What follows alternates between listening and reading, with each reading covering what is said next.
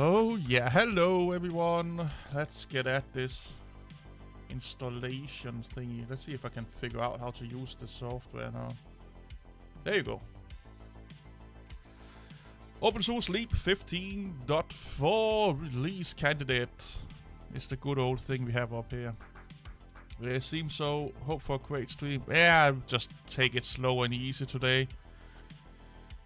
I kind of want to read this end user license because a lot of people don't like distributions having a license. So let's see what this actually is. So first let's change the keyboard to the good old Danish. But license agreement, opeSUSE Leap registered trademark 15.4.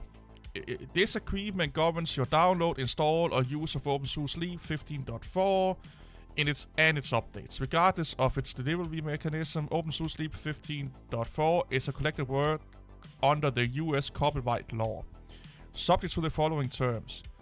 The US opeSUSE project grants to you a license to this collective work pursuant to the GNU Public License version 2. By downloading, installing, or using opeSUSE Leap 15.4, you agree to the terms of this agreement. Hey Joseph, had a major... Hey Dasya, how are you my beautiful friend? Had a major energy crisis scare last week, which froze all my activities for a while. Everything's... Oh my god, what happened? What happened, man? opeSUSE Leap 15.4 is a modular operating system. So basically they're telling you that most of the software under here is under the GPL license. That's what they're telling you in the first paragraph up here. opeSUSE Leap 15.4 is a modular Linux operating system consisting of hundreds of software components.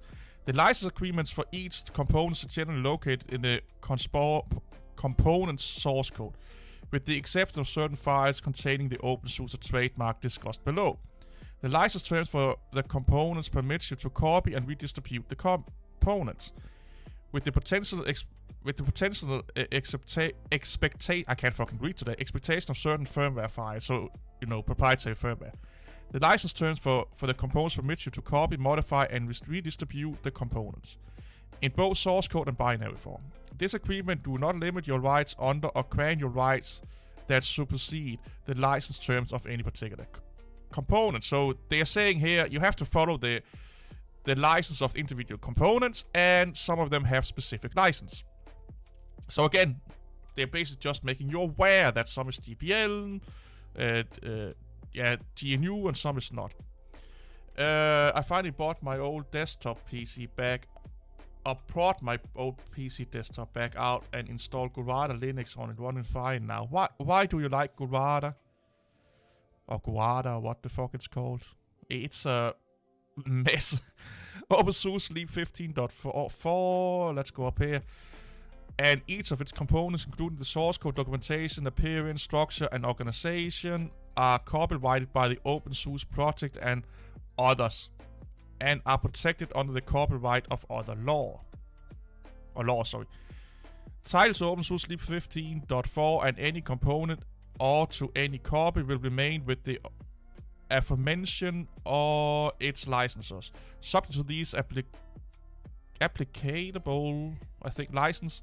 The opeSUSE trademark is a trademark of SUSE LLC in the US and other countries, and it's used by permission. This agreement permits you to distribute unmodified or modified copies of opeSUSE Leap 15.4 using the opeSUSE trademark. So they actually allow you to use, or they give you permission to use the opeSUSE trademark even though it is a trademark. That's actually nice, quite cool of them to do so. And the condition that will follow up the opeSUSE project's trademark guidelines. So there's some things you can do and can't do, but you can't modify. So you can't modify the logo and stuff like that. You can't make. I also think you can't say that opeSUSE endorse your distribution and stuff like that. You must abide by these trademarks guidelines when distributing Leap 15.4, regardless of whether opeSUSE Leap has been modified. So again, it's a little bit like the BSD license. You can modify it. You just can't, modify the SUSE logo to say open Kent SUSE or something like that, and then, pretend this is my creation. It's not. Again, a little bit like the BSD trademark. Hey Nosy, I changed the I charge. Why can't I read today? The Dragon Eyes theme, change the Dragon Eyes theme to my own. There you go. Look more professional now. Yeah, I've been quite busy. Pre-recorded a lot of videos. I like to have like I think have like 20 videos recorded or something like that already. I like having a lot of videos pre-recorded. So if I don't have time to record during a week, or if I don't feel like it, I have, videos I just have to edit, basically. And I also have videos laying around if I, can't figure out what to, any ideas, anything like that. So I have a lot of reaction videos recorded. I have a lot of talk and rant video recorded. Because I have time for that. And I was like, it's more productive to just... record a shit ton of videos than just live stream and then, future-proof my content to some extent. Also did a lot of researching. Work has been a little bit hectic. I've been a little bit sick. Family life got in the way. There's just all kind of crazy fucking shit going along. Using a slightly modified Dragon Eyes layout. Gurada is pronounced Guroda. Guroda. Gurudo. Guroda. Gurada. Guruda. Guruda. Respect for the work ethics. 20 videos is quite a lot. Here's the thing with me. Recording the videos don't take a long time.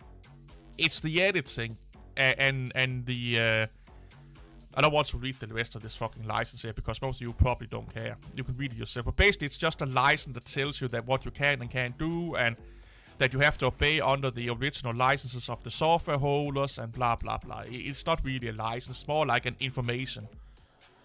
But yeah, like, let's say I want to rant about a subject. I researched it a little bit, like 5-10 minutes. Find the things I want to include in the description, or find stuff to refresh my recollection. And then I record for 20 minutes, 30 minutes, an hour. And then it's the next one. And then I record the next one, If it's YouTube, if it's videos about like this here, I again do a little bit of research and setting it up. And then the recording is not that, it takes it's really easy. And then it's all the editing that comes after it. So let's say a video, if you see a video that's 15 minutes long, there is a high good chance that that video at minimum have been 20 minutes long. Up to 40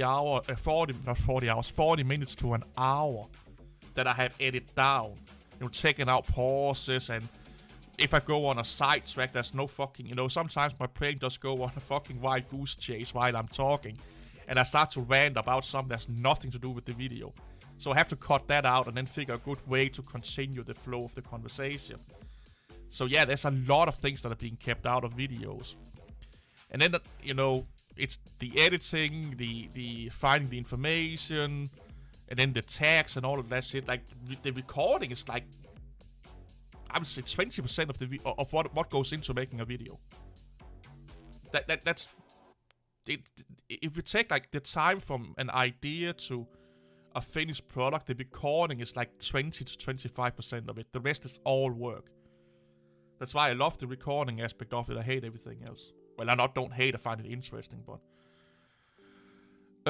I'm learning the BTRF or ButterFS file system. It's an okay system. I kind of like it. It's still a lot of work. Yeah, it's the work that comes after it that takes a lot of work. So like I said, an hour video may take me... I tend to say, at minimum, if you have an hour video, it will take you 2 hours to edit it, depending on how many things you have to edit out, and depending on if you have to put in external resources, like I don't do those slides in, with if I talk about an article or some information, or if I forgot some information, or put in some information, put up in text form, or screenshot an article and put that in, so it can take more than an hour. But if you're just editing an hour video down, condensing it so it's not an hour video, it takes like 50% to 100% the time of the video extra to do so.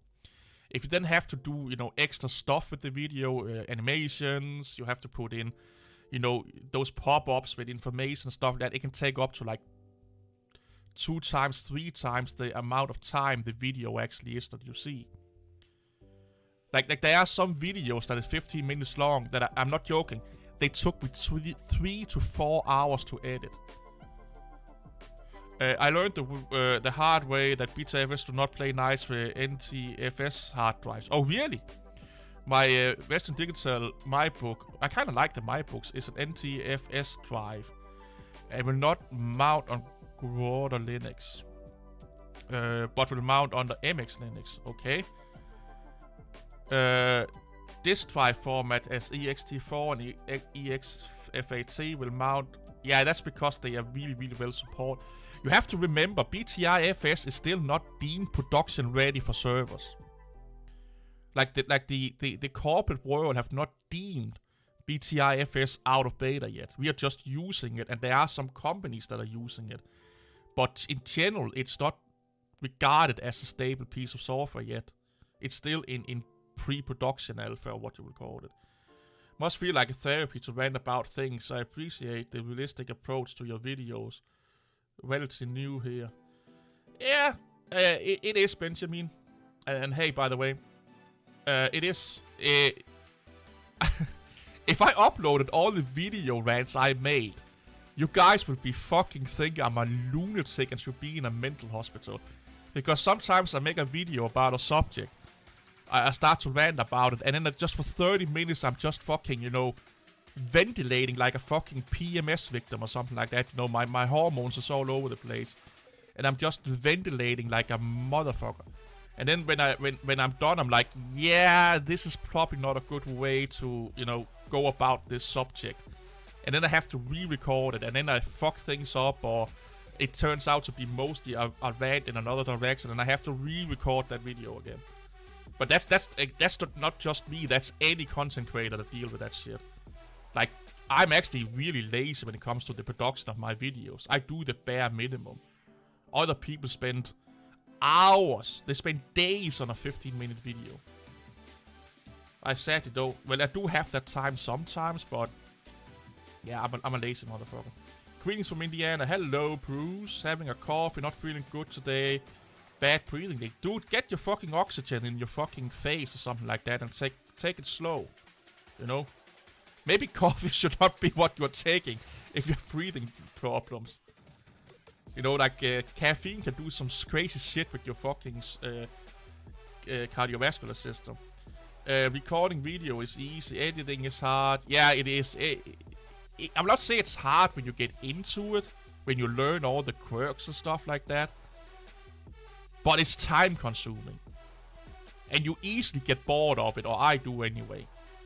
So if I edit a 40-minute video, when I'm 20 minutes into the video, I'm like, oh my god, please just be over with. I don't want to sit here anymore. And then I usually take a break, you know, because if you start to get bored, you start to get lazy.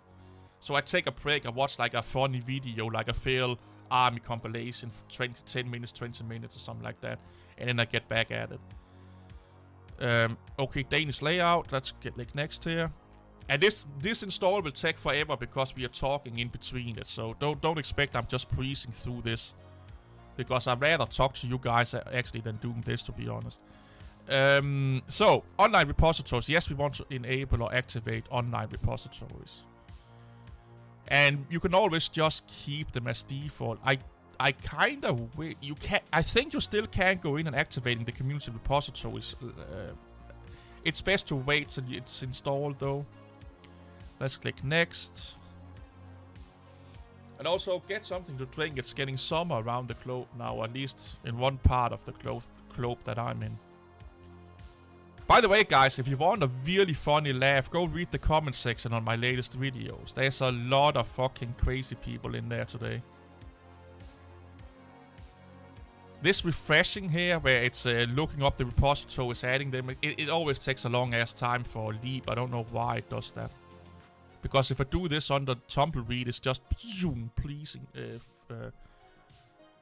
fast as balls. So I always go with a generic desktop. So what this means is that you get the base system plus XFCE, not XFCE, ICE VM. And then I add the desktop in a later point and I explain why when we get to that point. The comments are absolutely gems. Yeah, the amount of people on the internet that actually think they are smart is so fucking hilarious. So this is the hardest part of opeSUSE install is the partitioning. A lot of people have problems with it. Hey, you Max. So down here we have guided setup and we have expert partitioner. So I always use the expert partitioner. And I always start with existing partitions. Or you can also do the current proposal. Let's do the current proposal. So we have the layout here. So this is what it wants to do. So if you look here, we have, this is our main hard drive up here. Then we have SDA1. That's where it will install the BTIFS system. I want ext4, so I don't want that. Then we have a boot partition. I don't know why that's down here, but it is. Normally boot partitions is the first partition. And we have a swap partition. So you can go in here and you can delete, you can edit, you can add a partition. So I want to change the first partition, which will be a root partition. I want to change that to ext4. So I go down here on the edit portion. Let's get that fucking thing out of the way. So I click edit, format the device, and I just choose ext4. You can also choose to not format. You can go in here and give it a partition ID. So if you're doing EFI systems, you can go in here and say that this 500 megabyte partition is an EFI partition. You can also do Windows Reserve partitions, diagnostic partitions, and so on and so on. We just keep Linux. You can also encrypt from in here. Then of course you want to mount it. Where do you mount it? So if I want a separate home folder, I can do that and blah blah blah blah. I can even look at the F-tab or F-tab option, FS-tab options here, and give it even more options. Like you really have control with this installer here. But I'll just keep it as it is here, and I will click next. So now it's going to look like this. We have our root partition, we have a boot partition, and we have a swap partition. I normally don't like using swap. I like using swap files. But hey, let us just do its thing here. This is like, again, this is going to be my main Leap install. I'm installing this on top of an open install that I messed up. So when I am doing opeSUSE Leap videos, from now on to the next release, it will be done from this VM that we're installing right here. So now I'm happy with the partitions. I click next. Cost of 30 years of brake dust and welding smoke. Yeah, that's fucking bad, dude. It took a while to get my webcam working. Oh, really? Really? So let's do the good old time zone, and I'm just living in Denmark. Let's click next. Let's put in a username and a password. So you can use, if you untick this, use this password for system administrator. So just like under what is it, Calamaris, if you untick this one here, you have to make you have to give a root account a password. But if you have this ticked as it is here, it will just automatically default you to a super user or to pseudo user. And then you can untick or tick on and off auto login, automatic login. I always like that. You can also, as I'm doing right now, there is an opeSUSE Leap install on this system that I'm on. I can actually import that user from that install into here. I can also just skip the user creation altogether, which you can't do on any install as far as I know. Or other installers, sorry. And then, do you really want to use this simplistic password? Yep. And I like this here. I wish more distribution will do this. This is like the best part of the installer, that you get a summary. So you can actually read up, okay, what's going on? Is there anything I want to switch? And I can already see there's a couple of things I want to switch out here. So booting, I like that. Software, I'm going to change that. You can change the default system target, systemd target. So if it's on a server, you can change this to graphical mode. You can go in here and mess around with your system and hardware settings. You can go in here in security. Do you want CPU mitigation? Automatic, of course. Firewall, do you want to disable that? SSH services will be disabled. You can enable them. SSH ports will be blocked. You can open them. And you can see what the security model is using and what the policy kit is. Like, there's a lot of great information you can get from this installer here. What I want to switch is this down here. The network configuration, because opeSUSE have their own little thing called widget.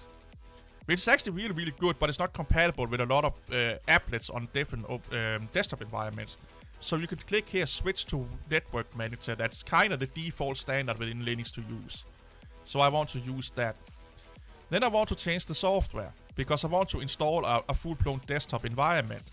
So this is the simplified layout you see here. Where you can just tick, okay, I actually want Cinnamon. So I can just click this one here and I can click OK. But if I go down to details and click down here, I can now go in and customize every little single bit of opeSUSE. Good morning, Esnik. What I can do here is I can customize the system to the same extent that you customize Arch Linux installed. I can take away stuff, I can add stuff. So if I click on the Cinnamon desktop up here, you can there's like this one here is not enabled. I can go in here and I can install things from the XFCE portion that I made. I made like parole, so I can say I want parole. I can go in here and I can customize to my heart content. I can go down here under multimedia and say, oh, I want GIMP. I can install GIMP. I can even enable Flatpak support if I want to. If I want VLC, you have basically a full-blown graphical software installer at your commands before you install anything. So under software here, I don't like LibreOffice, so I will just tick this off here. I don't want simple scan because I don't have simple scan. I don't have any scanner, by the way, sorry. Games, if I want games. You can also go down here to... Oh, I didn't want that.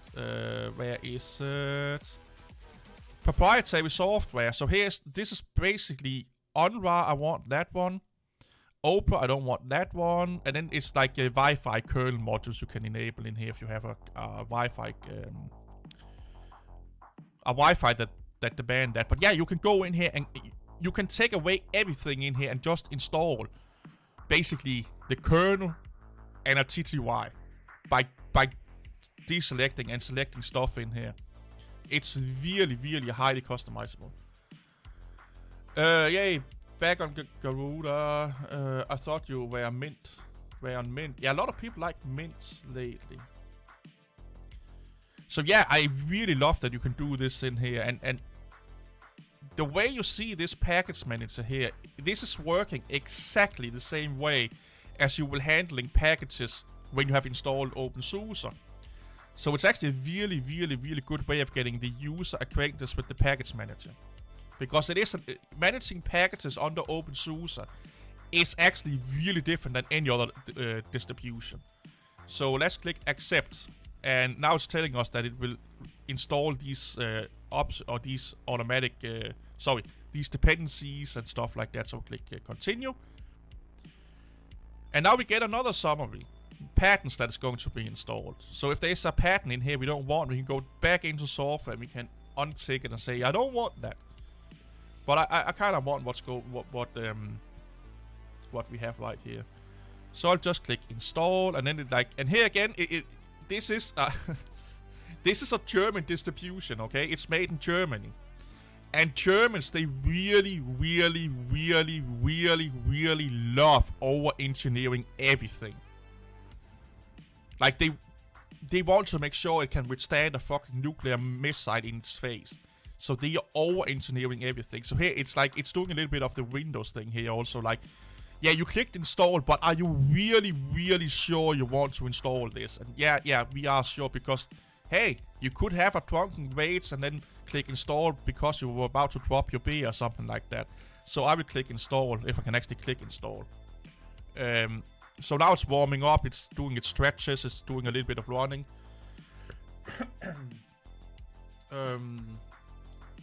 People like Mint so much, I might make Arch look good for internet points. Yeah, it's really easy. Install Cinnamon, And I think when you're installing Cinnamon under Arch, you get the default Linux Mint theme also you can just use. Or I know for a fact they have it in the repositories.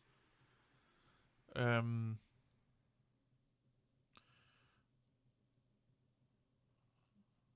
just reading what you guys are saying here. Still ugly. Still ugly. No, it's not, Joseph. Gorada is not the new Manjaro. It's really not. It's getting a lot of hype because it's pretty. And they are doing... They how the fuck can I say this in a nice way?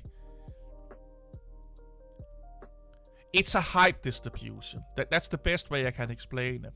They are doing a lot of things that you normally would not consider doing just for the hype of, you know, to do something different and to do something to hype people up with. So they're using the chaotic AUR, which is way more unstable. And people have so many problems with it than their normal AUR.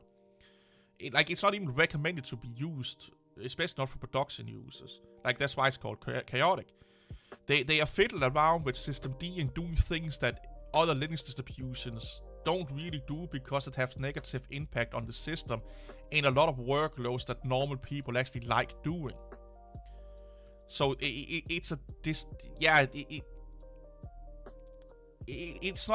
distribution with a really specific focus. And that is performance in certain desktop tasks like gaming and stuff like that. And it likes to look pretty cool, beautiful. But you can get any Linux distribution to look like Gorada. Or Garuda, or how you pronounce it. Germans love to over-engineering, and then why do VVVs have so many recalls and problems, especially with the electrical systems? That's not the German over-ingenuity. That's the that's businessmen playing mechanics. So let me put into this here. So let's say you want a furniture to be made. Let's say you want a desk. You go down to your wood maker, or what you will call it. I don't know what the carpenter, whoever makes desk. Like, you go to a professional and you say to him, I want a desk. He makes a desk. He talks to you how to make a desk, not talk to you, but he asks you what do you want out of it, how sturdy do you want it, and all of that shit. So he makes a desk to your specification with high quality components because he knows what will last and what will be enough for you and what will not be enough for you. So he's making a desk that probably will last you for the next fucking 10 years. The next 10 decades, or even 10 generations for that matter. But what is going on today in the corporate world is that those are not the people that are making products anymore. So today you're not going to the carpenter to get a desk. You're going to a bureaucrat or a business major and ask him, I want a desk, can you make me a desk? And he finds the best and cheapest way to make a desk that will give his company the most profit. So he's cutting corner anywhere he fucking can. And then he's giving you the desk. So you're getting a desk in both instances. But you are not getting the same quality of desk because the carpenter, he cares more about his reputation. And he cares about delivering a good product, where the bureaucrat only cares about one thing. How much money can I make out of you crazy ass fool? So, and that's what's going on with a lot of companies nowadays, is that you're not, like back in the day, you asked, if you want something to be built, you ask a professional how to build it or maintain it or repair it. Nowadays, you're basically talking to a business major, and then he's hiring mechanics or carpenters or anything like that to do it for him. And he's then demanding them it has to be cheap. You have to cut corners in a lot of instances, of course, because he's running the business to make money and not to build a good product. But in general, if you talk to a German, they are really strict with rules. They follow rules to the fucking letter, and they over-engineer. when you do something, they want to make sure it's done to the utmost best quality that it can ever be done. And if you let's say you want something to last 10 years, they will make sure it can last 10, 20 years. If you ask a German, and you ask a professional German within that field that you're asking the question in, if you're asking a bureaucrat or, you know, a business major, they don't give a fuck. They're just like, can I get $10,000 extra out of that fucking idiot over there without him knowing it? So they don't care about anything other than the money. So that's kind of why we don't see a lot of those. What is the word? You know, back in the day, you know, if it was made in Germany or in Scandinavia or something like that, you knew you got quality. And if you got a car from the States, like there were so big fucking gouges between the panels that you could put your hand through it. You know, they didn't measure it in millimeters. They use foot. You know, it's within the right. It's within a foot of each other, so that's okay. Or it's within a yard of each other, so that's okay. All of that we have lost now because the people running the companies that are building stuff for us have no fucking idea how it's being done. And it's actually really sad. If you look at most, even tech companies, who is running Microsoft? Oh, Microsoft actually run by an engineer. But most tech companies nowadays are run by non-tech people. That's why we get all of this fucking bad software. We get all of this fucking infringements. We're getting all of this data collection. We're getting all of these things that a normal tech person will not do. So yeah, we are living in a world where the professionals within a field is not actually the decision makers within a field. It's someone that has gone to business school, which is really fucking alarming, to be honest. But why make one distribution like look like another when I can make it my own? When you're talking about Gurada, a lot of people use Gurada just for the look and feel. And I'm like, you can get Artsletics with less hassle and make it look like Gurada. It's all under the desktop Windows manager. It's all Windows dressing, and you can make Mint look like MX. Yeah, exactly, Bruce. I was half joking. I know the German preoccupation with engineering and design. I will not say design. When we are talking design, that's more a Nordic thing. So Denmark, Norway, Sweden, Finland to some extent, we are really into design. We rather have it look nice than work well, okay? Where Germany, Germans rather have it look like, they don't care if it looks like a fucking turd that a 2-year-old just took. If it's the best, you know, product that you can ever fucking make.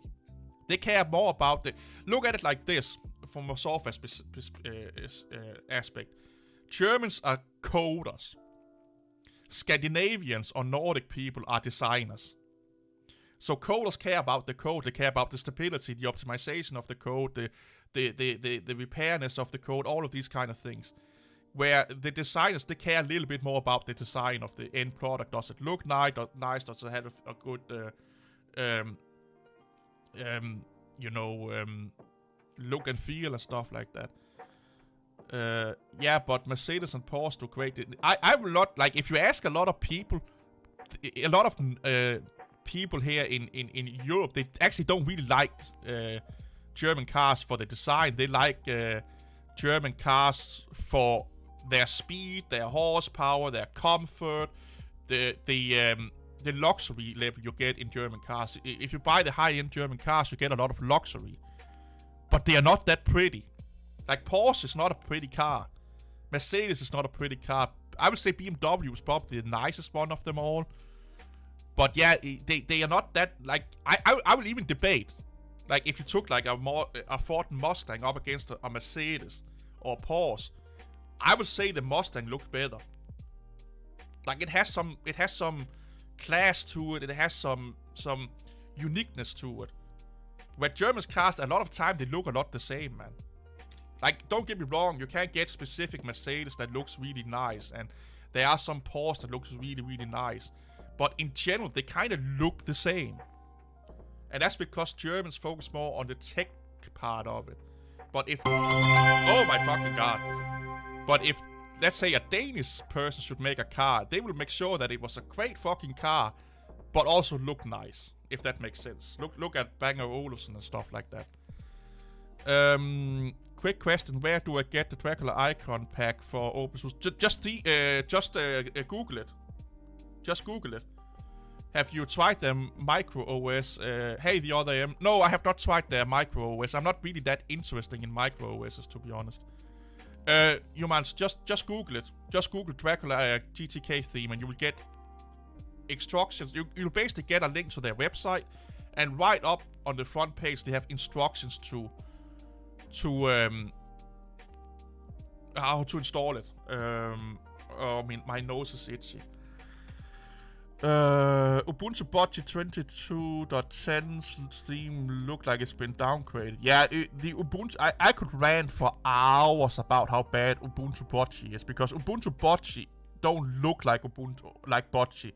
Ubuntu Budget look like Pantheon, and it functions like Pantheon. All American cars are the best for aesthetics, but not function. Even like folk, even the new American cars is unique, and they're quite like they have this American muscle look to them. You know, they are bulky, they are in your face and stuff like that. I use the Fluent icon theme for Corrado. Yeah, I like the Fluent icon theme.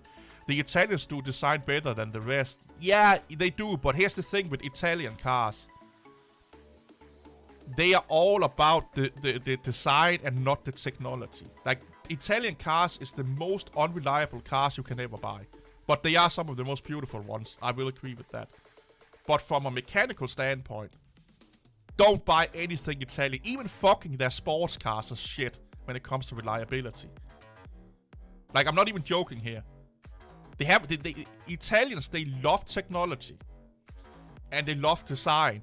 But they have no fucking idea how to make a quality product out of it.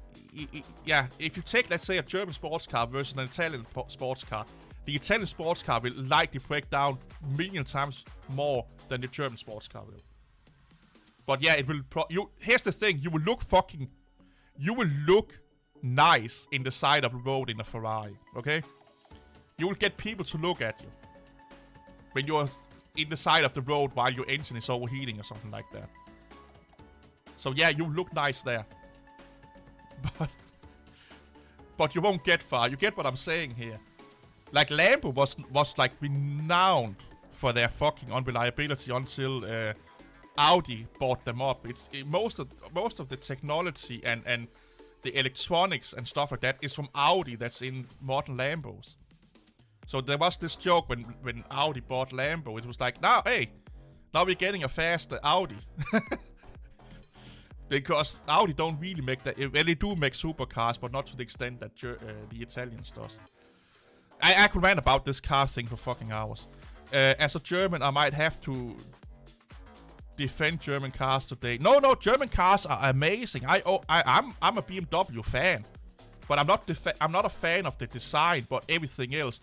Like, if you want a driver's car, you buy a German car. If you want a driver's car, that's a German car. You don't buy a German car because you want, a beautiful face. You buy it for the drivability, the user experience, the comfort, the technologies, the reliability in general. Mercedes have had some problems with reliability, but in general, that's why you're buying German cars. And just for the speed, and German cars is actually quite good cars. They're actually really good cars. They're just not that pretty compared to other cars in the price point. But again, beauty is subjective. Some people like that look, some people don't. Like Volvos, I like Volvos, but they are boxy cars. Especially in the past, they were big squares with wheels on. Well, like Maxbox cars. That sounds scared to me. That's the best part. You can make it your own. Yeah, I got the theme and the cursor, but the icon wasn't included. Yep, just give me a second. I'll Google it for you. You can see here what because I'm going to theme this Drago.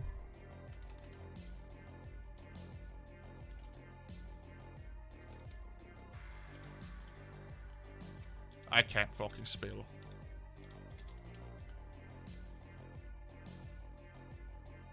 Just give me a second.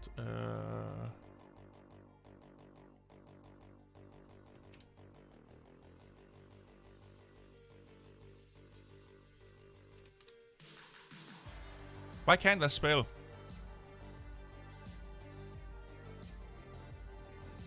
No, I need it myself.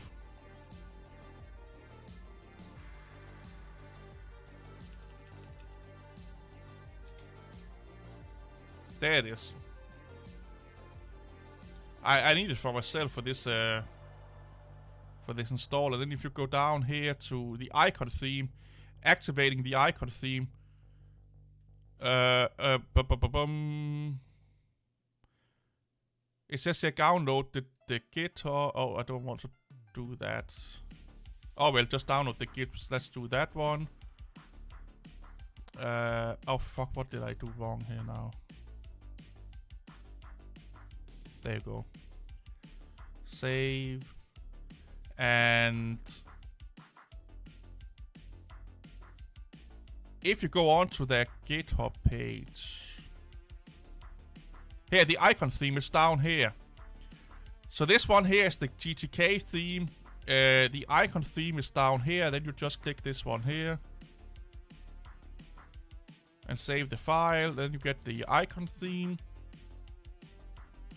But I don't really like the icon theme. I like what is it called?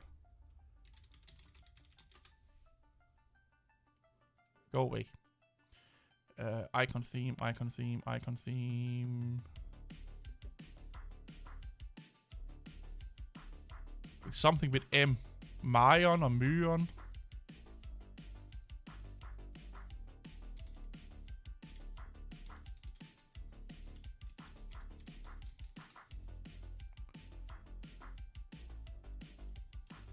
Oh my god. Is it Mation? No. Ethnic icon pack. What the fuck? What? Ethnic icon pack. This is a highly searched term within icon theme. Ethnic icon pack. Mia. Oh yeah, it could be it. Yeah. What the fuck is this? It's for Android. Oh, it's not really ethnic. It's Enix. Enix. But yeah, is it Maya icon pack? It could be that one, yeah.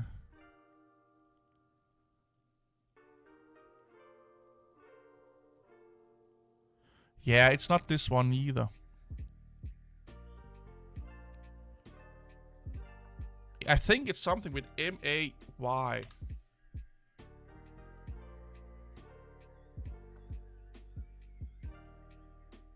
Come on.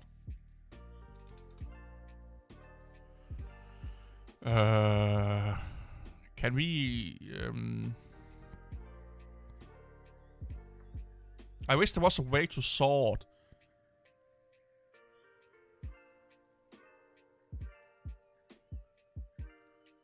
Flat remix is actually quite good. Hey robot. For sure, yeah, for sure. It's like, fucking Google, go away. Yeah, Mercedes make great cars. You don't need to Google.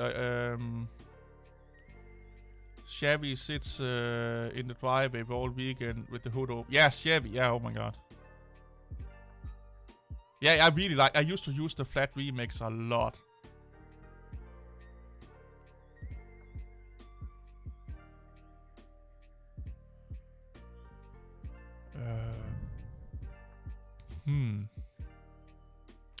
I really want that icon theme. Nordic is actually also quite cool. Vortex is not bad either.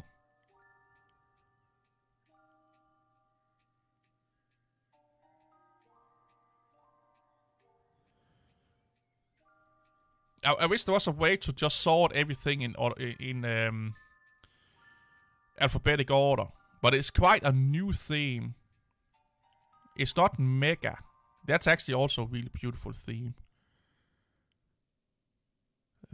Vortex. Candy.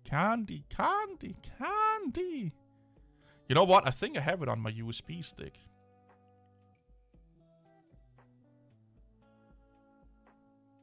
Boston. What's that about?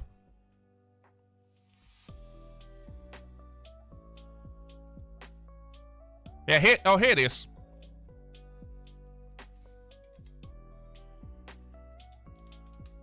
That's the name of the theme.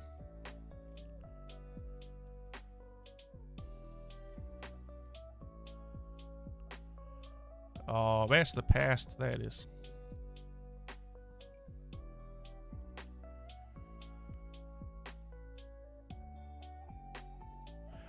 Because it's not that high in ratings. Oh my god, are you not going to call... I need to figure out this USB issue that VirtualBox is having.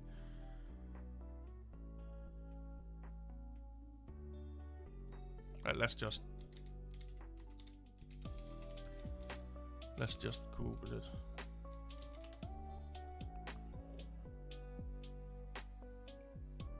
Oh, it actually downloaded. It actually installed it now. Yeah, I got it now.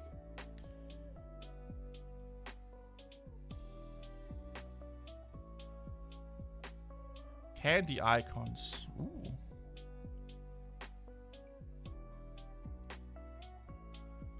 But yeah, let's get on to it. So what is in this one here? Just give me a second here. Oh, this is the icon theme. I don't want that one. Let's move that to the trash.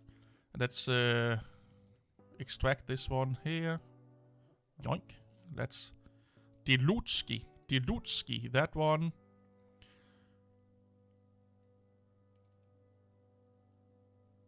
Yep. That's the one we need, and we need to rename it. Where is the rename? And let's just call it Big D. There you go. Let's extract this one here. Yoink. Let's move that to the trash can. Oh, it actually has an install file here, so open the terminal. Oh my god, the theme is ugly on this one here. Preference and colors. We don't want to use the theme. We want to use solarized dark.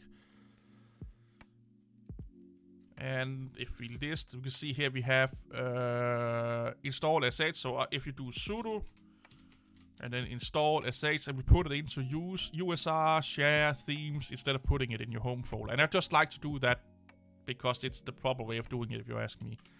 So I will just do that. Yeah, tele icon is also good. I don't use them that much, to be honest. I think I use Ultimate Punk or Sweet Punk I've used before. I've used Sweet Punk before. Can't read, no cert. What?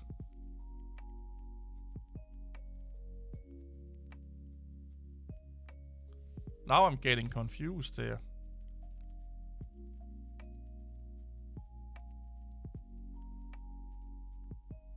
Oh, it's still working. It's still working.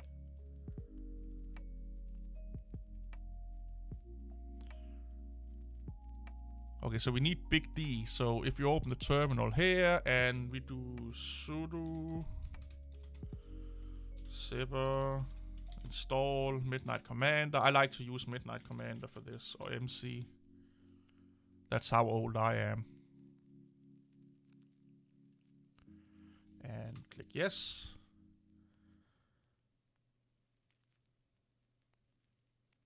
I like the Sweet Punk theme. I can't actually remember how it looks like, if I'm being honest. All these themes options are a big part why I prefer. Yeah, honestly, it's the same with me. I love, like, if I could do this with Windows, I could just change the theme and the desktop environment at my heart's content. I would probably never use Linux, to be honest. Oh, well, I will not use Linux that much because I love that. Like, this is why I'm so angry at the GNOME people, because I think Linux have this unique element of it that you can make your personality shown by theming your desktop. You know, you can make your desktop your own with the theming, the icon set, and the way you set it up. So GNOME is not just GNOME now. GNOME is GNOME for you. You know, you have one version or one layout of GNOME. I have another one. Benjamin have a third one. Esnik have a fourth one. So that means that we are expressing ourselves through the desktop environment. And Windows has gone away with that, Mac OS has gone away with that, and now Linux is trying to get away, or at least GNOME is trying to get away with it. And I think it's really, really bad, even if only like 0.1% of the whole user market is doing it. It's still a really, really smart or really good thing to have. It's a little, I look at it like this. Some people are really into, paintings. They love to decorate their walls with unique paintings. Some like abstract, some don't, but they like to decorate their walls with expensive paintings and really unique paintings that express their personality. That's what we are doing with the desktop.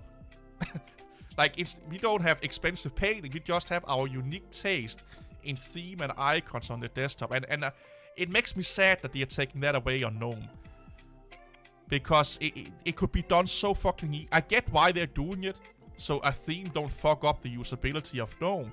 But then you should just have a disclaimer that, hey, if you're theming GNOME, we can't help you. You are valid the warranty. You avoid the warranty right now. And if you just make that, if you just explain that to people and make it, make people aware of that if you theme GNOME, we can't,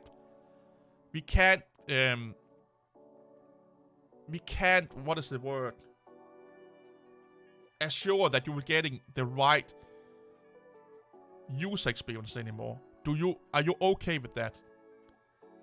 And we also can't give you support for the desktop environment anymore. Are you okay with that? And if the users say, yeah, I'm okay with that, let them theme the living shit out of it. You get what I'm saying here? Just make sure that the user understand that if you're theming no, you now void the warranty. We cannot assure you the correct experience anymore. But you can do it if you want. So are you okay with it? Yeah, I'm okay with it. Box ticked, toggle switch on or something like that, and now I can have flying fucking dildos all over the place if I want to.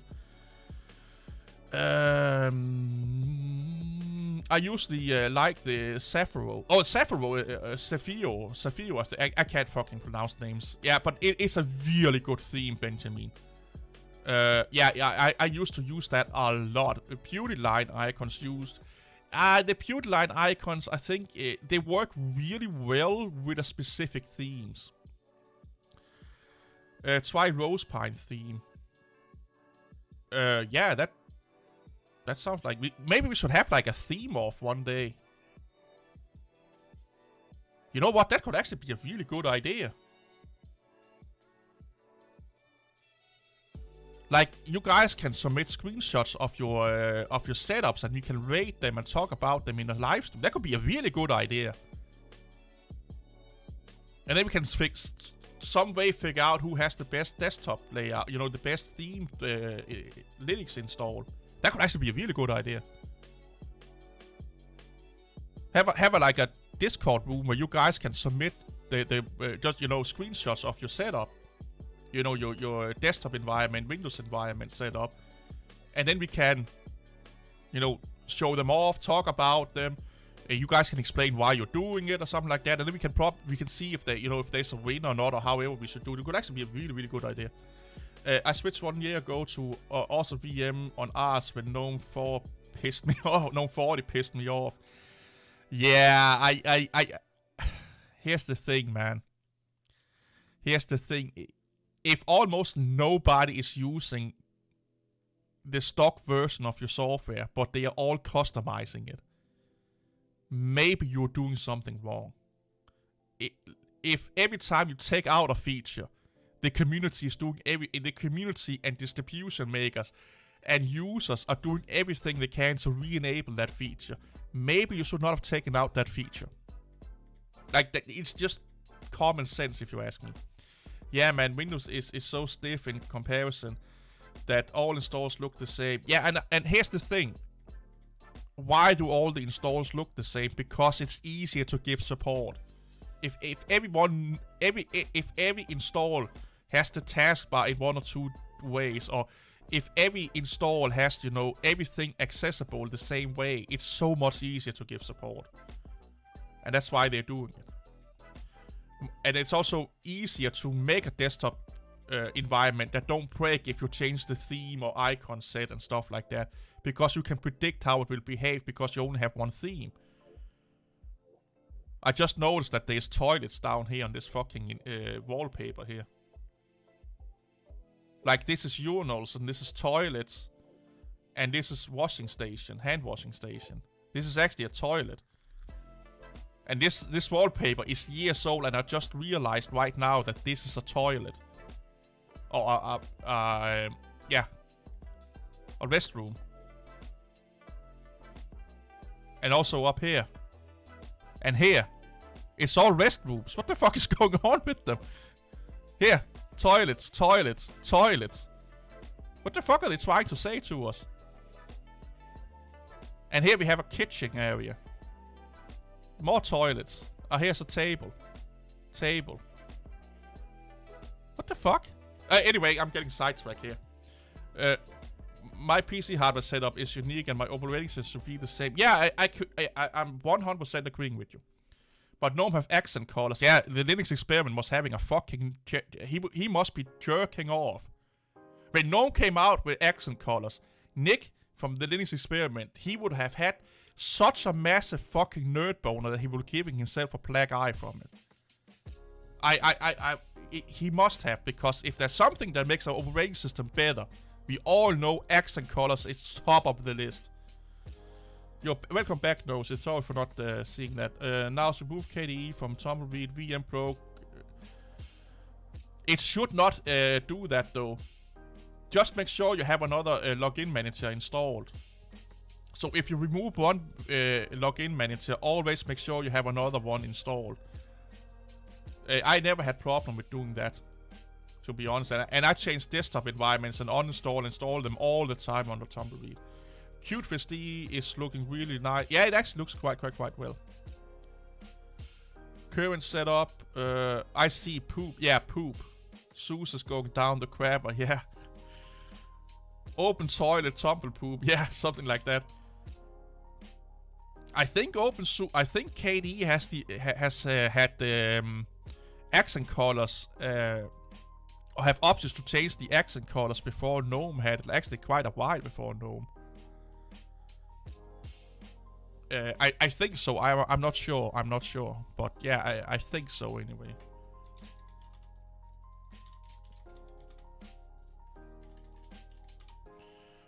Let's do this. We need Big D over to the theme folders.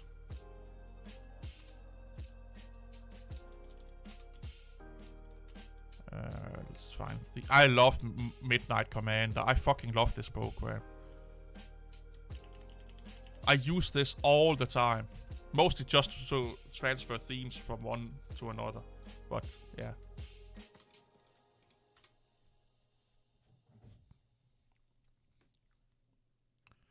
Some people like... I like XFCE, but XFCE is starting to look dated as fuck. Like, it started to look really outdated. And I don't mind that so much, but what I really don't like about XFCE is the inconsistency with the UI. Some of the core components of XFCE is following the old GTK development philosophy. And some of them are following the new. So how can I explain this a little bit better? So yeah, let's use this one here, and then is it settings? No, it's not settings. The terminal? Not the terminal. What if I install the GNOME terminal?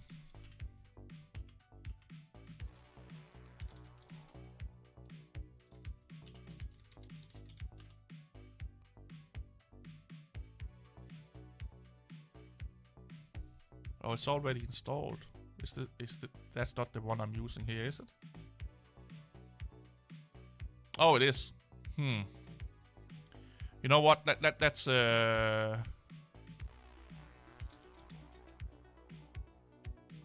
Oh, let's do this.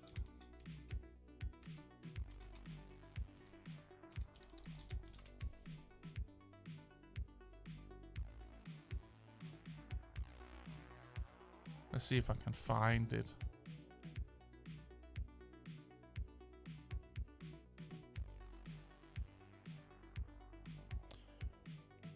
Or is it screen?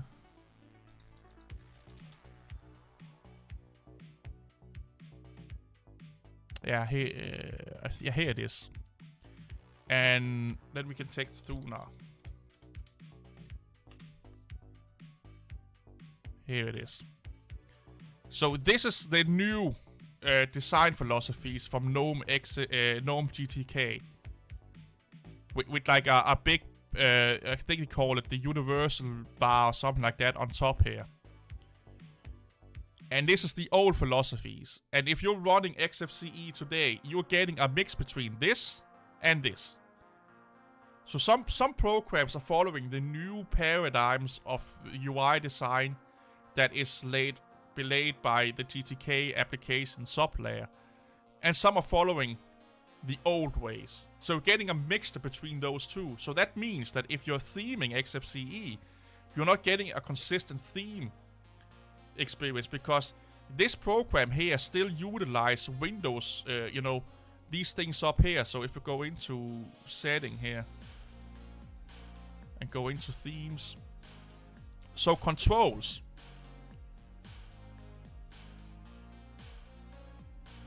they have controls and then they have Windows borders. XFCE have that a lot. And then some of the programs don't have Windows borders. So this program here don't have Windows borders, because the borders are being handled by the controls. You know, the control section. It has another word, but let's just call it controls. So that means that some themes work with some of the programs under XFCE, and other themes don't work with other programs that are natively XFCE programs. And I could be like, yeah, I kind of get that for 1 or 2 releases, but this has been going on for years now. Like, years. I could understand for like 6 months that why they're working it out. But the file manager is going under one design philosophy. Then we have XFCE, or sorry, the display settings window. And other windows, they are following another design philosophy. And then you get this mismatch of design philosophies within one desktop environment, and it just looks fucking ugly. Even if you're using the default themes, even if you're using, you know, themes that are working well with XFCE, you still get these different design philosophies that's, you don't even know. You just random program stuff just have random design philosophies. It makes it really, really, really, really look client-side decoration. That's the one I was talking about. That's what they call this bar up here. It really makes it look unprofessional. That's the best way.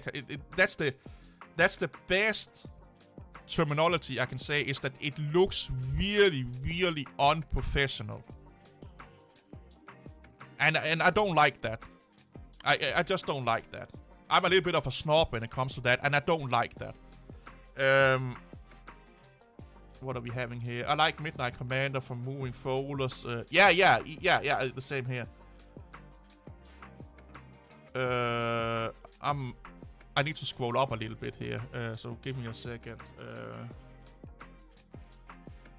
No, you can't post URLs in here, because I got people posting all kind of crazy shit they should not be posting, so I had to disable it, sadly enough. But you can ask a moderator to post a link for you, and they will do it. Ask a moderator.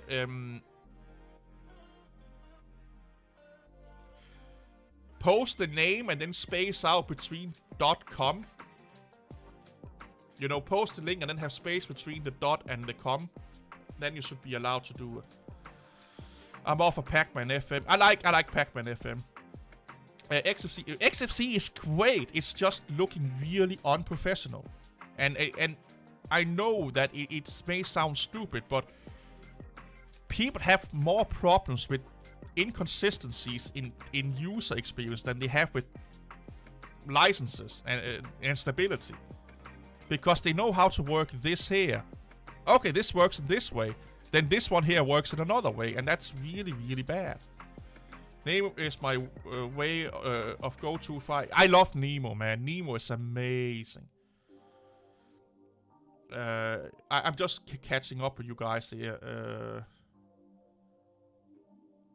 KDE is the best because the terminal has a German name. I love KDE. It's actually one that I use the most. Hey, DJ Ware. But at the moment, I'm using GNOME. I like GNOME, I just don't like the developers. When I look at the XFCE forums, there's still a debate over client-side Windows declaration. It will take years to settle that argument. So here's the thing, Esnik. If they can't decide what to do, then stick with the olden ways. Don't start to change. If you're not 100% that you are going to change, if you get what I'm saying here. And hey, EB. So if there is a debate if they should switch to client-side declarations, then don't do it until they are sure that they are committed to do so. It's really fucking unprofessional. Really unprofessional. And it pisses me off because I really like XFCE. But I stopped using XFCE because it pisses me off. Another thing that pisses me off about XFCE, and I've seen Esnik do this in his videos. Oh, let's resize the window, and he's sitting down here and pixel hunting like he's playing Duck Hunt on a old Amiga or something like that. And he's like, where the fuck is the fucking icon? Or when can I resize my fucking window? And, there I got it. Now I can resize it. That's the stupidest fucking thing going on. Like, it's those small inconsistencies within the XFCE environment that just it's death by 1,000 cuts, and I hate it. By the way, EB, I watched you play Train Simulator. That game is amazing, man. Not a lot of people like watching it though, but Train Simulator is it's so fun. It can be really a time sink when you get into how the stations work and when to stop and the speed limits and all of the fucking rules and stuff like that. You can spend hours just driving a train from one end to the another end. Or you can get a ton of fucking beer and then just slam that train, you know, give it every fucking inch of power it has and see how long you can drive before it runs off the rails. It's so fucking fun. I had I live streamed it on Twitch one time. The successor to Train Simulator that didn't got anywhere, but they made a game called Train Simulator. I can't remember what it was called, but it was like a really, really, really highly updated version of Train Simulator. And I was just pissing around with the train. I was like, I want to see if I can derail this train. And I had a guy come in, got so pissed off that he left the stream. This is a simulator, this is not your personal playground. And then he went off for like 30 minutes about how stupid I am not treating it like a simulator. And then he left, and yeah, you will have so much fun with Train Simulator. Anyway. And by the way, DJ Wire, keep up those fucking history lessons you're doing lately. They are fucking amazing, man. I love them. Yeah, pixel hunting is... Oh. Wait, people actually like... XFCE is great. They just need to fix all of those fucking irritating things. Use VM then. I don't like Windows managers. I like pixel hunting. It's like mushroom hunting.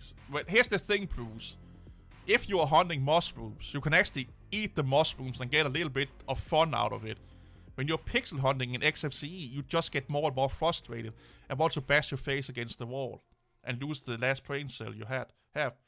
Even with all its flaws and inconsistencies, I still prefer XFCE over other options. Plasma is a close second to me. Well, Esther, you are a dinosaur. If you could come, if you could have your will, we will still have environments looking like in Windows 95. So I don't really regard your testimony towards the user experience as a credible one. Just saying here, by the way. Finally got the first URL working. Yeah, go into my Discord if you want to post links then and post them in there, Yukito. And there should be a link to my Discord in the description. Or do the fucking bot works today? Are the bot working? There should, yeah, there should come a link up. I don't know. X-Nomad took me more time to configure than using it. Yeah, it's kind of like that a lot. I delete my old account on Discord. I'll join it. Yeah, like it's not like you have to, but yeah, I had to. So here's the thing: I had to disable links because people started to post other people's YouTube channels in my channel. They're like, oh my god, this fat Danish idiot is talking about this. This dude is doing it better or something like that. Then they were linking DistroTube or some other fucking content creators, and or they were like ha ha ha ha, and then they were posting random links, or it was links to fucking gambling sites, or it was links to sex sites and stuff like that. So I have to disable links because people just could not handle them. Yeah, apparently my bot is not working. I'm not trying to convince you. No, I'm Aztec, I'm making fun of you. I'm making fun of you.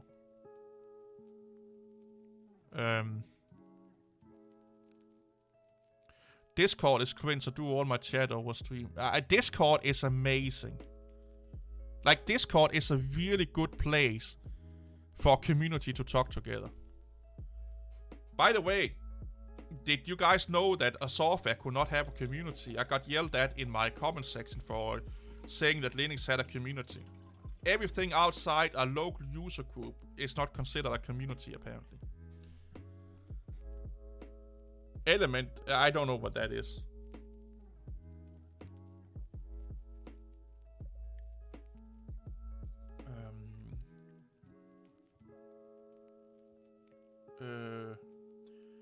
But if I find the right mushrooms, you won't care about pixel hunting. That's true. That's true. That's true. That's true. Yeah, what is Element? Is that a Discord alternative?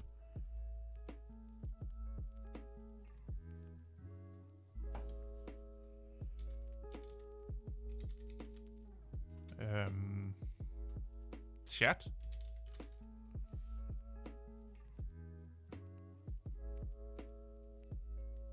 Oh, it's the open source version of Discord, I guess.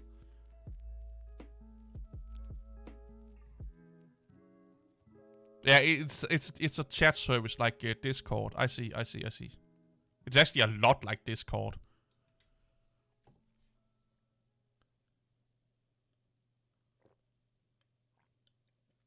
No, Bruce, you can't link me to your Russian Pride service anymore. I know you are the man behind those. I only have Discord because I needed to get into Minecraft server whitelist. Yeah, there's a lot of gamers that are trying to post it in my Discord. Where's my Discord?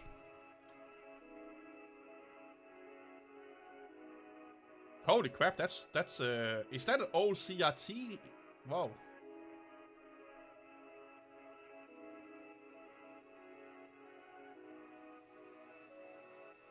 That's you have some screens there, man.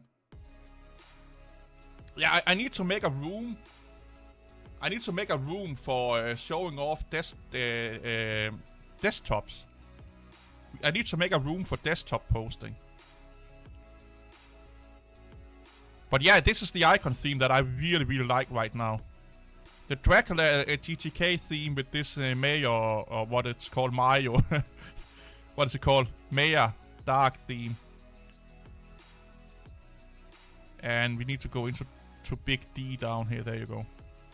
So yeah, this is my preferred setup right at the moment. Move it to top. Let's go in here and do panel settings. Needs to be attached. You need to be a little bit slimmer, Joe. There you go. Ah, that may be too much. There you go. 32. 32! Let's download a shit ton of opeSUSE wallpapers while we at it.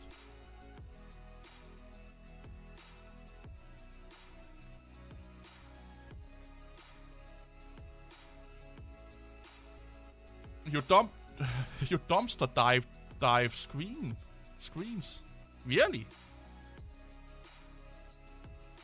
Yeah, I should make a section in my Discord at a Unix porn. Yeah. Yeah. I think that would be a good idea. I can actually make it right now. Where's my Discord? I have so many windows open. Like there it is. Yeah, robot. We just looked at it. You guys can't see it right now, but oh no, so you're in here right now. I'm just making a text channel. What should we call it? Screen porn? Desktop porn?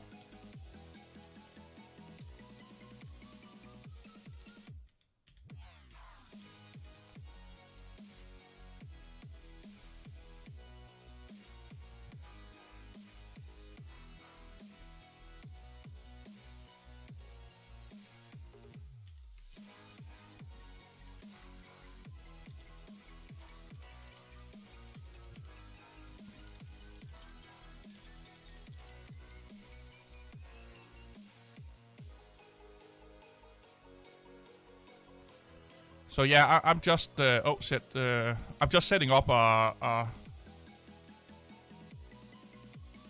permission sync with chat.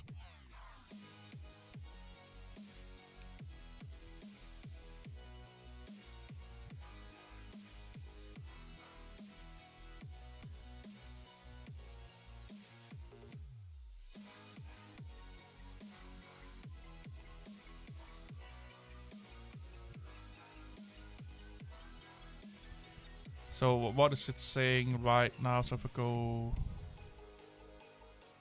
So only the moderators can see it right now. Yeah, we definitely need to edit some permissions in here. Everyone can view chat. Everyone can allow members to change the channel's name to... Oh, no. Allow members to... No. Allow members to send chat in this channel. Yeah, allow members to send messages in threads. Yep. Create public threads, yep. Create privates, yep. Allow links that members share to show embedded content, yep. Allow members to upload yup. Allow members to add new emojis restrictions to... No. Use external emojis, yeah. Use external stickers, yep. Allow members to use at everyone or at here, nope.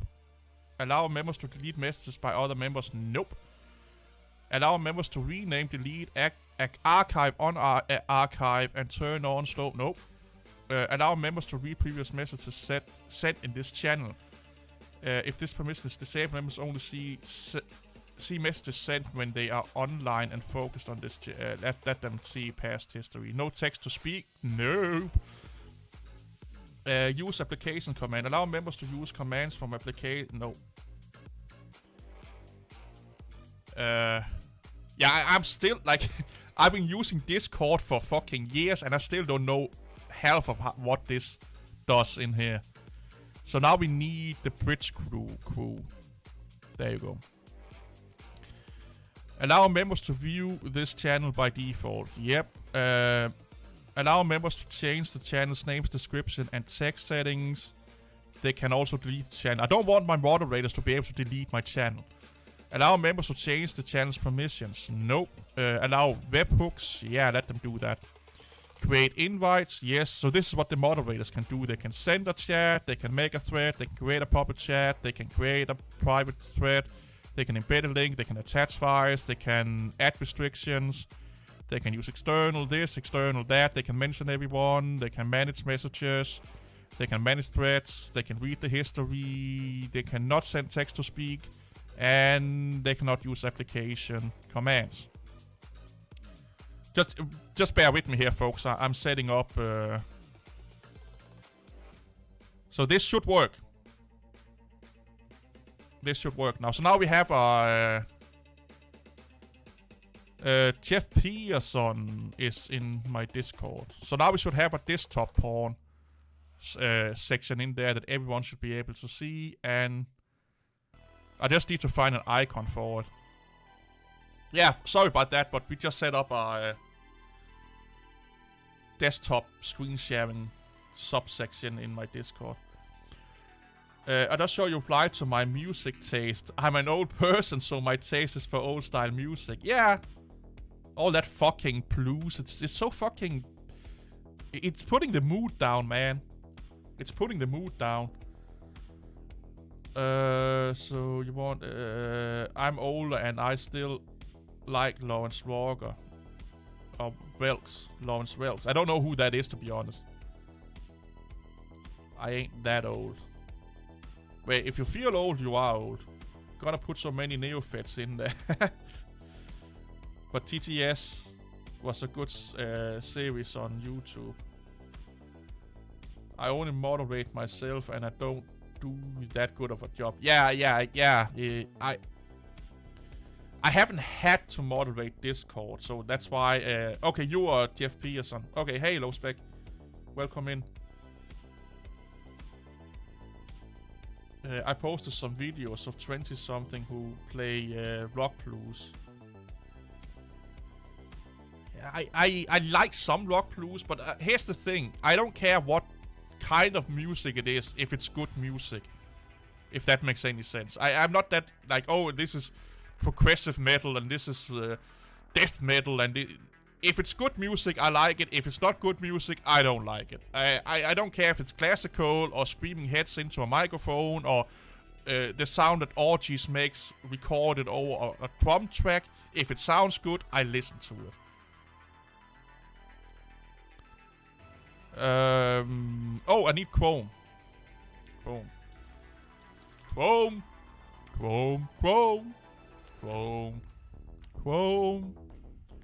I want Chrome. I accept and I want to download. Let's just do that.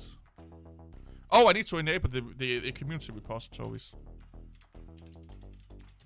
I can show you guys how you do that under the good old SUSE Linux.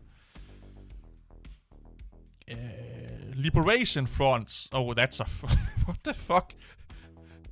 Why? Like... Why that name?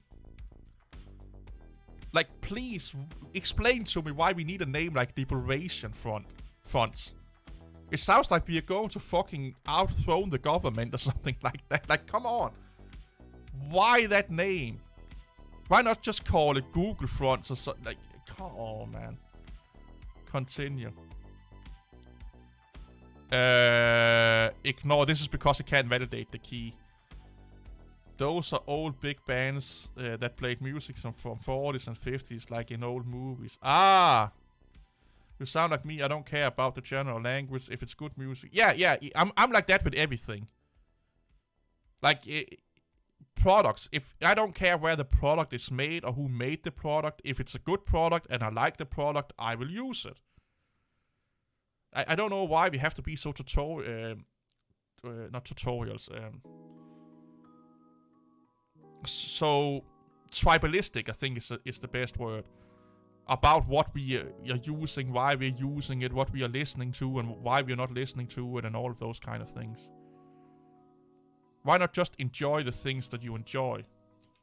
What's so bad about that? Oh, I need to do that there. What's this up here? That's Firefox. Get away, Firefox. Unpin. But yeah, this is 15.4 RC release candidate, so. Also, we need to enable the community repositories. Liberation front, a weird dependency for Chrome. Yeah, bio. It must be the front rendering, or you know, the fonts for Chrome. But why does it need to be called liberation front or fonts? If the vocals are auto-tuned, then it's not good music. I don't care. Like, if it's a catchy tune, I don't care if they don't even fucking sing it. Like, I don't care if it's a deaf and blind person that have made that music. If it's good, it's good. Like, yeah, I can understand that they are not professional musicians or they don't know their craft. And they don't put pride into what they're doing because they are just letting a computer help them and stuff like that. So they're not really craftsmen, if that makes any sense. But if it's good music, it's good music, man. Like, you can't... if you like it, you like it. But everyone is only allowed to like what I like. Yeah, that's the Linux fanboys talking right there, man. Let me tell you how to think. Like,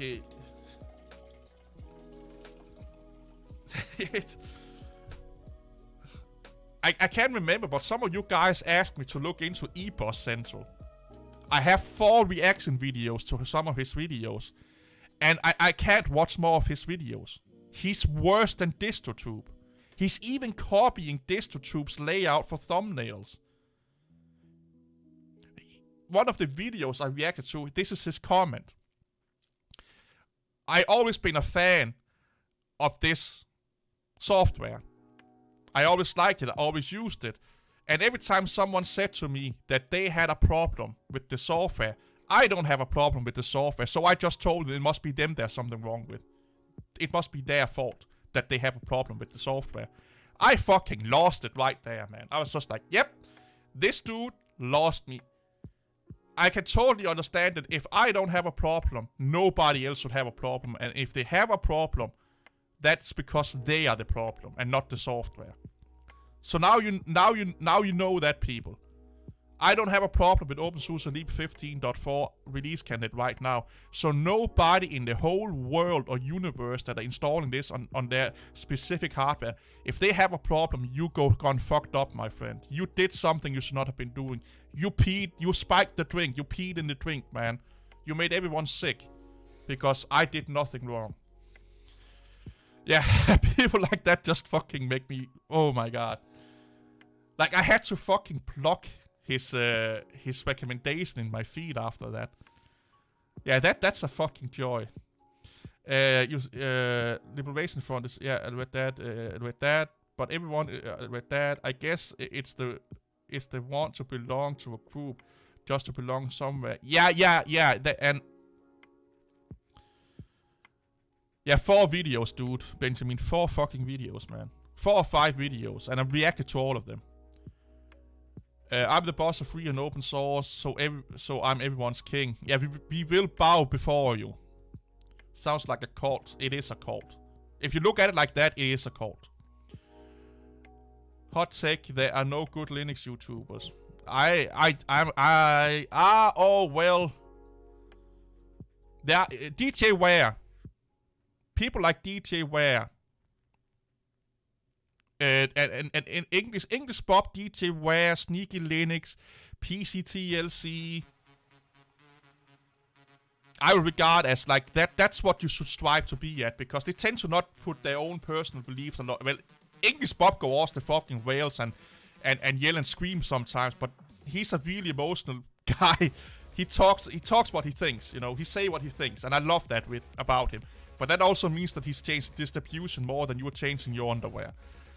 But yeah, English Bob is a cool dude when it comes to Linux distributions, because he's not afraid of calling out Linux when Linux is doing bad things. And DJ Ware is the same. Like, DJ Ware, he don't care about all that fucking shit. He's just there to educate you.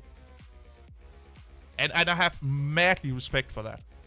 That he don't get sucked into all the fucking drama and shit like that. So there are good Linux YouTubers, but the thing is that good Linux YouTubers tend to not be exclusive Linux YouTubers. They tend to do other things also. Like DJ Ware educate you about anything about computers. Unix and Windows and all computer subjects. But I probably will agree with you if you set Linux specific and Linux only channels. You could be right there.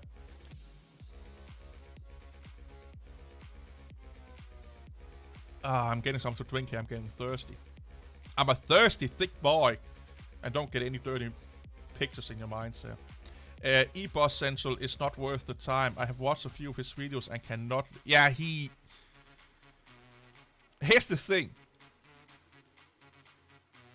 This drives me fucking mad. He has paid advertisement in his videos. Like in a 5-minute video or 5 minutes into his videos, I have had the ad break in the beginning that was non-skippable ads. I had his own paid advertisement you can't skip. Then I had 3 or 4 or 2 or 3 ad breaks with non-skippable ads.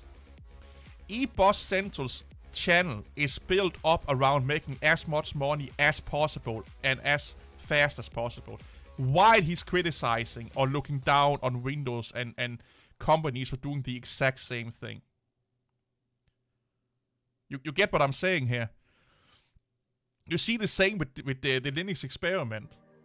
Oh, big corporations and blah blah blah, and then he has 2 paid advertisement in each videos. I did the math on one of his videos, and his videos in average is between 10 to 20% ads if you take his own ads in the video and the ad breaks. 10 to 20%, and here's the kicker. It don't matter if it's a 5-minute video or 20-minute video. He has the same amount of ads. If it's a 20-minute video, he has more ads in there. Like, I get that that they want to make money. I get that they need money to, expand their business and stuff like that. But please don't let it ruin the user experience, the viewer experience. Because then people don't want to watch it anymore. But eBoss Central and the Linux experiment, they are fucking throwing ads left, right, and center at you. And the worst one is eBoss Central, because of all of the videos I've watched, 5-6 videos, I have not had one video with skippable ads in it. Not one. And you may say, oh Kent, why is that important? Well, you get paid more for non-skippable ads. I started to enable them in my videos when I only have videos in front of the when I only have ads in front of the video and behind the video. I've seen an uptick in revenue. I'm getting paid more because of it. So when people are enabling non-skippable ads, it gives them more money. The only Linux YouTubers. Let me see if I'm catched up here. Linux only YouTubers is what I meant. Yeah, I would probably say you're right, Humans, to some extent. There are some, like PC TLC is a Linux only YouTuber, and he's one of the good guys. Estic, you should never watch an Estic video. Estic, he wants to control your life, he wants to take your money, he wants to own everything about you. Estic is like worse than Microsoft. He knows exactly what you're doing right now. If you fart right now, Estic has it on video, audio recording, and text file. So be careful. The only Linuxy thing about my channel is that it's an OS being used, mostly playing old games. Yeah, and that's how it should be, dude. That's how it should be, my friend. But you must be a great actor. Problem with being Linux only is YouTube hates us. Do you have that feeling, DJ Ware? Like, honestly, do you think that the Linux YouTubers are being mistreated by the algorithm? Because I don't feel like that. I have noticed. I talked to I talked to someone that has not a Windows but a programming IT industry Windows centric channel. I have noticed that he gets higher RPM than Linux people does. So he get paid more per ad than Linux videos does.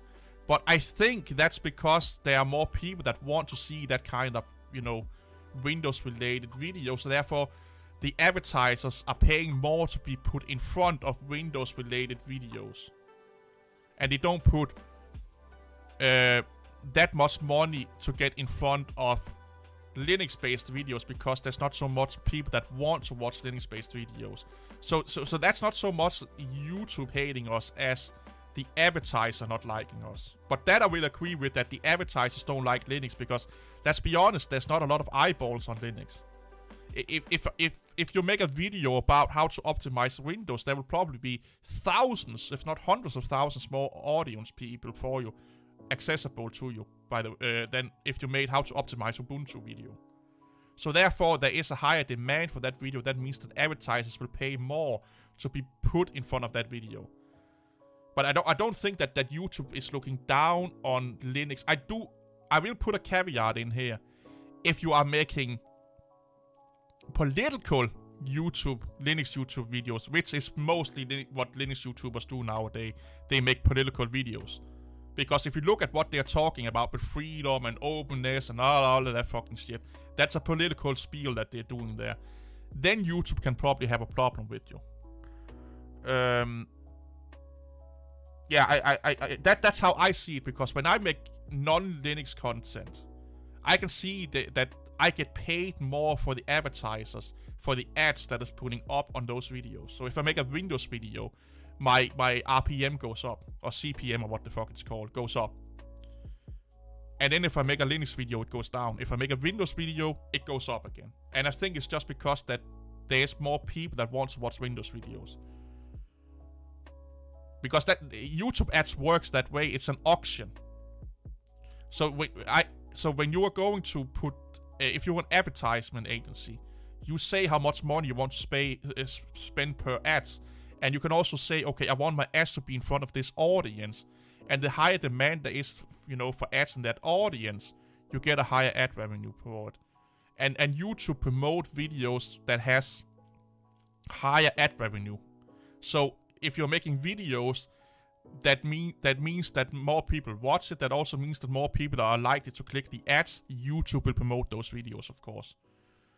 But Esting has good bourbon. He's not drinking Jack Daniels. If he's not drinking Jack Daniels, he don't have good bourbon. He's drinking all of that fucking fancy shit.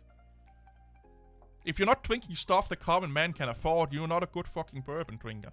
Who cares about his expensive taste? Remember, he got money to drink that expensive shit because he's taking all your money, man. He's selling all your data to Big Brother so he can get money for his expensive drinking habits. Yeah, the algorithm pushes us to the bottom of the list when placing us on the home of recommendation. Yeah, I just think that's because there's not a high enough demand for DJware. I think that's what it is. I honestly think it's because Linux is not in high demand enough. But Windows Mac videos, there is a high demand for. So the recommendation and stuff that is based on what is the high, you know, in high demand. And for the average user, that's definitely not Linux. Even for tech users, Linux is like on the totem pole. I get a lot of Linux recommendations because I watch a lot of Linux content. And when I stop watching, I do it like in batches, so I can spend a week where I only watch Linux content. And then they can go like a week or two where I don't watch any Linux content. But if I spend a week watching Linux content, I get a lot of Linux recommendations in my personal recommendation. But yeah, if I log in on a system that, like here, if I log into YouTube on here, and I just Google tech videos and stuff like that, yeah, I will probably not see any Linux, or I will see really few Linux videos. But I think that's just because there's not a high demand for it. that's to Pruise. Not talking about ad revenue. That's different issue altogether. Yeah, it is. It is a different beast altogether. I will say about the ad revenue and the way that YouTube is doing that. I think they're doing actually a really good job. Like, I think they are doing a good job. They could do better, of course, but it's not as bad as it used to. Like, what we're getting paid is bad. But we can do much more. Like, I can say fuck and shit and stuff like that. Just can't do it within the first 30 seconds. But I can swear now in YouTube videos and get monetized. I could not do that, like, a year or maybe 2018, when the first, second apocalypse or third apocalypse came. You couldn't do that.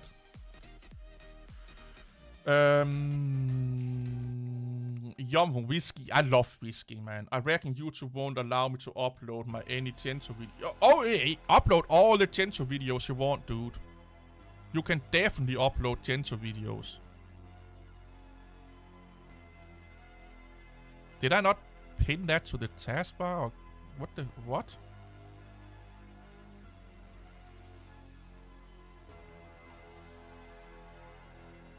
Why can I not pin that to the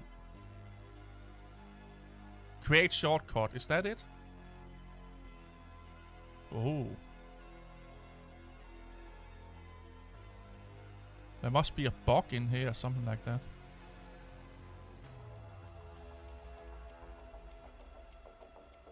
Unpin.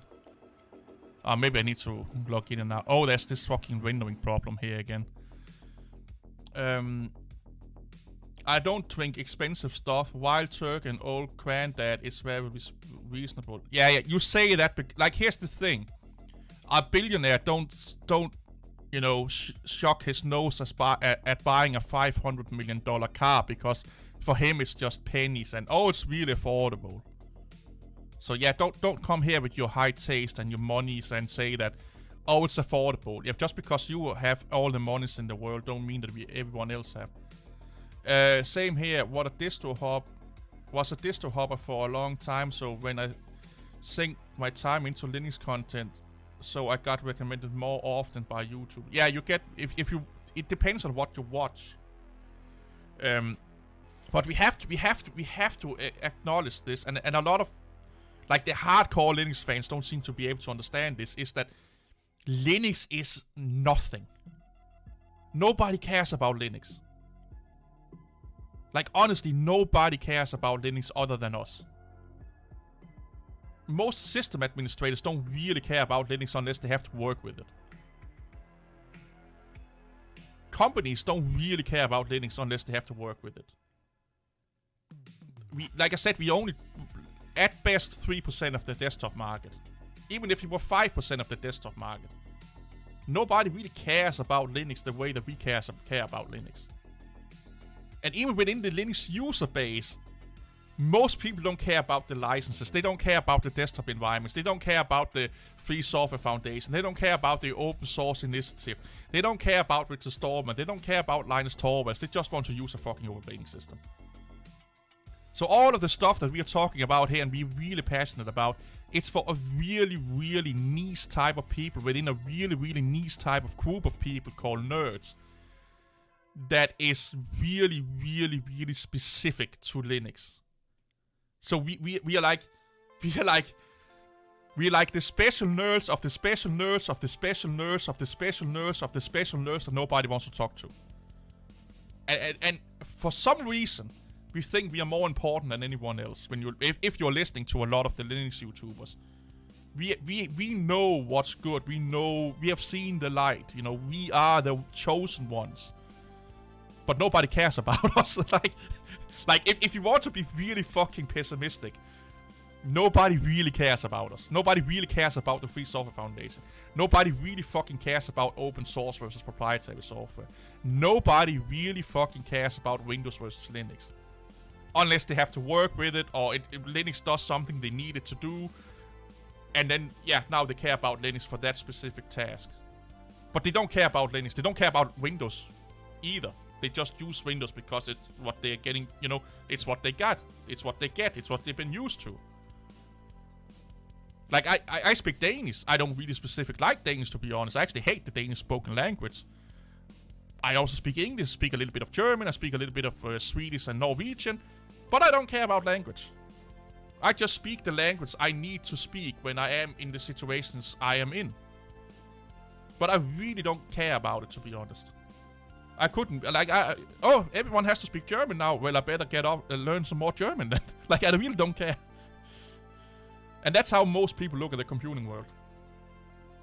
But yeah, we love it. We love it. You know, us in here, we fucking love it, and we should love it, and it's amazing. And don't get me wrong. Don't get me wrong. But yeah, it's in the grand scheme of things, this means nothing. Okay, let's be honest here. Linux is not going to change the world, as DistroTube is saying. Like when DistroTube said that, do you want to be on the right side of history? I physically want to fucking hit him in the face. Because everyone in history that has said that had either been a fucking dictator, a mass murderer, or social justice warriors on fucking Twitter. So yeah. 5% are you 3? Hey, I'm saying 3 to 5% because I have some people watching my content that think that I am doctrinating the fucking statistics, and that they say that all statistics is lying because they know for a fact that more people are using Linux. With no proof whatsoever, they know for a fact that more people are using Linux. They just can't prove it. So I'm a little bit... Yeah, I'm a little bit large. I uploaded Gurada wallpapers and got a bunch of new Gurada wallpapers. Oh, amazing! I love wallpapers. I love wallpapers. I love wallpapers. Nobody really cares. That is when we have real freedom. Yeah. Like, honestly. That's... Yeah, honestly. If you stop caring about what other people say and think about you, if you stop caring about other people in that way, like what... You should care about your loved ones and your family and your friends, but you know what I'm saying here. If you stop caring about other people's opinions, you are free, man. You are fucking free. But yeah, nobody cares about how many threads I have emerged open Chromium in the less than an hour. Yeah, I have fucking too many browser tabs open also. I use Linux and I can walk on water and no one cares. Yeah, Bruce, I'm sorry to say it. I know you are cheap as Christ, but yeah. We really don't care. We really don't care. Let's open up the good old Yazda. I use Linux and can... Oh, I read that already. You're a pragmatist. Pragmatic through and through. Yeah, I think it's my autism that goes in and mess around with that a little bit, because I don't care that much about other people's feelings, unless it's people I really care about, like loved ones and families and friends and people I like. Then I start to care about their feelings. But everything else I don't give a fuck about. I only care about what can you prove, what is the statistics saying, what is the logical reasoning for this? And if you can lay out a really good statistic debate, if you can lay out, you know, you can give me some things that back up what you are saying and stuff like that, I am more inclined to believe you than if it's like, oh, my feelings and all of that fucking shit. I'm like, I'm lost right away. I need some. Prove it to me. Prove that I'm wrong. Are you going, humans? Where are you? Yeah. Go do your things, and I hope you have a good time with your parents, man. Have a good time and enjoy Germany. I hope you don't have rain. We have like rain on and off here at the moment. 1 in hundreds using Linux may be over optimistic. Yeah, I don't know. Looking at through list for 2022 stats on Linux. Server market is now 15.6%, 15.6%. Desktop is 2.68. Windows servers is 72. Holy shit. And Windows desktop is 41%. So here's how I look at statistics, DJ Ware. I found, let's say I want to know what Linux is within a month. This month, for example, or last month. I find as many statistics that can tell me that as possible, and then I take the average. Because it all depends on how you ask the questions with statistics. and how the user interpret those questions, and what data points they put in, they use, because some statistics will be like, oh, so let's say we have 10% that's unknown. Well, then they are just allocating those 10% equally to the known operating systems. So over to macOS, FreeBSD, or let's just say they're only tracking FreeBSD, Windows, Linux, and Windows. You're each getting 25%. So I tend to just find this, as many stats as I can. Then I kind of average it out, But yeah, it's I don't know. Another way of saying it is that Linux is not as popular as people think it is. Let me put it that way. And Windows is way more popular than people think it is. Opinions are like assholes. Everyone have one. Bruce, I have two assholes. I have the one I sit on, and I have the one that I'm talking out of. I have hundreds of opinions. Does that mean I have hundreds of assholes? No, you have thousands of assholes. Yeah, I know. My degree was in stats. Yeah. I'm not ditching you, DJ Ware. I'm just trying to explain why I come to the conclusions I come to. I found that if I say something and I don't explain why I'm saying it, I get criticized. So I'm trying to have I'm doing my best when I talk and make videos to explain why I think the way I think, because then the people that disagree with me it's not that easy for them to just say, you don't know what you're talking about because you haven't explained this and that. It makes them understand why I think the way I think, and then they can be like, well, this way of thinking may not be the right way of thinking because of something I have not thought about, for example, or you have misread or you have misunderstood this data point or something like that. It just makes it easier if I explain what I'm thinking and what I'm saying. And that's the bad thing about doing YouTube, is that everything I say online, I have to explain. And when I'm talking to you guys, like, why do you explain yourself? You don't have to explain yourself. I'm like, I know. When I'm talking to you, I don't have to explain myself. But there are other people watching this. There's other people that will be watching this right now, and they may not know that. You may know these things, but they may not know those things. So I have to explain a lot of things. And I learned that like in 2015 when I did my gaming. I think my first gaming video was in 2012 or something like that. And I learned quite fast that the more you explain yourself online when you're making videos, the less fucking idiots will yell at you. I hope I make sense. I hope it makes sense. But I just also by being, talking to people on Twitter and talking to people on social media, you learn quite fast that you kind of have to you have to talk to them like you're talking to the stupidest person in the world. Because then you are making sure that they don't misunderstand you. You're making sure that they can't, bend what you're saying. You're making sure that they can't use what you're saying in a way it's not meant to be used in. So I tend to be a way over. It seems like I'm being aggressive. Probably I am, but I'm just trying to cover my own ass to some extent. And to explain for people that may be watching or listening later on that, oh, this is why Ken say what he's saying. So they kind of get an idea of what's going on. I like through list for a couple of reasons. One, they pull from multiple sites. Two, they include cloud, edge, and private machines count. Most of the stats out there comes from public-facing servers only. You know what, my friend? I'm going to mod you. Add to moderator. If you want, can you link that into chat? That list? Because I think I used what the fuck are they called? This. What are they called? Statistia?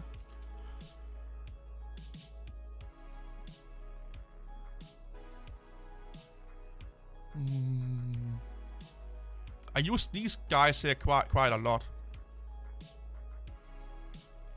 And then I use other statistics sites also. But Statistia, I quite like these here because they seem to be, from what I understand, they seem to be some of the most reliable. But TrueList, is that the name of them?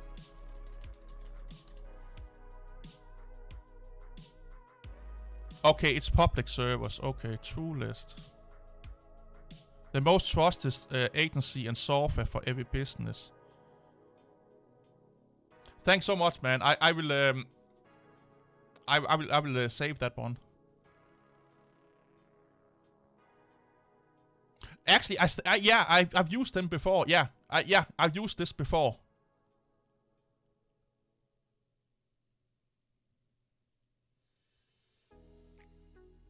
Yeah, I used them before. Yeah. Yeah. I get it now because it's actually really funny. So you know that average thing I was talking about? I actually now I see their statistics here. I actually used this a lot before because I used the one you just showed me here, TrueList. I don't know why the fuck I can't remember them. And these here, and then I take like the average, or I use, you know, I don't make a scientific average over them. I just like, okay, this seems like being the average, and then I go out from that. But I always use at least this one here, and then sometimes I use data from this one here, and then, you know, other Google data I can find, basically. But yeah, I think I've used screenshots from them in my videos before.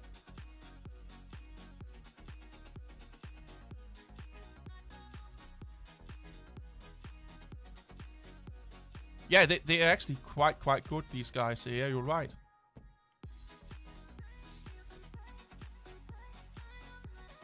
Women accounted for 90.9% of the Linux kernel Git population. Why do we care about that? I don't know. Why do we care so much about gender? Come on. Why can't people just be people? Oh, SpaceX used Linux. I did not know that. I should have known that probably. Around 1% of stream.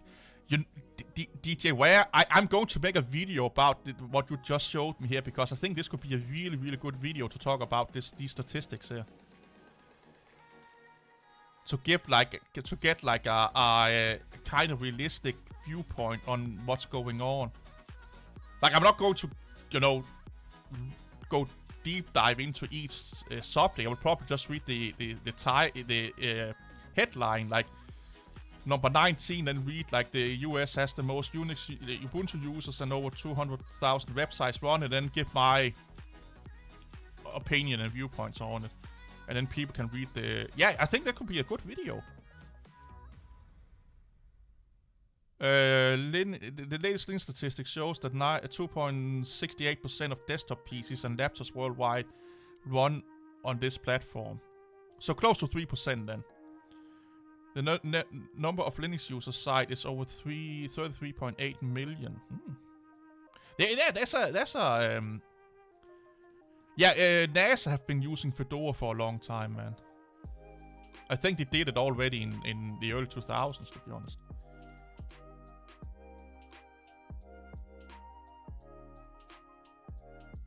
Yeah, you can really screw the counts if you count like just cloud servers. They are mostly Linux. Yeah.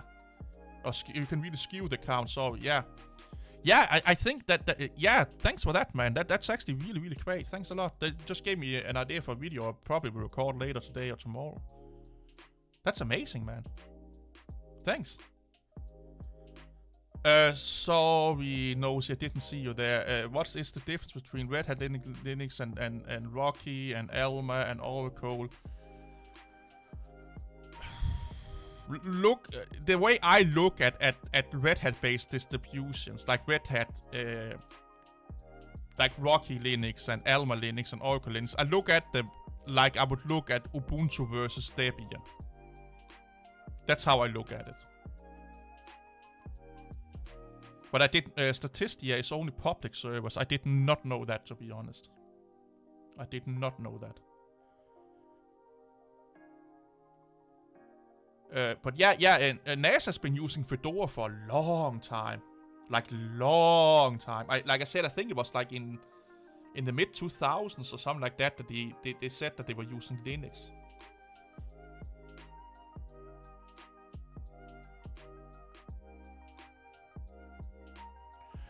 Oracle do have some things that is Oracle specific versus Red Hat Enterprise Linux, ESNIC. But Alma and Rocky Linux, I think, is just a rebranding of the Red Hat distributions. But yeah, Oracle, they do use some Oracle technologies that is only accessible via Oracle Linux or what the fuck it's called. But you get what I'm trying to say here. Yeah, got it. So I thought there is something different in No, it's no. See, it's a little bit complicated. It's because of the CentOS situation. Maybe I should make a video about it. I think DJ Ware made a video about the CentOS situation at one point.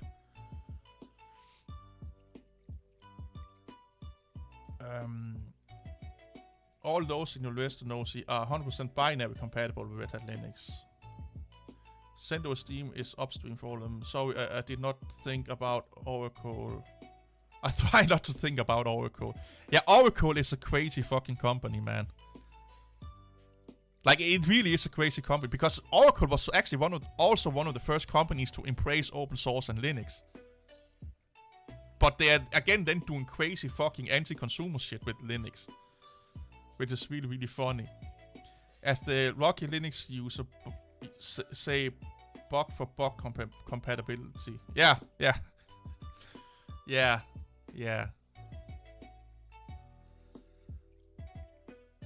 Yeah, but it's a response to, it's the community response to CentOS not being CentOS as we know it. So let's enable some software repositories or community repositories here. So just go down here to ads and then community repositories, click next. And then just enable untrusted updates I will keep out, but I will do NVIDIA and I will do Pacman repositories and click OK. And trust. Oh, we got a fail. Oh, it's probably because it's the release candidate. Trust.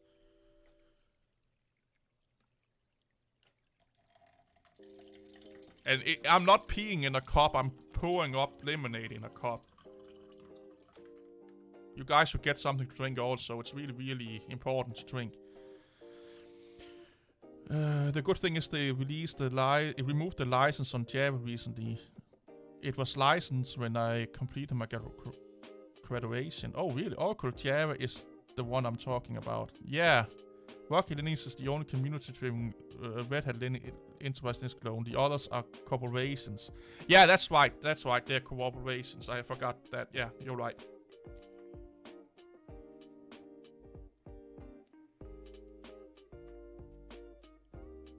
Oh, I'm not making dip coffee. I'm just drinking water, flavored water. I'm trying to... the last 3 months, I try to cut down on my soda intake. Or not my soda, because I don't really drink that much soda. I drink a lot of sparkly water, I think the Americans call it. You know, water with carbonated water. So it's basically just water with a little bit of lime taste and then carbonation to it. But if you drink too much of that, it's not that good for your teeth. It's not really bad, but it's not good either. It's like you are hurting your teeth if you just drink it and drink it and drink it and drink it all the time. And I lived all fucking... I needed that carbonation. So I the last 2.5 months I've been trying to just do flavored water. Just to be a little bit more aware of my teeth and not ruining them before time. And then I'm only drinking like 1 soda or between 1 to 3 carbonated water sodas a week. Where before I drink it almost every day. But that's just, you know, just want to... Pierre, yeah, you could call it Pierre, yeah. It's just, you know, a off-brand of that, if you will.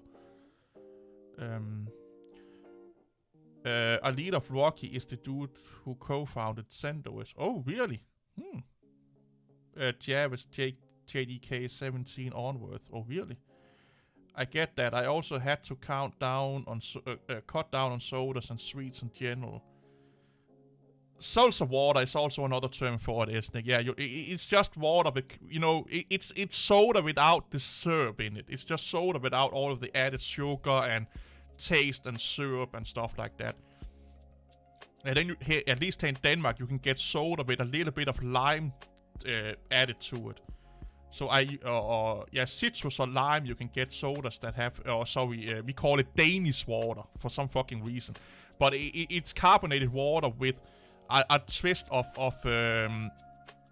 either lime or citrus flavor to it. And it's really fucking good when it's ice cold.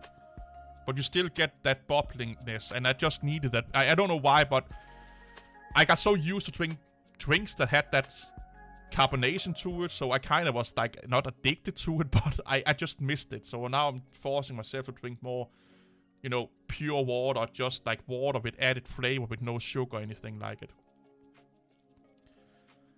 I always drink, I don't drink sugared water or drinks at all. Like, it's too fucking much, man. It's too fucking much. I'm not good with sugary drinks. It gets my throat all clogged up and stuff like that.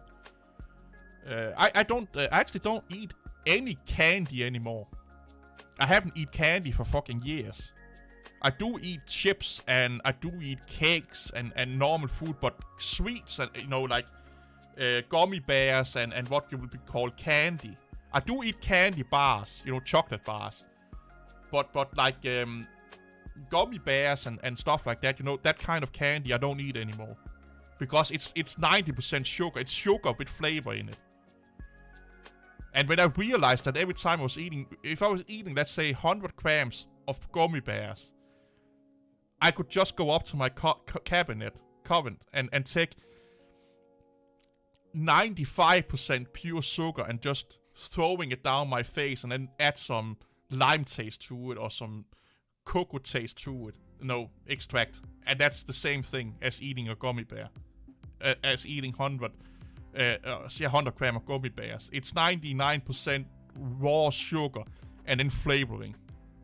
And when I realized that, I'm like, this is fucking disgusting. Like, this is like really disgusting. So that put me off those kind of candies. Like, if I see something that's over 60% sugar, I can't eat it because I just have that mental picture that I might as well just go into my kitchen and then just pour pure sugar down my throat. It's the same thing I'm doing here. I'm just adding a little bit of taste to it. And that kind of put me off all that. I cut back on sodas too, but still drink too much. So here's my philosophy in life. I don't really care about that whole health thing and all that fucking shit. I believe people should be able to live the life they want. If that's a life where they smoke every fucking hour, every fucking minute, and drink sodas and beers and fucking all of that shit, hey, it's your life, do with it what you want. I just think that people should be aware of the health risk. But if they're okay with that, like if they're okay with that, yeah, I know I may get problems down the line if I smoke and drink and do these kind of things. And they are aware of that and they are willing to sacrifice those things. Yeah, go for it, man. Go for it. I hate when people are telling how other people should live their life. I don't like that. But I do believe in awareness. That I do believe in that. I do believe that people that do things that will give them health deficits during their lifetime, that they should at least be aware of it. But if you are aware of it, and you are educated that, hey, you do know that this could take years off your life, or you could get health problems down the line, and they're like, hey, I don't give a fuck, dude. Like, give me that fucking whiskey, give me that fucking sugar, give me that fucking coffee, give me that Starbucks that's 99% fucking candy and 1% coffee, give me that fucking shit. And if they're saying it like that and they are understanding that it's unhealthy for them and they can give them problems down the line, let them fucking at it, man. Let them do it. Let them fucking do it, man. Because we don't get anywhere by forcing people into do anything they don't want to do. And it's also then we are becoming dictators. We are dictators of health. So yeah, like if you are a guy or girl that like to drink sodas, eat candy, and you're okay with, if you like to eat fucking 10,000 calories a day, and you're okay with it, and you understand the health risks with it, and you're okay with that, I'm like, hey, it's your fucking life, man. It's your fucking life. Yes, it will put an impact in our health system and stuff like that, but that's why we are paying taxes, man. That's why we are paying taxes. So yeah, I'm a really high components of let people do whatever the fuck they want, as long as they are not hurting anyone and they're not doing anything illegal. And when I say hurting anyone, I mean hurting other people.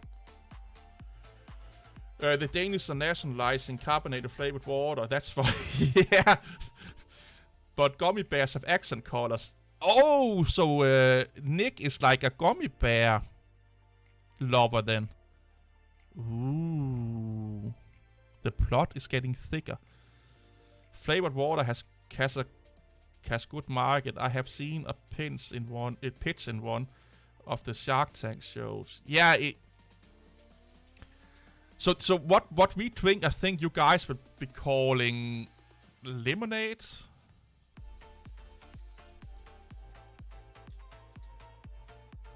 So we call it saftevand. That means juice water. I think would be to some extent, or so we also call it læskedrik. This here, which would be more lemonade-ish. But this term here, has a higher concentrate of sugar in it than just flavored water, which is what I will be calling something like this here, or these things over here. But it's like, if you think of taking water and then putting like 5% of flavor into it, that's what we drink. That's what we drink a lot of here in Denmark. And some of them have sugar in it, and some of them don't have sugar in it. Sorry, and I go for the ones that don't have sugar in it. But it's basically just water with flavor and coloring in it. I don't know what I think you guys call it flavored water. Where lemonade, like this over here, it can also put in like syrup in it to make it a little bit thicker. It can also put a lot of sugar in it and change it to some extent. But I mostly that's why I call it flavored water, because it's 95% water or 90% water, and then you're putting in some coloring in, and even in these here, like if it takes one of these here, like most of this is actually water. It's just highly concentrated flavoring diluted with water. Like they could probably make this in like highly concentrated form, but then it will only be like 1/10 of what it is right here, and you have to put like a drop in it or something like that. And people can't administrate that at all. They can't fucking handle that shit. So in this like half liter bottle here, you probably get 10 liters, or you probably get 5 liters of drinks, between 5 and 6 liters of this out of this half liter bottle. So this is like it's a light version of it, and it's strawberries and raspberries. So out of a half liter, you'll get 5-ish, maybe 6, depending on how strong you want the flavor. Between 5 to 7 liter of strawberry, raspberry flavored water. And like I said, most of this is actually just water, but it's just because we can't figure out to dose it right if you're just using the flavoring constructs out of the fucking factory, because it's too potent. People can't fucking administrate that shit. I hope I make sense. But that's like that's what we drink a lot of here in Denmark. These kind of things here. Like kids get it, adults get it, seniors get it, sick people get it, everyone gets it. Like it's just like a national drink or something like that, and we have like all kind. These is like the cheap brands. This is like the expensive brands. This one here is like It's so fucking good. Ribena. You guys probably know Ribena. It's not... It's kind of like a universal name. But there's so much sugar in it. But it tastes so good. La la la. It's so fucking good. But yeah, this is like almost pure sugar. It's like flavor with sugar and then water in it. But yeah, that's what I'm going over to. These kind of things here. This is like the discount versions of them. So this is like strawberry, sports, and orange flavor. But yeah, I've been like almost from the day I got out of my mom fucking vagina. I got this kind of shit here. We rarely drink just unflavored water here in Denmark. There's always something in it. Yeah, so they run much faster. Yeah, the gummy bears run much faster. NixOS is made by you. Just kidding. Yeah. Yeah, sports flavor.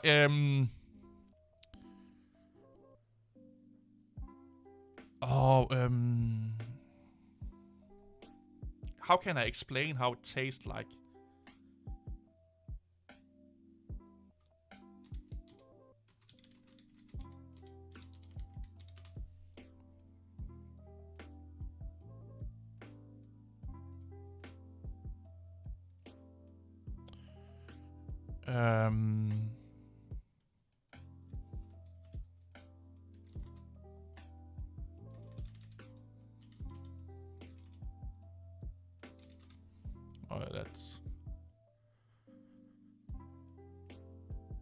It's like a popsicle flavor without the licorice flavor. Yeah, yeah, we have like an ice cream called Kung Fu. It looks like it's a weird fucking thing. Oh, that's not what I want. Images, there you go. It's something like this here. So it's like ice with like caramel flavor or something like that.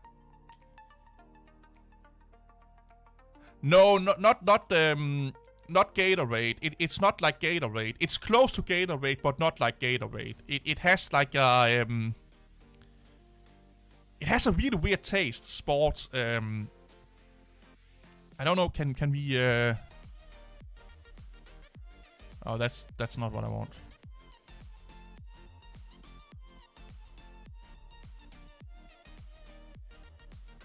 What if can I zoom in?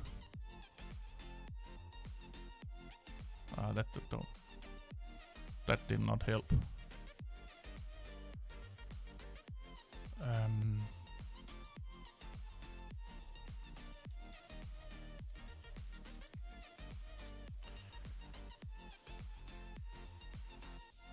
See if I just want to see if I can find a label where it says what it tastes like, because it says it sometimes on the label.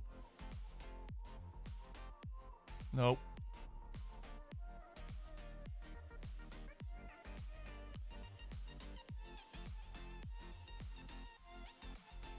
Open image in new tab. Yeah, it's a really unique taste. It's a really new. Yeah, go have a good time, Bruce. Like, yeah. Okay, so if you take the blue Gatorade and you water it down, that's the closest I think you can come to it. Like the blue Gatorade, but not as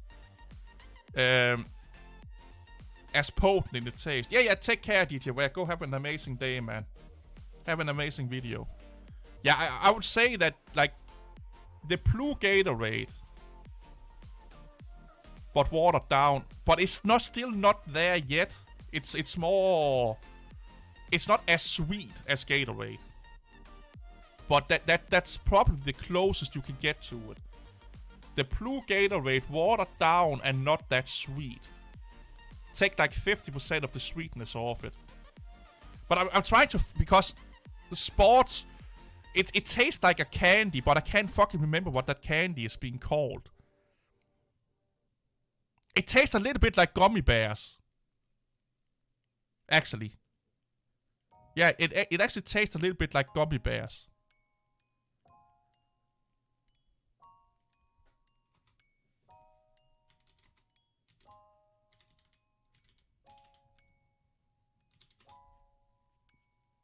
Sports juice, apparently, is what they're calling it. Sports juice. No, it don't taste as like no. You don't taste it. Like I said, that's why it tastes like the blue Gatorade, but not as strong and not as sweet. So you take a lot of the sweetness out of the blue Gatorade. Actually, most of the sweetness out of the blue Gatorade. Then you're really close to it.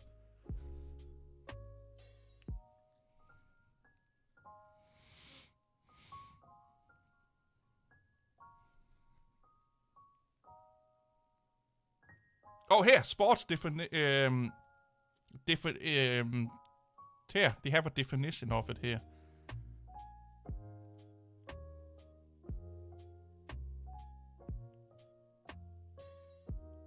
No, that's not.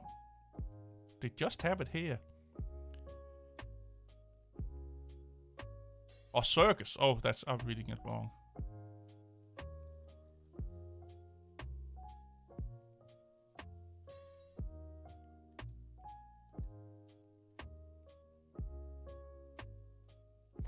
Yeah, nectar, lemonade, squeeze,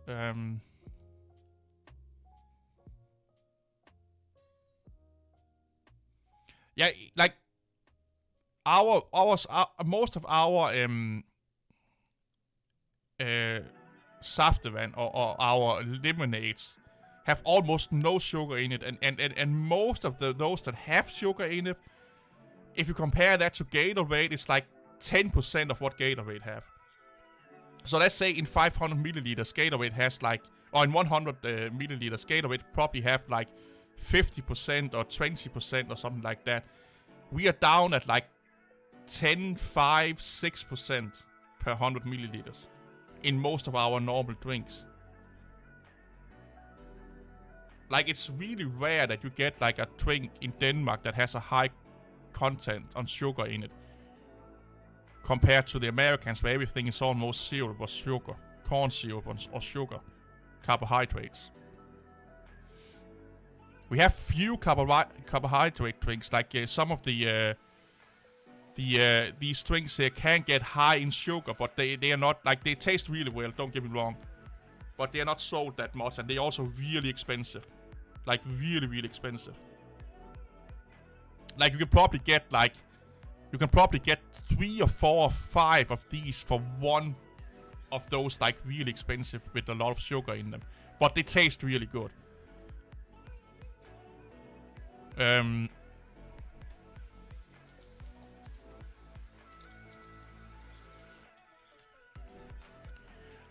I think, have you ever had a Queen gummy bear? This is the closest you probably will get to the taste of a sports drink, of one of those sports drinks. Well, it is, like, if you get the sugar-free ones, it's really healthy for you. Like, the sugar-free ones have like they have like 0.1% sugar, or around 0 to 0.2% sugar per 100 milliliters.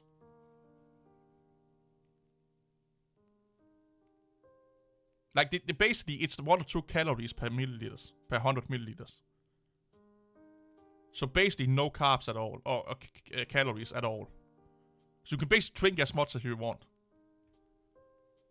So if you drink 2 liters in a day, you'll probably get, like, I don't know, 30 calories from your drinks. If you drink 2 or 3 liters of that soft drinks, added water drinks we have, you'll probably get, like, over a day, 30 calories in your body. That's less than you get in a fucking chocolate bar. It's less than you get in half of a chocolate bar. It's probably also less than you get in a fourth of a chocolate bar. It's probably also less than you get in like a fifth of a chocolate bar, if you get what I'm saying here. I think a Snickers is like 200 calories or something like that. 200, 300 calories. So it's probably around like 1/4 or thereabouts. If you drink 3 or 2, or between 2 or 4 liters a day, or 2 or 3 liters a day thereabouts. And then if you get like the really healthy ones, with almost no sugar in them at all, you get like 1 calories per 100 milliliters or something like that. So 1 liter will be 10 calories. But 1 liter gives you roughly 10 liters of drinkable fluids. So that's 10 calories if you're buying a 1 liter one. Oh, sorry. No. Let's see. What did I say? Let's say 2 calories. Let's just say 2 calories per 100 milliliters. And if it's a 1 liter bottle, that would be 2 calories. No, 200 calories. No, 20 calories. Sorry, 20 calories. But you get 20 calories in 10 liters of drinkable water. And you don't drink 10, you know, I think, is it 20 or is it 2? My math's getting confused now. I'm back, baby. Welcome back. Yeah, I go 100 milliliters. You need 10 of those to get 1 liter. And if there's 2 so 20 2 calories. No, I'm getting confused now. Why am I getting confused? Yeah, I'm confusing the fucking water with the so there's 2 calories in 100 milliliters. So there's 20. Yeah, that's right. So there are 20 calories in one of those bottles here.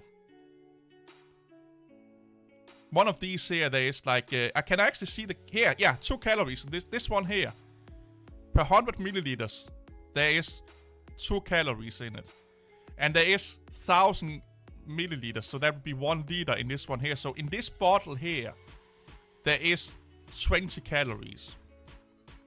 But this bottle here will give you 12 liters of drinks. So in 12 liters of fluid, you get 20 calories. It's quite healthy for you. Oh, it actually says what there's apple juice, citrus juice, sweetness, sweetening regulators, conservatives, aromas, antioxidants, stabilizer, coloring. So this is basically, this is average for one of these flavored water bottles that I'm talking about.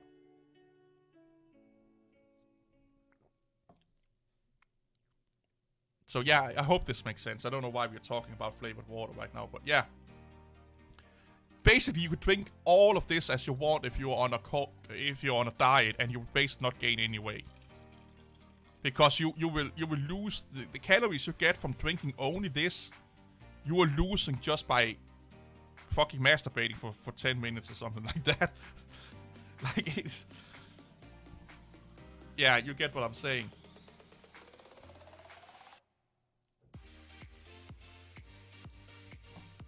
It's basically calorie-less. That's why I like drinking these kind of drinks here with water in soft drinks or soft water, or what you will call it. 10 minutes? What do you mean about 10 minutes? Jomans, what do you mean by 10 minutes? Do you mean 10 liters?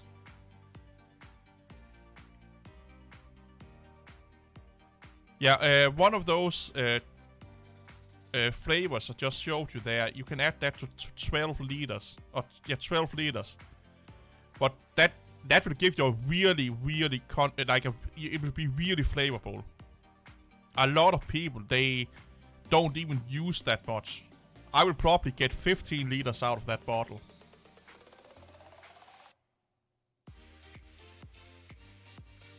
I must have misspoken because I haven't talked about 10 minutes. What about 10 minutes? I'm confused now. I was trying to do math in my head. Let's go in here and update this system here.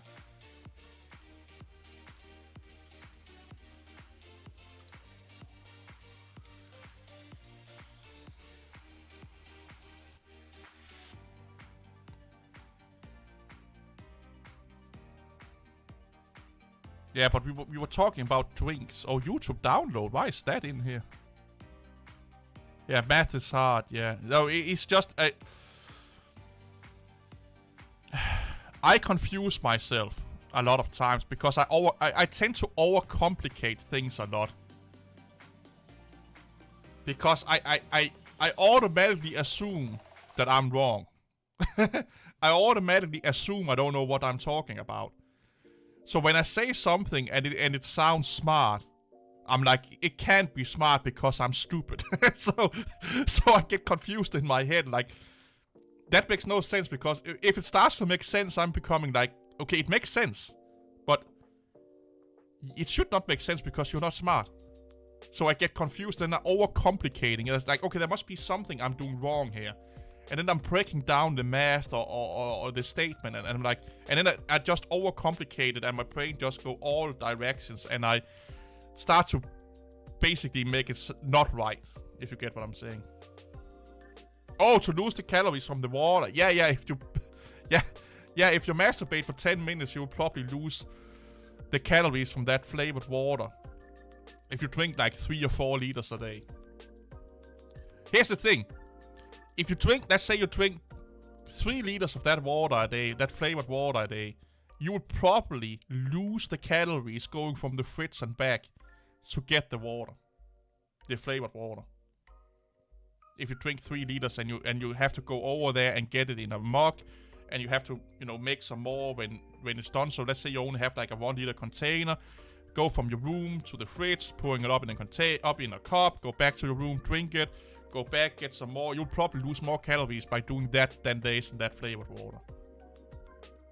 That is probably a better way of saying it. But yeah, again, overcomplicating it here. Yeah, you lose calories just by peeing it out. Well, you lose calories just by fucking sitting around.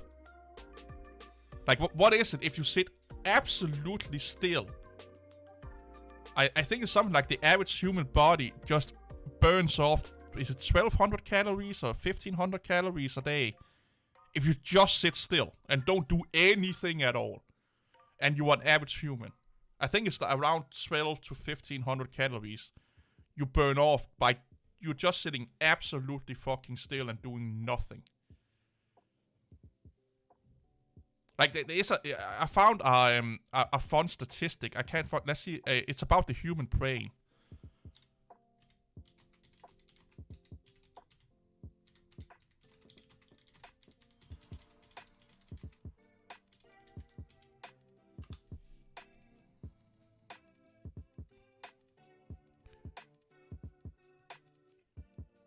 Here.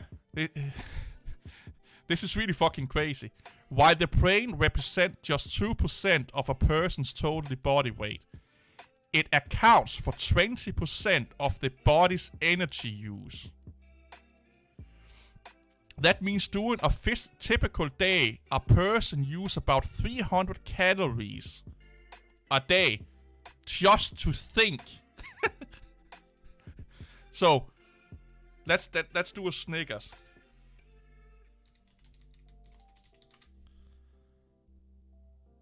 And let's do nutrition.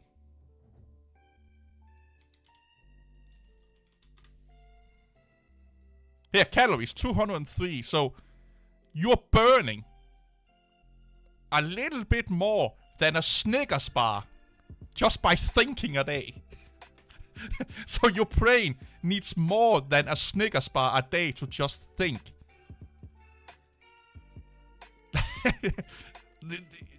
Is that not crazy? Please, is that not crazy? Is that not crazy to think about? That Your brain burns more calories per day than there is in a Snickers bar just by existing. So when you can actually say this if you're eating 1 Snickers a day, you can say to people, well, this Snickers bar is for my brain. Like it's really fucking like I love these fucking these things here. And it says here, different mental states and tasks can subtly affect the way the brain energy is consumed. So, depending on what you're doing with your brain, like what activities you're doing, your brain can consume more or less. But is that not fucking crazy to think about? I'm playing with my webcam in Gorilla. Commando keeps crashing. Oh, really? Commando, sorry. I installed TUVC view, which is no video capture software in this, and now I can find record videos. There you go. It's calories. Calories. Calories. Not kilocalories. It's just normal calories. So losing weight by doing the big thing. If you you are eating more than 300 calories a day. Like you can't, if you only get 300 calories a day, you can't function. I think a human body needs on average, depending on your height and stuff like, and your muscle build and all of that fucking shit, but an average human being need a minimum of 1200 calories a day to just function normally. So if you go under 1200 calories, you start to not be able to function as a normal human being should be functioning. I do 10k to 50k a day of bicycling with my bicycle trailer for dumpster diving. Even not. Oh my god, that's a lot, dude. I start increasing my sugar intake by 3 times, and I'm not slimming down. Too slim. Yeah, in your case, you should eat a lot of fucking sugar, and I will say eat more protein, dude. Get as much protein in your body, and healthy protein, protein, you know, from chickens, fish, probably also some dairy, sorry, milk, cheese and stuff like that. And of course sugar, but good sugar, not like candy sugar, fruit sugar, you know, as unrefined sugar as you can find. Because it's just more healthy for you in the long run. But yeah, you need a lot of calories if you're... But can I ask where you live, Yukito? If I pronounce your name right. Can I ask where you live in? Where you live? I like... Yeah, Snickers are good, man. What about Twix? Let's see. Let's see, dude. Oh, they only have 291 calories in them. So you can get like one bar and 1/8 or something like that. In Quebec? Oh, so you're from Canada. I thought they had a really good recycling program over there, so you didn't have to dumpster dive. Or it was almost not... you were not able to dumpster dive. Yeah, I like Twix also. I actually like Twix a little bit more than Snickers, to be honest. Yeah, egg and bacon is amazing. There's just a really high fat content in bacon. And it's not the good fat, but there's a lot of the good fat in eggs. I go to the chapeau. I can't speak French, my friend. Deposit point. Hence, why the big lot. Oh, okay. So you're going to the recycling programs. Yeah, we used to do the same here in Denmark. But they're closed. The recycling plants are not closed down. But we can't just go and dumpster dive anymore. So what they do now is that each recycling plant have their own little shop, so to speak. So they find themselves things that are not broken or can be resold. And then they put them into that shop, and then you can buy it for almost no money at all.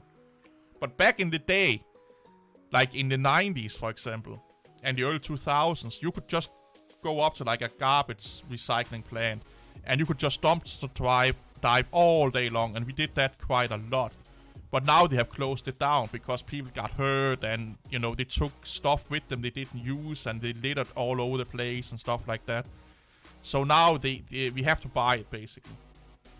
But like, you can get a bicycle that's worth $1,000 for like $100 or something like that, you know, and then it's just, you just need to put new tires on it.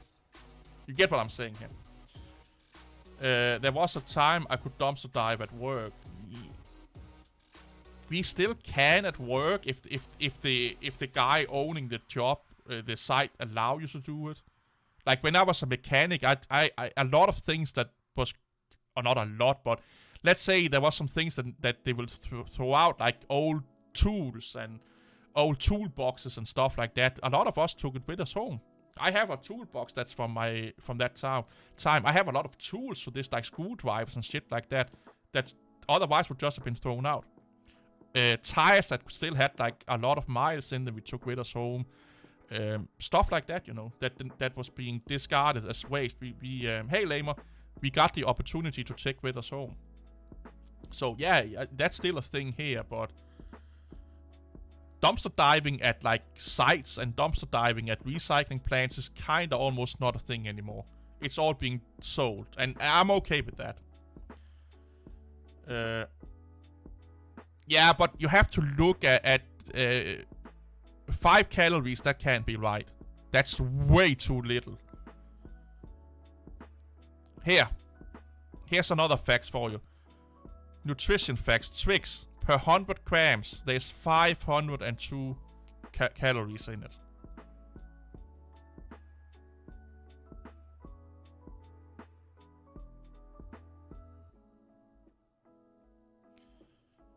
Twix is really unhealthy. Like, here's the thing. If you want to see if something is unhealthy for you, or has a lot of calories, look at carbohydrates, and look at fat.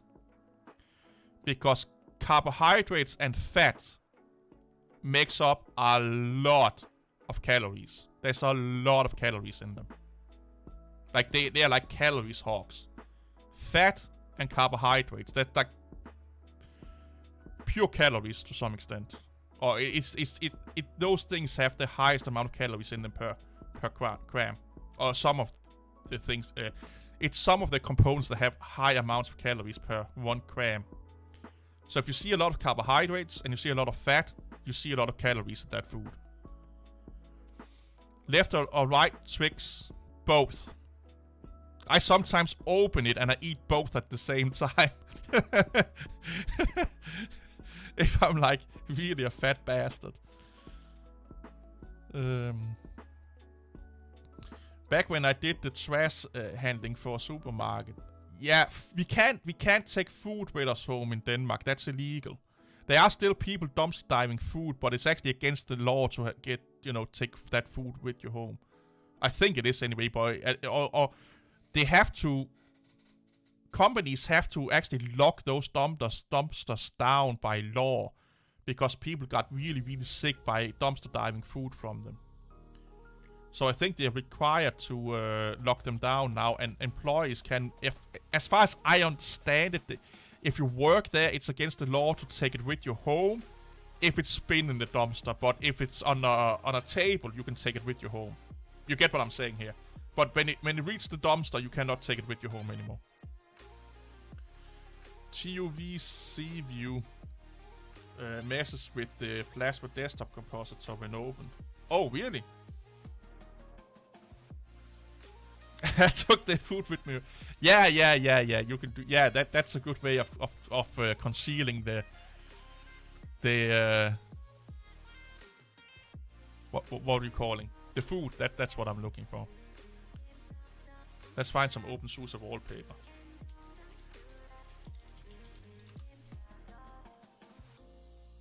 And we want them in 1080p.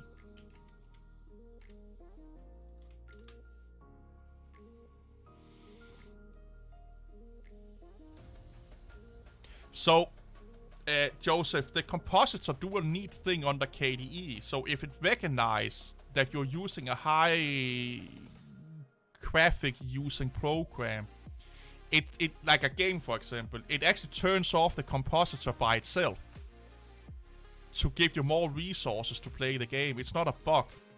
I think you can turn it off somewhere. I can't remember it. But it does that. When I'm using the Plasma desktop and I'm playing games, it takes off the compositor. And I think it does the same if I play YouTube videos in full screen. I could be wrong there. But it could just be that it see your program using your webcam, and then it's like, okay, let's turn off compositing to make sure you get the best possible experience. I noticed that Plasma have done that for a couple of years now, especially with games. If you game and you play high intensive games, it turns off the compositor by itself, so it's not a bug.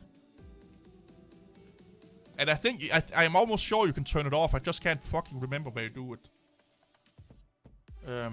I saved so much of my lunch money doing that time. It was crazy. Yeah, I can imagine, man. I can fucking imagine. What my opinion on Steam Deck? It's an amazing tool, but it's not going to make more people run Linux. And it's not going to make Linux gaming, better than Windows, or make Linux gaming become this new fucking revolution or anything like that. It's a great portable gaming device. That's all it is. It's not going to make Linux gaming this juggernaut that every Linux YouTuber, or a lot of Linux YouTubers, is talking about. Just look at it like this.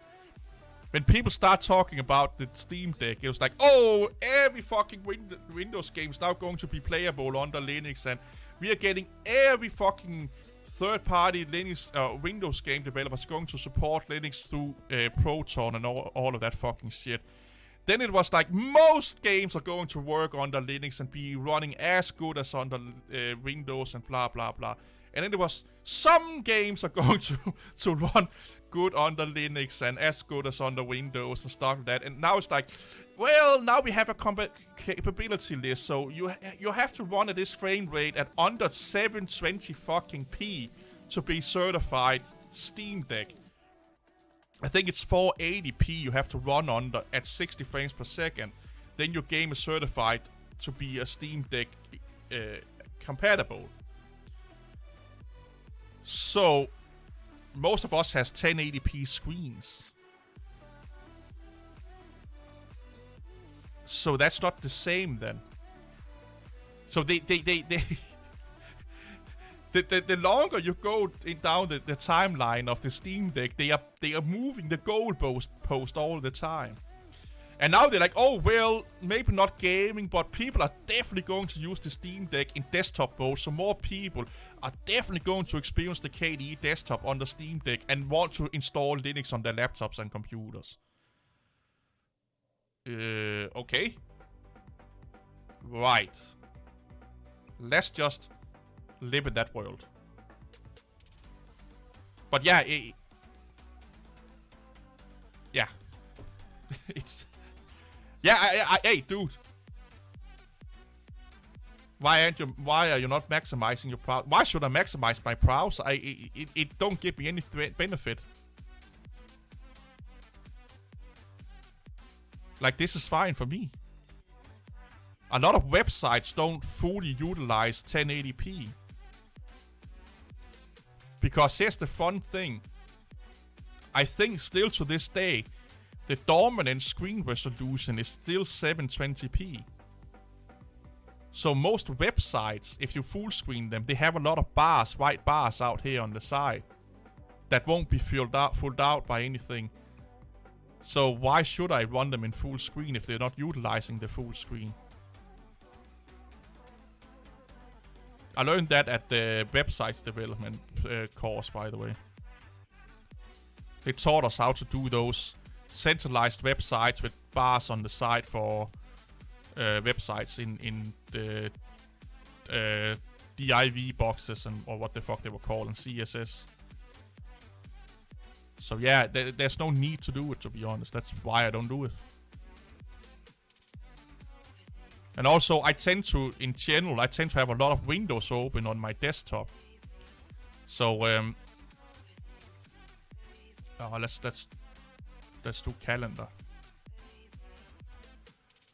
So I kind of like to kind of be able to just glance over these windows and just quickly switch between them if I need to use them. So yeah, I just have a lot of windows open by default. So that's also why I don't do a lot of full screen work. It's just easier to do this with the mouse than alt tab all over the place.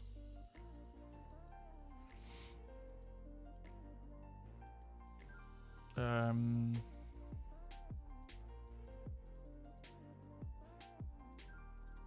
mean, running doesn't mean to run well. No. I get what you're saying, humans, but you have to remember when the Steam Deck and Proton and all that, that's what the Linux community said. It was going to run amazing. Like we're going to outperform Windows because we have less overhead than Windows have as an operating system and all of these fucking things. And then they start to move the goalpost all the time until it came to a place where it actually, you know, worked as they said it would work. Here's the thing. Let's wait and see what's going to happen with the Steam Deck. If it's getting more people over to Linux, amazing. If it's not, who cares? But they love to predict that, oh, the Steam Deck is going to revolutionize Windows forever. Or sorry, Linux forever and Linux gaming forever. But let's wait and see. Let's wait and see what's going to happen. Because there are so many fucking consoles out there that use emulators and handheld gaming devices. Granted, they don't play the Steam library, but like Nintendo emulators and stuff like that. There's so many fucking consoles out there that you can do that with right now. That emulate Nintendo and old NES games and old Sega games and all of that fucking shit. And yeah, again, I don't buy it. I don't buy it. And here's another thing. Valve only cares about money. They don't care about you. They don't care about Linux. They only care about how much money they can make. And can they make a shit ton of money on Linux? They will support Linux. Are they having sex or something like that? I love it. I love it.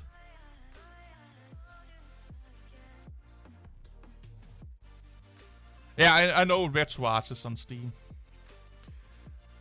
Oh, so you are attending web dev courses. I did some web dev courses in the early 2000s. Or close to 2010-ish. I did some development courses, web development courses, office courses, economic courses. And I took some... it was business economy courses I took. And some Office Suite, Office software courses I took also.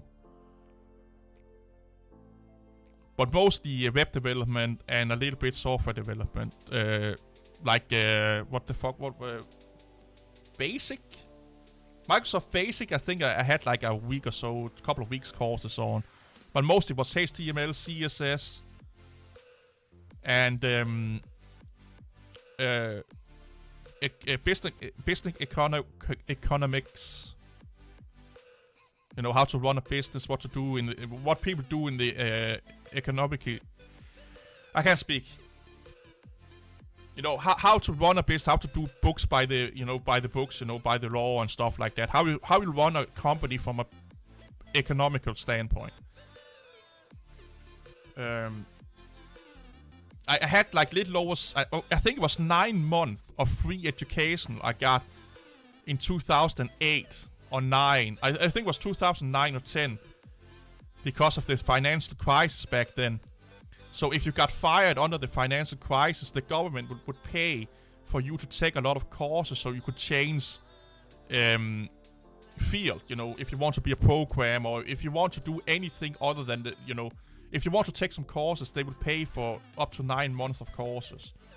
So I just took a lot of these computer courses that they offered. I took almost all the computer courses they offered. And I did them, and this is not to brag, but I did all of them way faster because I already knew a lot of that fucking stuff. So a course that took a month, I did in like 3 days to a week.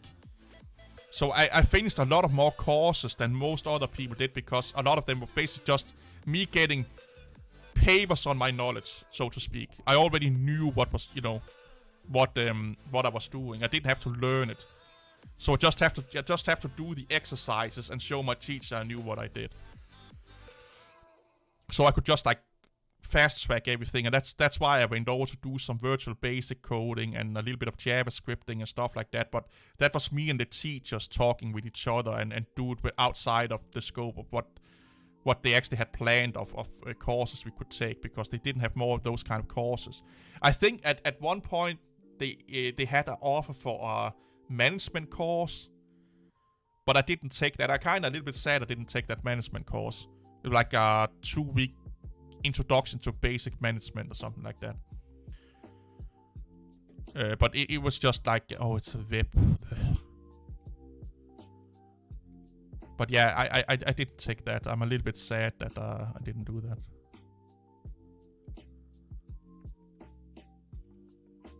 Not that I have any idea that I will ever actually going to use it today, to be honest. But it could have been a fun thing to have on paper.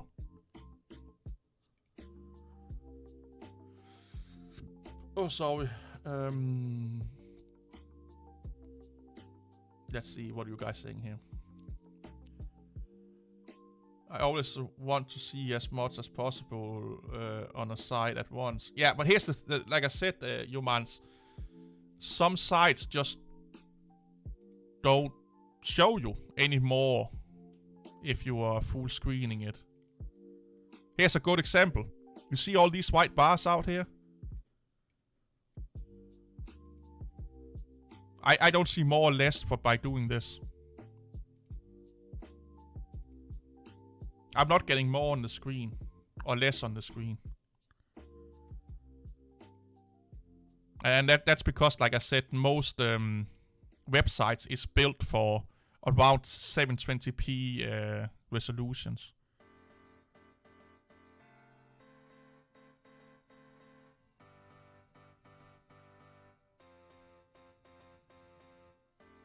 And some websites even upscale or downscale the way the site is rendered, so you actually see the same content no matter what resolution you're on. If that makes sense whatsoever. I recently started using virtual desktops. Yeah, I do it once in a while, but not that much. And that's why you don't listen to Linux fanboys. Yeah, before I took those courses, I still didn't listen to Linux fanboys because I don't like fanboys in general. We are all fanboys of something. There are things I know I'm a fanboy of, and I tend not to talk about those things that much because I know I'm biased as a motherfucker towards them. I recently purchased a Pine phone. Oh, how is that going for you? Was not impressed with the battery life. It seems a lot of users in the Discords get battery issues. Yeah, sadly enough, man.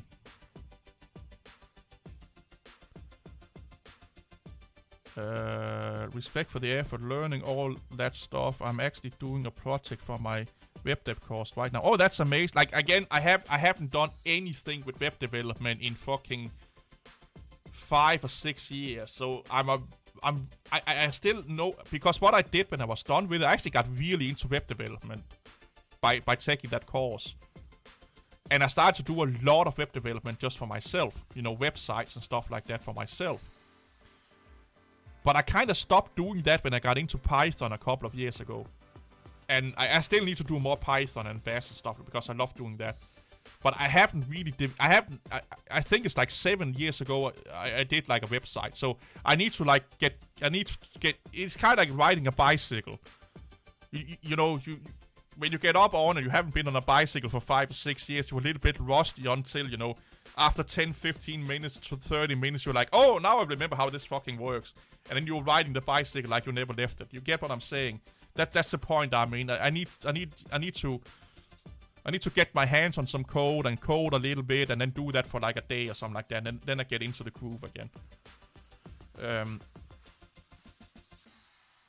You got 1/3 of the more of the pics on. No, I didn't. What you saw was an advertisement getting moved around. That's what you saw. You saw an advertisement get moved around. I had the same elements on the screen. The same elements were being shown on the screen in this mode and full screen mode. Some of them were just a little bit smaller, probably, but I saw the same elements. Let's see how this handled in... Yeah. This over here is moved to the right. This one here is at the right. Let's go down to it again. I see the exact same thing. It's the exact same thing I see. The only difference is that this over here, this advertisement over here, is now moved in and interfering with the picture here. But that, again, I don't see that as a problem. But yeah. The main portion of the window here, the midsection of the window, is still the same, and that's the one that's important. So if you were using ad blockers, you would not see any difference at all.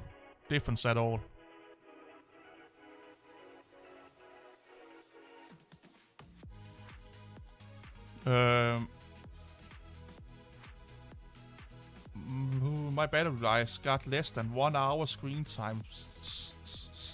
Sadly on art. Wow, that's fucking not good. If not 2 hours, the performance are slow and I got no video acceleration. Ooh. And opening YouTube, which I mainly use on the phone, trained. Oh my god.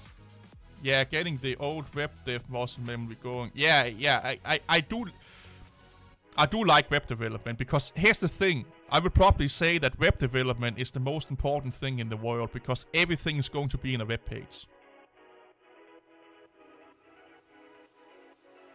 Everything is the same. Sorry, everything is going to be in the web. I got to see more of the button, but I didn't care about the button. Here again. I see, yeah, I see a little bit more down here, but hey, if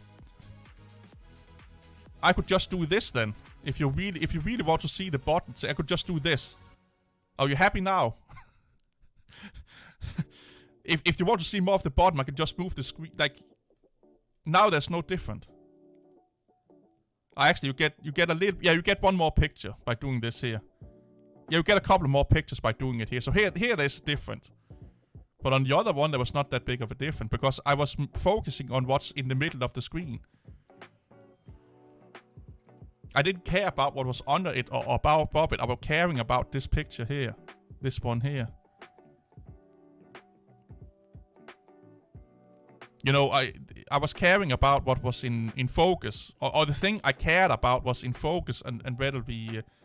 I'm never happy. Well, if you're never happy, that must be a really sad existence to live in.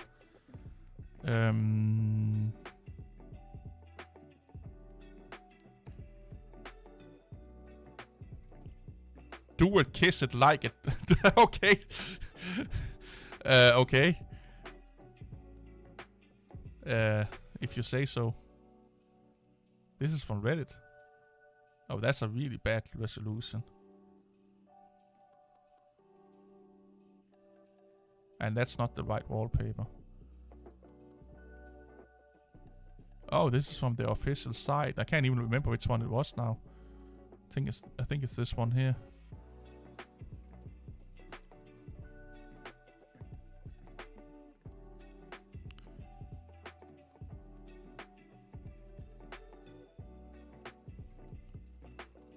Ah, get your ass over here.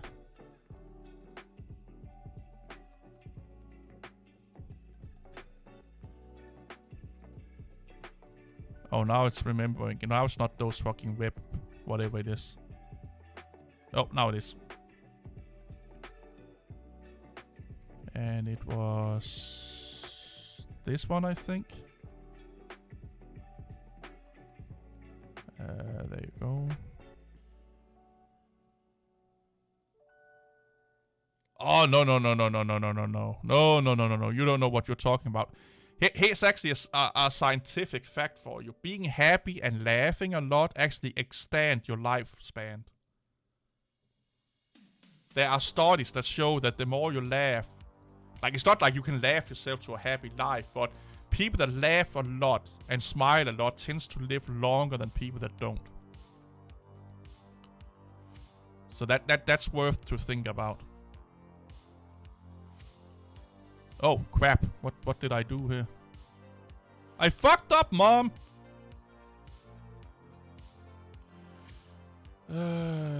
Climax of my life so far was first time Gentoo installed successfully. It's been fucking... It's probably been over 10 years since I did a proper Gentoo install. Like the real way. Because I just did, like, when I did it, we had like dual core CPUs or something like that, so it took forever.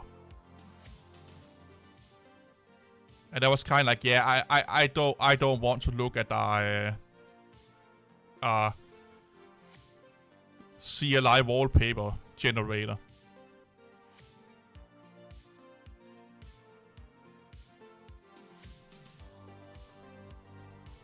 I'm downloading Fedora with LXQT. I have not played with Fedora in a long... Fedora is actually a great distribution. I do like Fedora. I actually really like Fedora. I just don't like talking much about it because all those fucking Linux fanboys has praised it as being the new Ubuntu. And it's just like if I start to use it and stuff like, I'm kind of validating them, but it is a great distribution. A longer life doesn't mean anything if you don't feed it with high quality content. I think you mean moments and people and experiences and stuff like that, and not like video content or music content and stuff like that. But if that's what you mean, I will agree with you. Living a long life means nothing if you don't live a meaningful and happy long life. There are people that live long lives, have a long lifespan and are miserable the whole fucking time. And it must be fucking hell for those people, to be honest. It must not be fun to live, like, dreading waking up every day and not liking the life that they have and be like, oh my god, this fucking same shit over and over again, and oh my god, this fucking person or this wife or this husband, or you know, you get what I'm saying here. Yeah, I get that. I could see that being a fucking miserable way of living.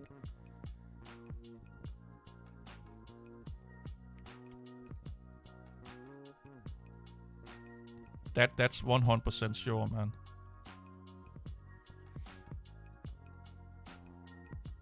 I found a lot of wallpapers.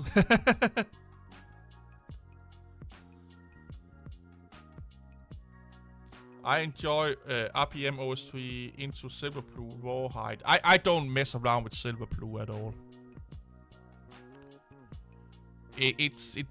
I don't care about Silverblue.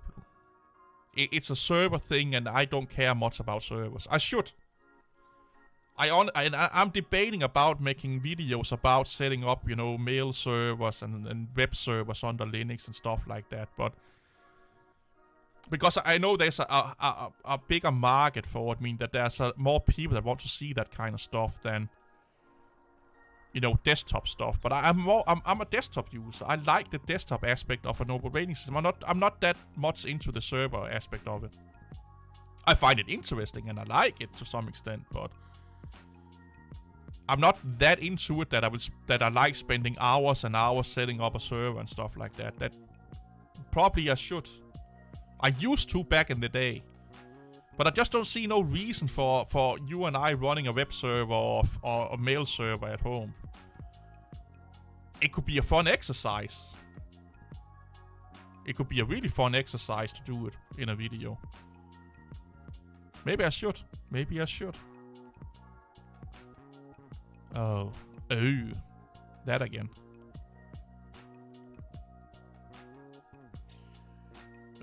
I expect PopOS to be the new Ubuntu more than I do with Fedora. Yeah. But here's the thing, there will not be a new Ubuntu. Because Ubuntu is Ubuntu. You can't make a new Ubuntu, but you can make a new king of the desktops, or a new, you know, a new king to the throne, so to speak. But this is the new Ubuntu. I know what they mean about it. It's the new popular thing, but there can't be a new Ubuntu because Ubuntu is the new Ubuntu. But yeah, hey, Johan, how are you, man? PvE at home just for fun. Yeah, I have a free NAS system. It's been the if you want a NAS server at home and you have an old computer, true NAS or free NAS, just do those. Just do those. They are stable as fuck. They are based on free NAS is based on BSD. True NAS is based on Debian. It's so fucking easy to set up. It takes no fucking time. And Windows and Linux and Mac OS see the servers right out of the bat. You don't have to config files in Samba and all of that fucking shit to get to work. You just install it and it works.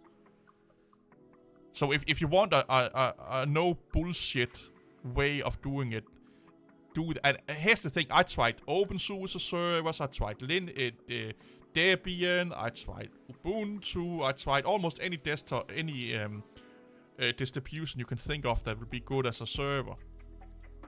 And all of them at some point had some quirks that was just like fucking irritating to deal with. Not to mention that you just type in your IP address into your fucking web browser and you have by default a web interface. You don't have to install Cockpit and set that up and all of that fucking shit. Everything just works out of the box. I installed Cinnamon on Peppermint, but removed it again because XFCE was quicker. I'm good, thanks. And less memory use. I don't think I've seen any performance issues between XFCE or Cinnamon. They kind of run the same for me. I will say that Cinnamon probably takes out a little bit more RAM right out of the bat. But we're not talking, we're talking a couple of 100 to 200 more megabytes. In my experience, anyway. And I just like the consistency of Cinnamon.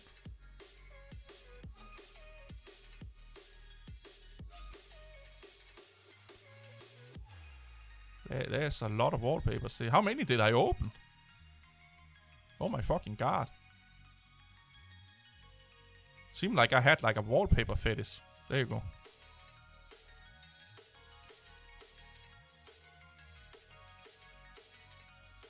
I like this one. Oh, that's also one of those rip. Where are you? Where are you? Where are you? Where are you? Where are you? Where are you? There you are.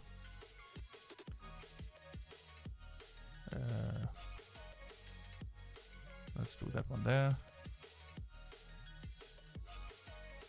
Save that one. I love Cinnamon. I really had to think to either go Manjaro Cinnamon or Manjaro Bocce Cinnamon 1. Yeah, Manjaro Bocce is actually really good. It actually is. On XFC, everything opens immediately, but on Cinnamon, things lag.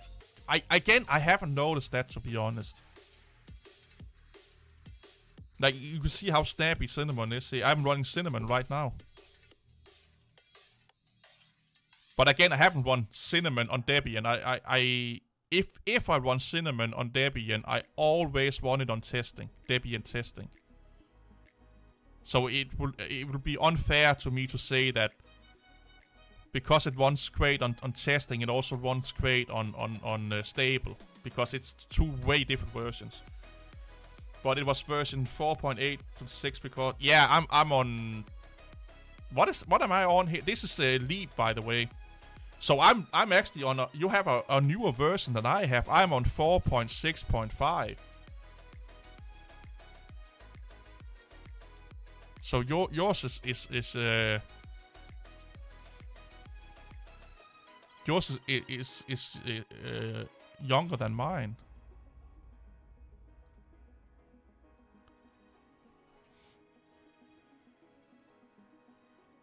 Ooh, that's pretty.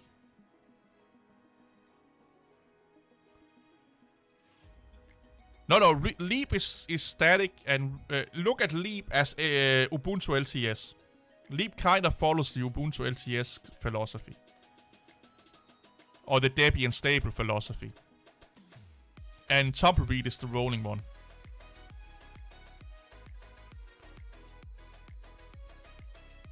Oh, I like that one. Yeah, I think you're right. I think you're right. I think you're right. Ooh, pretty lady.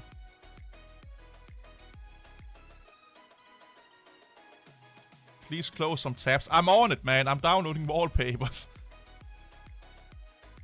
No VM can be uploaded if you deeply tweak it. Yeah, I'm sure it can be.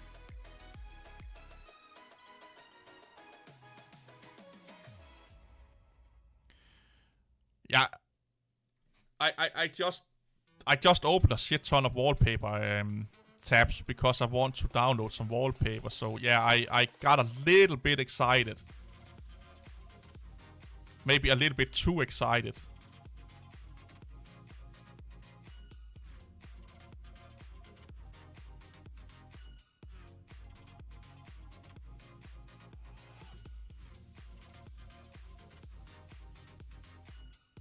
But it should not be a I don't know why people have.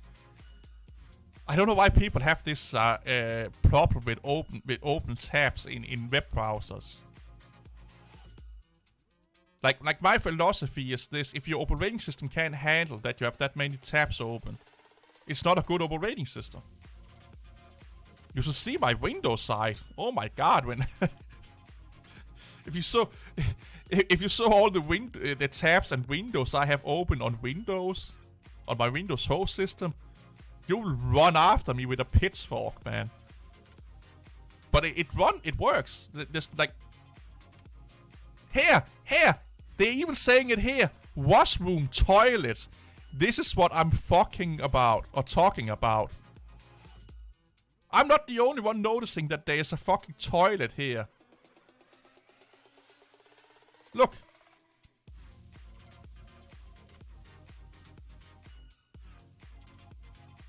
Fucking hell. I'm not stupid then, or at least not that stupid then. Ooh, I like that one. Ah, that's also one of those web thingy.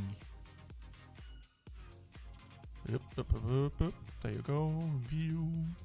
I said view. 1080p ski. And save him at dash. Save.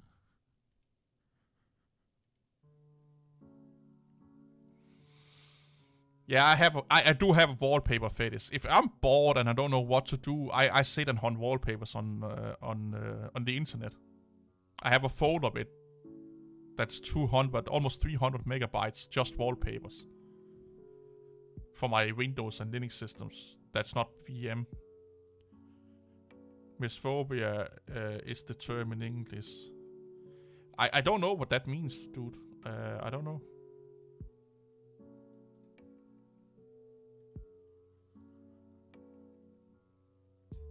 Oh, it's a fear of germs. Ah.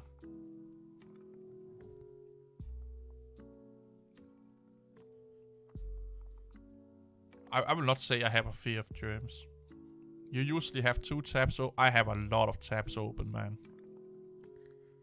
And I have always 2 browsers open. So I have Vivaldi for my social media and email. And then I have Chrome for everything else. And sometimes, if there is a site that's really fucking crazy with ads and shit like that, I open up Firefox with the adblock on. And I go in there and use that one. And for my reaction videos, I use Opera. Just so my recommended feed don't get polluted with the things I'm reacting to, because I don't want that in my recommended feed on my the browsers I'm logged into. So I use Opera, where I'm not logged into YouTube for my reaction videos.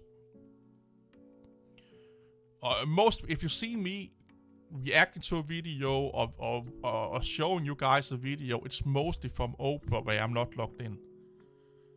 just so I don't get all, recommended that content again, because it's mostly because I don't like the content that I'm reacting to it or talking about it and stuff like that. If it's something I like, I do it for my normal browsers. I hope that makes sense. The last Fedora 36 comes with LXQT 1.0, so already old. Really? Also comes with OpenBox and not Kwin by default. So far, it's less than impressive. Yeah, LXQT went down the drain when they went over to Qt. LXDE was the best. I have one tab to check what the newest kernel, and the second tab is what I am currently viewing. Yeah, I have tabs with things I need to buy. I have tabs with things I need to research. I have tabs with things I, watch queues, read queues.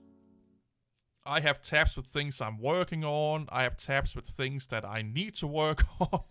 I have tabs with things that I probably will do something about or not. Or I have 1 or 2 tabs with things I'm researching or looking into, and I'm all over the fucking place, man.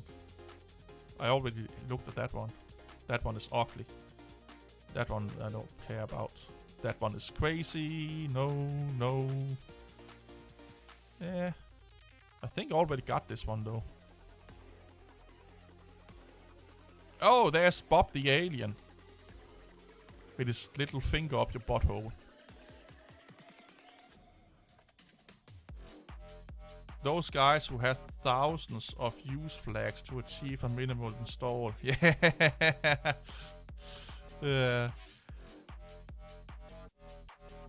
I did like the Anaconda installer. Still good. Yeah, I don't know why people diss the Anaconda installer that much. I actually like it myself, to be honest. I do like it. You need one of the fork of the crate suspender. And yes, I almost have a minimalistic fetish. I don't believe well, I do. Let me put it another way. I believe in minimalism to a certain degree, because at some point it gets too much. It's like with everything else in life. At some point it gets too much, either in either the directions you want to think about. So I do myself go by. I do like things being as minimalistic as possible, but at some point it can be too much.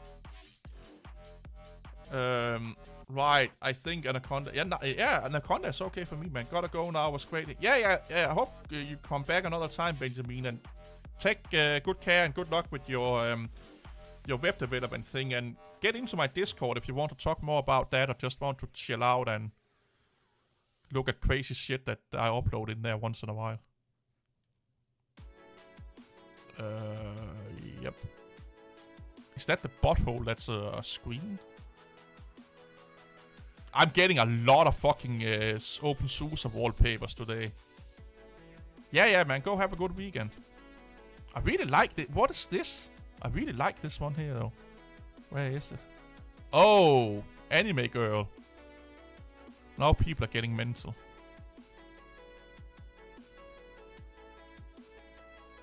I really like that one. What is it? Give it to me. Oh my god, there's a lot of ads in this one here.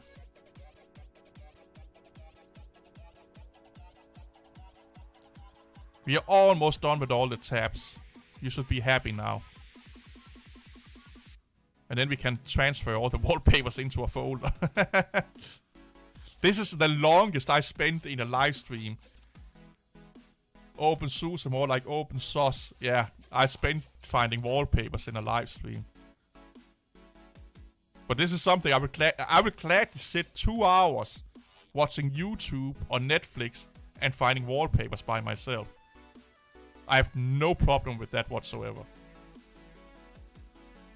The great suspenders tab, suspending extensions for Google Chrome that allows you to easily attain 1,000 tabs across 20 windows, and read them in one tab shot. Yeah, I did I need to do a follow-up video for that one, because that's probably almost over a year old.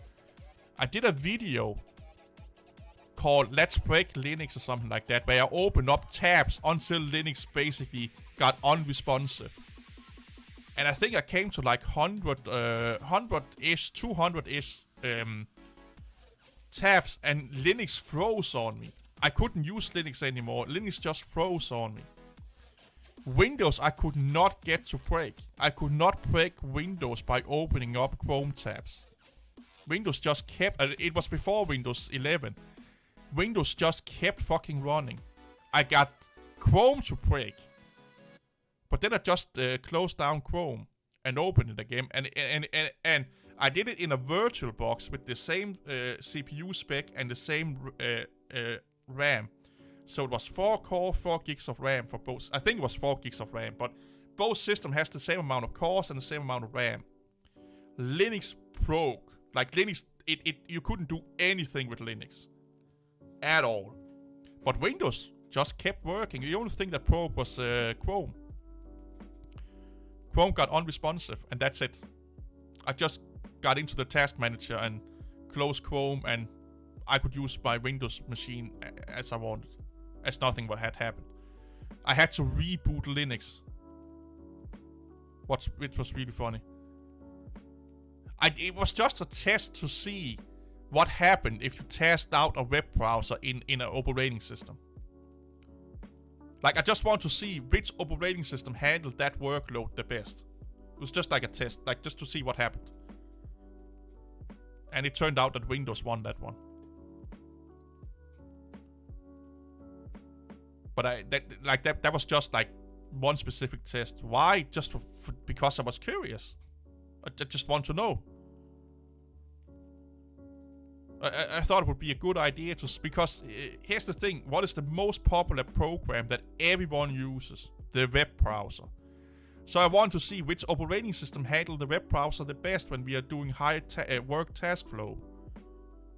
And that turned out to be Windows. That time. Like I say, it's probably over a year old now. But that time when I did that video, Windows seemed to be running web browsers better than Linux. At that time, again, I don't know how it is today because it's probably over a year old. But maybe I should do a follow-up. Could be an interesting idea to see who handled the web browser workload the best.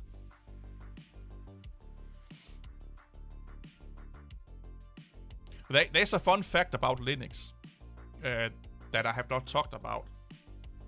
And that is that Linux cannot recover from a driver failure. So, or at least not a display driver failure, network card failure, driver failure, and sound card driver failure.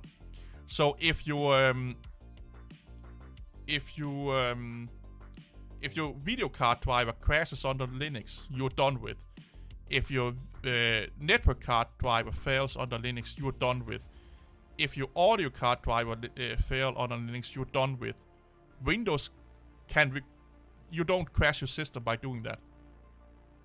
You can just reboot the driver and you're up and running. You don't have to reboot your computer. The driver just reload.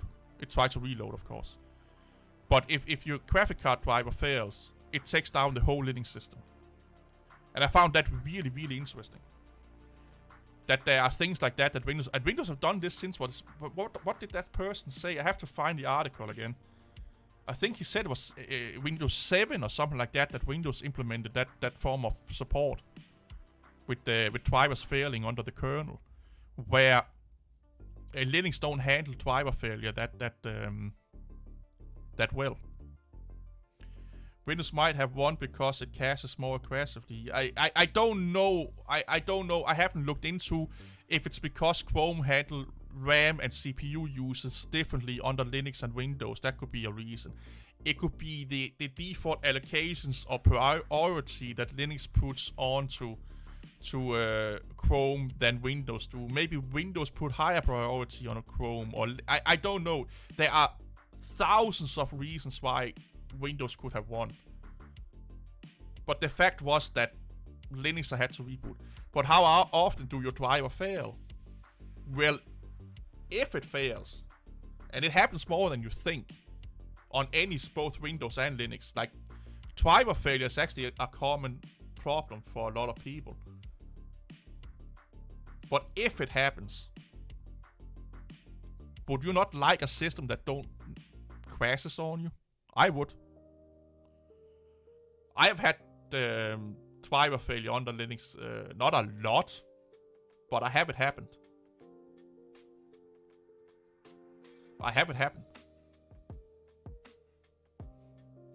Because look at it this way. The way Linux is built is a little bit like a house of cards. So if one card messes up, it takes the whole fucking house of cards with it down. Windows is not built like that. It's built a little bit where you can take out a few cards without the, or some cards without the whole system goes down. But if you take out the main structure, everything will go down. So you're a little bit more protected in that area. Like it's like saying, how often will people break into your house, or why do you lock the door? Well, I do it in case they are going to break into my house. You get what I'm saying here? Windows like car, while a Google developer said it actually quite well. He said that Linux was like an old muscle car. When it was working and everything worked perfectly, it was amazing. But when you crash a muscle car, you crash amazingly. Like you crash like a fucking spectacle. No airbags, nothing. It's just a one big fucking mess. And that's from, again, I need to hunt down the article, but that's what a Google developer said. And it was an article about, actually, they were talking about Android and... No, they were talking... The Google developers was frustrated over the way the Linux kernel handled bug reports and bug fixes.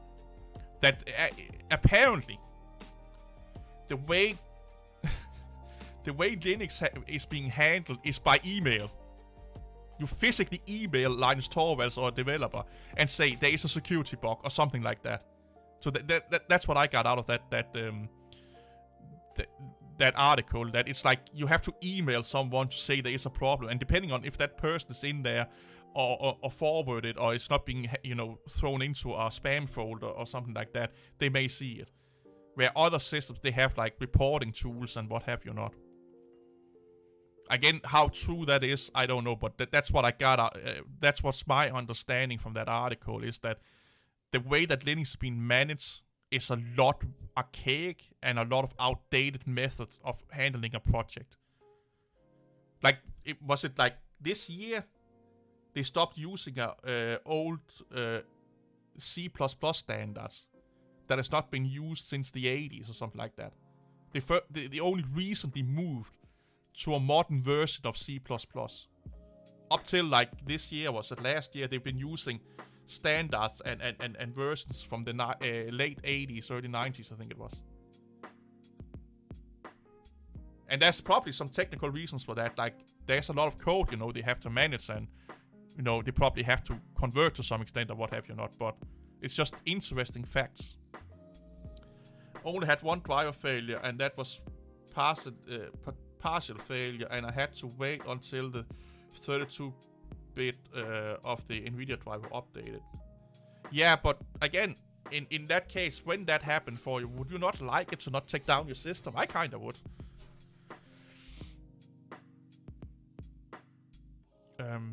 I kinda would, to be honest.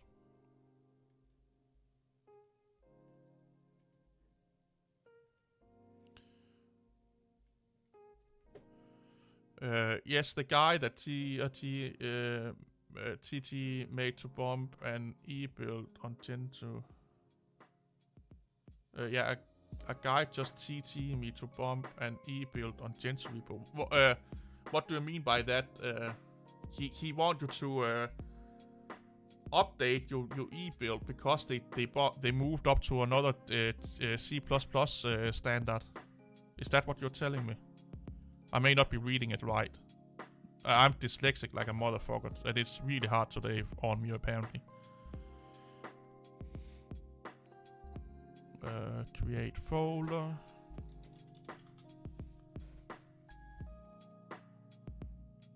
I have a video that I really want to edit about version numbers. And why people should not be that fucking anal about version numbers.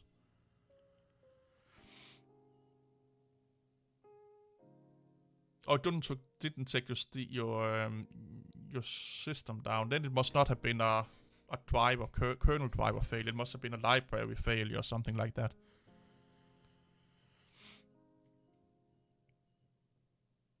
But just knowing that if a driver, like a audio driver, fails in the kernel, you have a system on you that is unresponsive.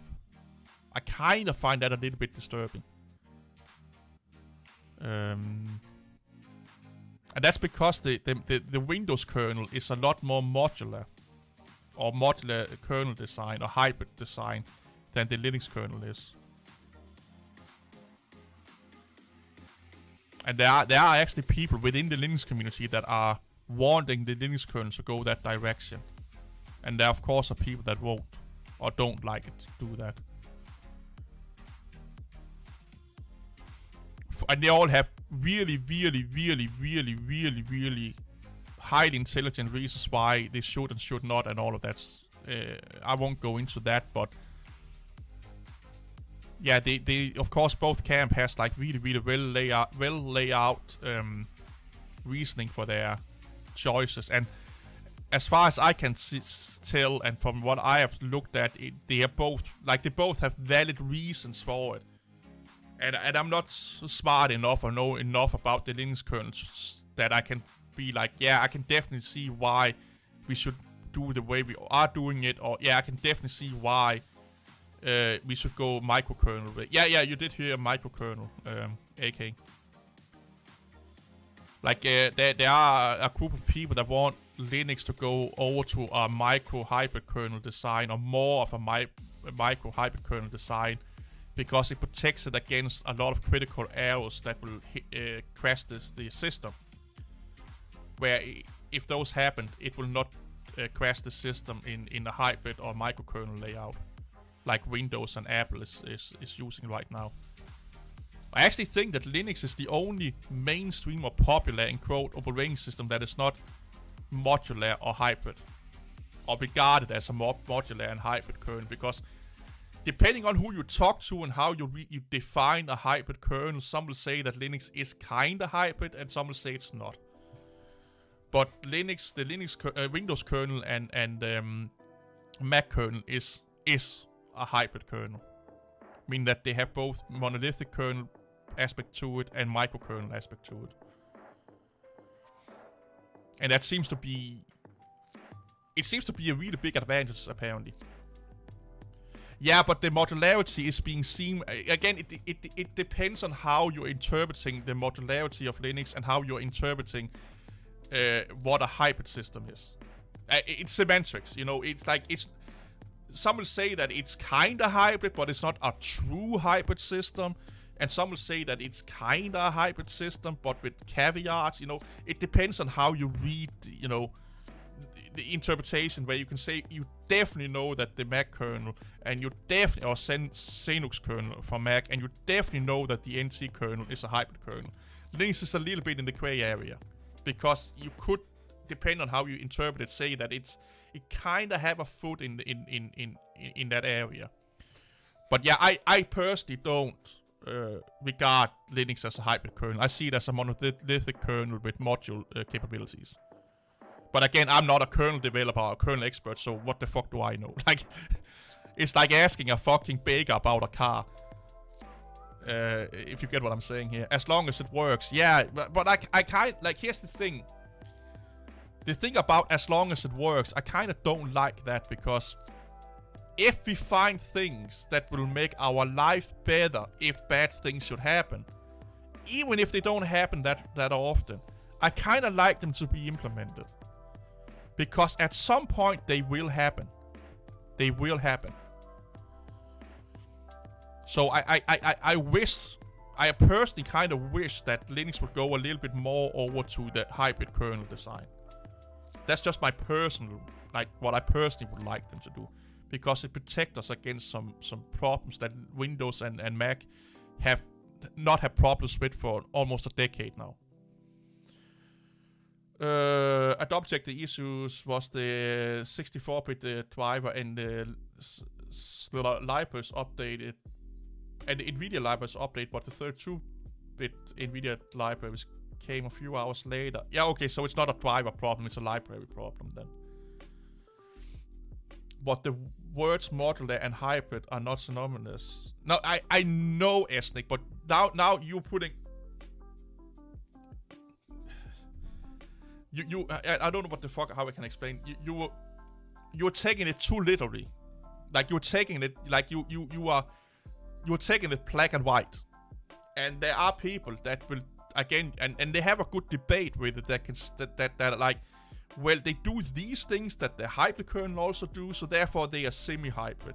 I hope you can understand what I'm trying to say. Because just like with everything in life, you know, some things overlap each other. And some people see an overlapping meaning that, okay, then we are like that. Or we are somewhat like that. And again, I don't know which is more correct because I have not looked into it, to be honest. But I do know that Linus regard the kernel as being a monolithic modular kernel. So that's what I'm going by. I'm going by what the main developers say it is. But there are people out there, but we're also doing these things that a hybrid kernel is doing, so therefore we could probably also be seen as a somewhat hybrid kernel. I hope you get what I'm trying to say here, and that's where this debate gets a little bit iffy-diffy, buffy-duffy. And I start to be like, I don't fucking care anymore. If you're not 100% a hybrid kernel, you're not a hybrid kernel. And that's how I look at it anyway. A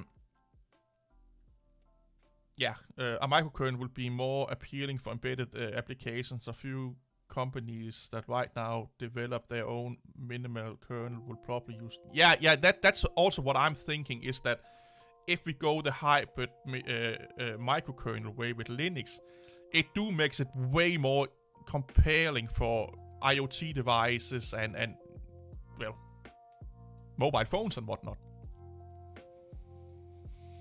You get what I'm saying here. It just makes it more compelling, more easy, more developable, or call it what the fuck you will for those kind of systems. I would love to see Linux go full microkernel and get the drivers completely out of running in the kernel. Esnik, 1000% with you there. And that's why at microkernel and hyperkernels don't have that problem with when driver fails, it don't take down the whole system. Where with Linux, if it's not a module, or if it's done in not the right way and it's running 100% within the kernel, if it fails, it takes everything with it because there's no protection again. Again, there's a lot of fucking things going, you know. Pre-pseudo hybrid module and monolithic kernel. Yeah, let's just call it that. Please remember that Stellaris is free to play over the week. Yeah, I've had Stellaris for fucking ever, man. I used to play it with the Star Trek add-ons. I actually have... I think I streamed it one time. I should do that one day. Maybe I should do like a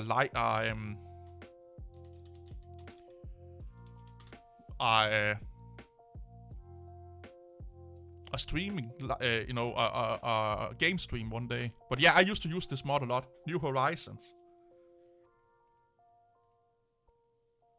That basically converted Stellaris into a Star Trek strategy game.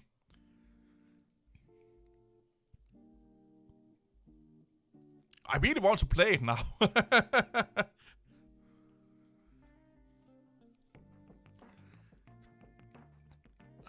But they could fork the Linux kernel and make it into a microkernel, but then it's not the Linux kernel anymore.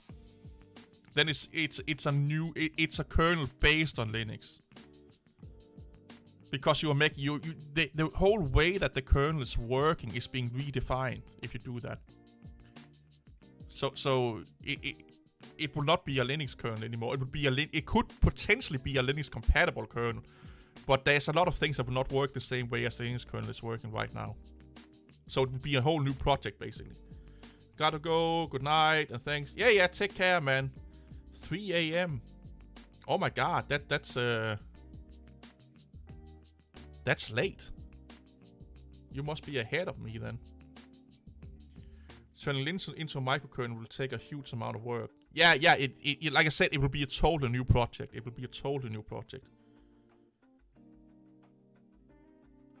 Yeah, I think we add more, man. Oh, I actually made a video, AK, about the laptop thingy from HP. I found out, I think I linked it in there, the article about the HP laptops from 2014. I actually made a video about that because it gave me an idea of a subject that I have been thinking about for a long time but forgot again, if you get what I'm saying here. Because I want to talk about that when everyone at like last year or so, they started to talk about all those Toxbox books and System 76 laptops and stuff. I don't know if I linked it, but I think I did. So I made a video talking about that. We actually have had Linux laptops almost, I think, since 2010, maybe before. But with HP, the earliest one I could find within like 1 minute of searching was from 2014. Where they sold Linux pre-installed on their laptops. Was 2014. Was the earliest one with HP. I don't know about Lenovo and Dell, because I know Dell and Lenovo were out earlier than HP, if I'm not mistaken. So I just made a video where I was talking about that this whole laptop thing and Linux, it don't really mean anything, because we have Linux on laptops for almost a decade now, and it has really not done anything for Linux, to be honest. And the fun thing that that I looked at that article, we had fucking really bad battery life back then, and we still have bad battery life today. So it's kind of funny that a problem Linux had in 2014, they still have almost a decade later, and I'm like, that's actually really funny to think about. So what other problems do Linux have that we had a decade ago that we still have today? Because we should not have the same problems anymore. Like, I would like to think that we actually make things better. A big problem with maintaining Linux compatibility with a microkernel is Linus Torvalds and his instances that Linux internal kernel API and APIs and ABIs are not predictable. I think what it comes down to is personal taste, to be honest. I think when it comes down to it, it's just because you don't like micro and hybrid kernels. And I also think it has, I'm speculating right now, he probably also don't know how to develop for a micro or modular kernel. I suspect it has something to do with all of those things. That he just prefer a monolithic modular kernel because that's what he knows. And it's also his personal preference to some extent. And hey, it's his project. He can do whatever the fuck he wants, man. But I think that has a lot to do with it, to be honest. You know, that he just is out of charted water, so to speak. Because I say this a lot, and people don't like it, but I don't regard Linus as this like brilliant fucking developer. He just made one product that was really, really, really popular. A brilliant developer makes brilliant fucking software all the time. He has made one. Or if you regard Git, maybe two. I hope you can kind of understand what I'm saying here. It's like me making a record. Like making one record that's really, really popular and all of the rest of them is shit. Am I then this massive brilliant musician, or was I just lucky? You get? I'm not saying that he's not good at his job, but you get. I hope you can kind of understand what I'm trying to say here. Like a blind squirrel can find a nut once in a while. You get what I'm saying? Like, yeah, like not to dish him or anything like that, but I don't think he's this like amazing, brilliant developer. A lot of people are not. I don't fucking know, man. It probably does. Let's figure it out.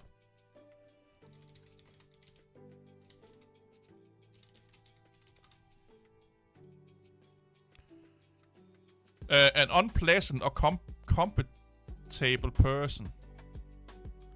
I mean, that old Git.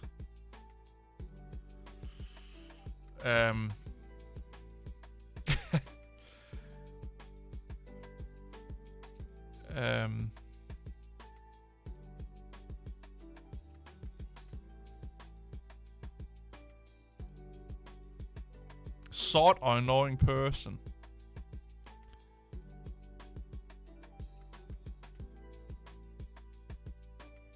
Oh, here. It's an affirmation of for fuck's sake, stop all those ads, you idiot. Git is a word. It's an alternation of the word get. So that's why, yeah, get good. Yeah, get something, yeah. Yeah, it says it here. Greetings from Germany. Hey, Amish Tech, how are you, man?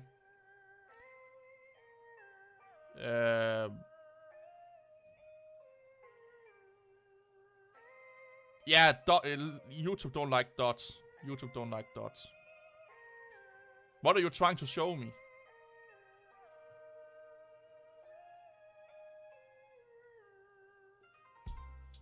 A backup folder for something. I don't know what you're trying to... Oh, NeoWin. Oh, backup directory. Okay, got you. I just had to read a little bit up there. Ooh, I like this song. I like Asian-inspired music.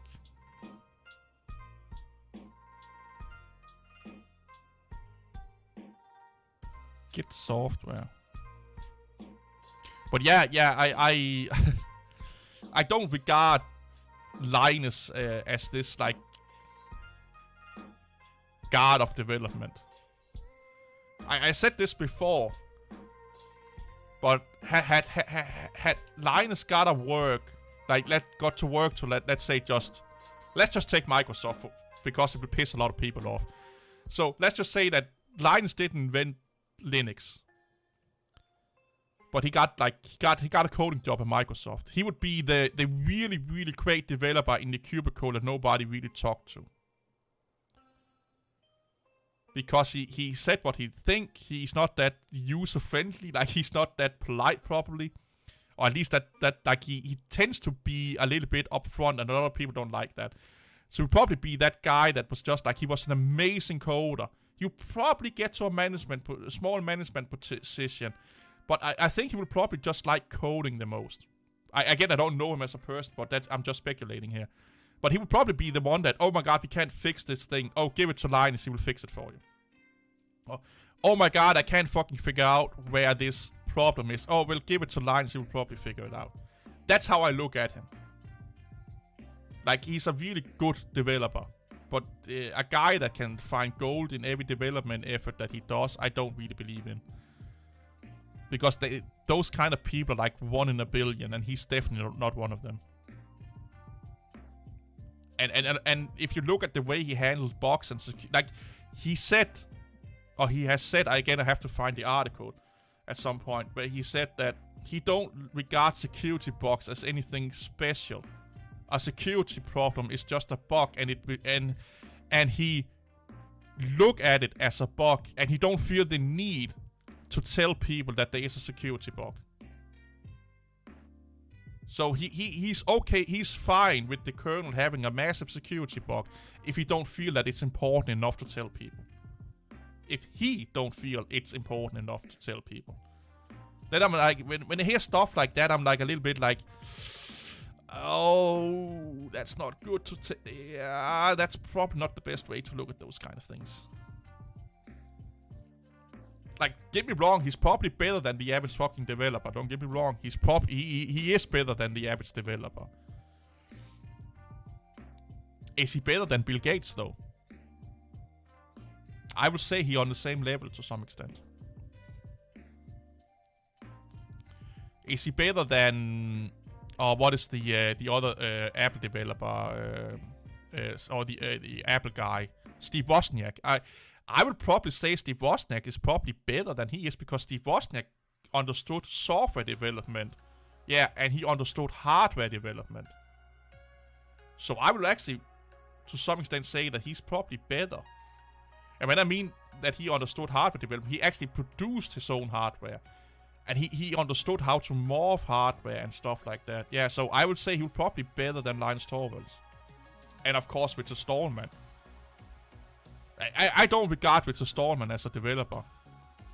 I have a sneaky suspicion that Richard Stallman has not done any line of code in decades. Like, he don't even fucking install his own operating system.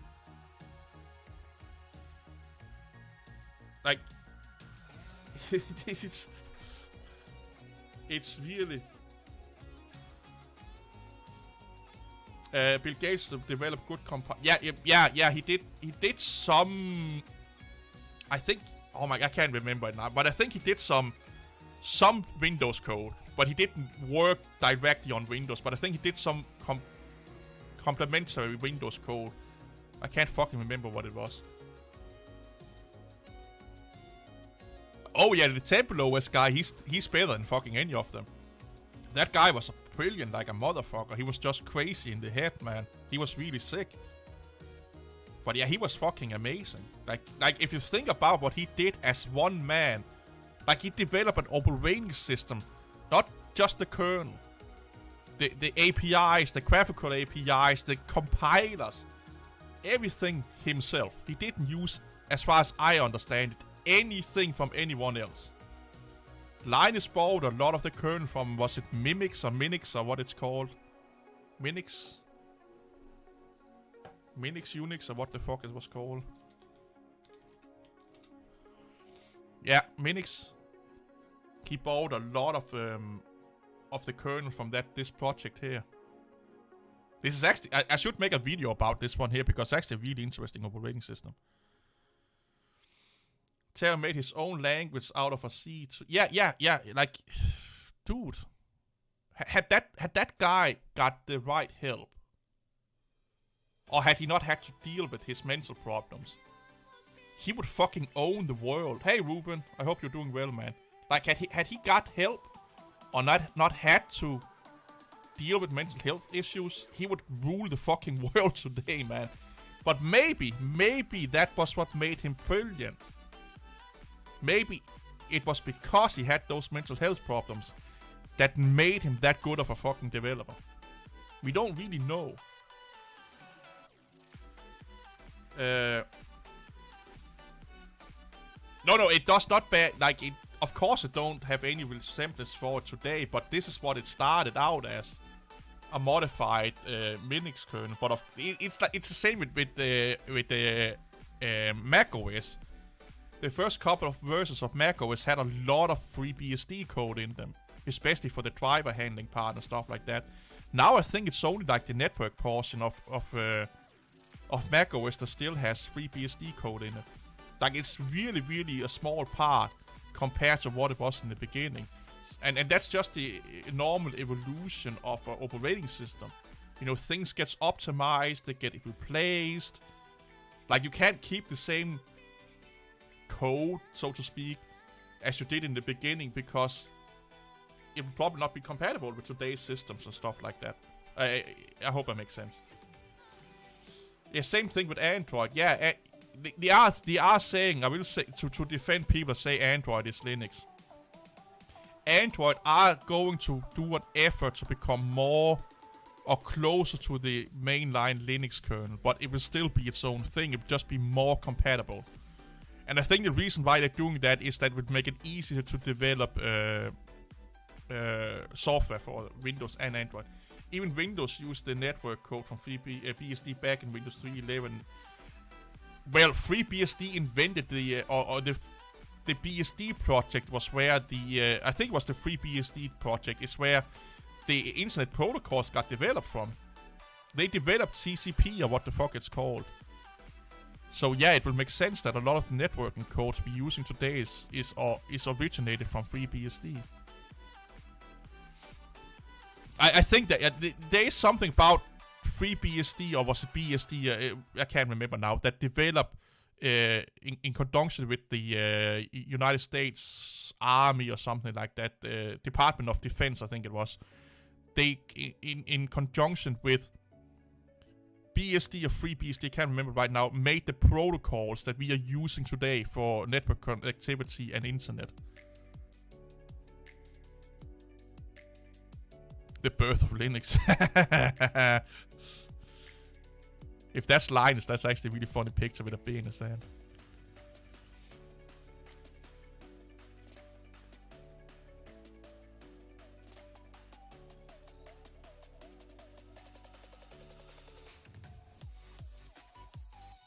Ooh, I like these with touchpads. I have one that has touchpad over there in the side keyboards also. A keyboard with a touchpad on the side, I can't speak.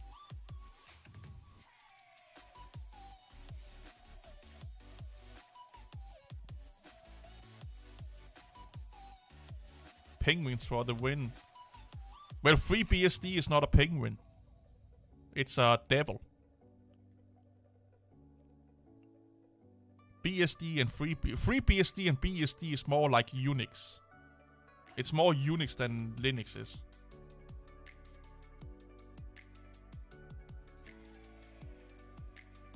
I don't think BSD is a weird fucking subject to get into. Because the BSD guys are again, not all, but some, or the vocal part of BSD really don't like Linux. And there's a big part of Linux that don't like BSD. Because they see, to some extent, some Linux users hate BSD more than fucking Windows. Because they are more open with the code and stuff like that. That they allow the code to be proprietary. And some BSD users, they hate Linux users for the snobbery things going on and the Marxism, communist nature of how Linux is being run. Or I'm not saying that Linux is a communist or Marxist system, but you could draw some parallels to some extent, and that's you know how Americans look at communism and stuff like that. So they are like, oh my god, they're just a flock of fucking hippies that's going around and giving everything away and fucking each other and demanding everyone what to do the same thing or else they are bad people. And there's a lot of BSD people not really liking that. So it's a little bit of a hot potato, to be honest. And I just don't find BSD that interesting because... HP has original Unix. IBM has original Unix. There's a lot of original Unixes out there. It's just not used almost at all. It has like really, really, really, really specific use cases.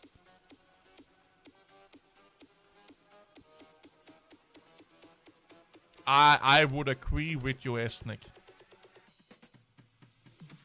I would agree with you. I would agree with you. I would 100% agree with you.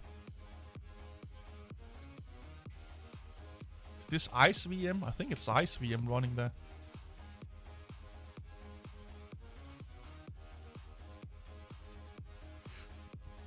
Hello everyone out there using Minix. I'm doing... Oh, that's Linus's response to... where he announced the Linux kernel. Down with the Free Software Foundation then. Like... They should allow to be, as long as they're not hurting anyone or doing anything illegal, they are allowed to do whatever the fuck they want. But that don't mean that we have to agree with them. That don't mean that you have to like them, or sponsor them, or support them. They're not doing anything illegal, they are not hurting anyone, so let them be crazy people for themselves. Halen OS, what the fuck is this?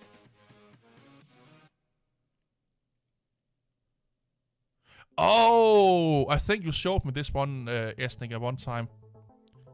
Halen is a portable microkernel-based multi-server operating system designed and implemented from scratch.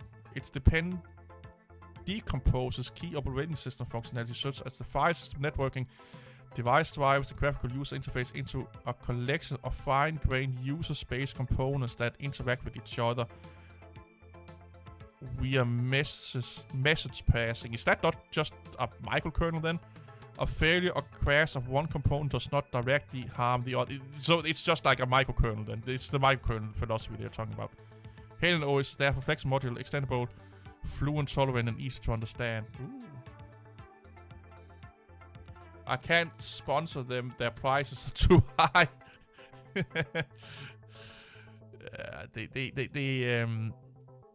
I need to bookmark this one here because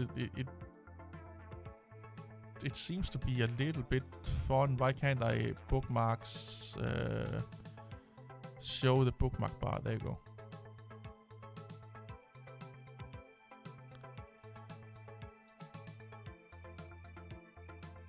This, yeah, I think I got shown this not like at one time. Documentation, downloads, generic PC. Do they have a not very usable? Oh, I don't want to download. I want to see their repository. There you go. GitHub. Okay, so they are oh well. Oh yeah, they are active. They are active.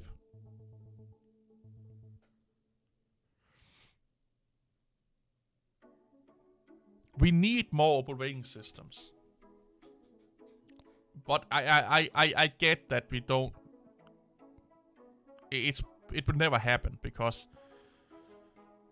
Windows and Mac own most of the world, and then for all us outcasts, there is Linux and maybe FreeBSD. Haiku is like this little cute little pet that we play with once in a while, and then we forget about it. And then we play a little bit with it again, and we forget about it. I wish Haiku was Linux. I'm not joking here. I wish Haiku was Linux, but it sadly is not.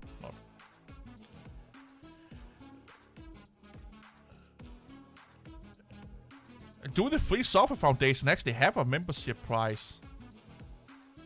I haven't looked at their website in forever, man. Halen OS is a research and learning tool. It will take a long time and a lot of work to make. Oh, yeah. I just wish we could have more fucking distributions. Also, not distributions. Fuck no.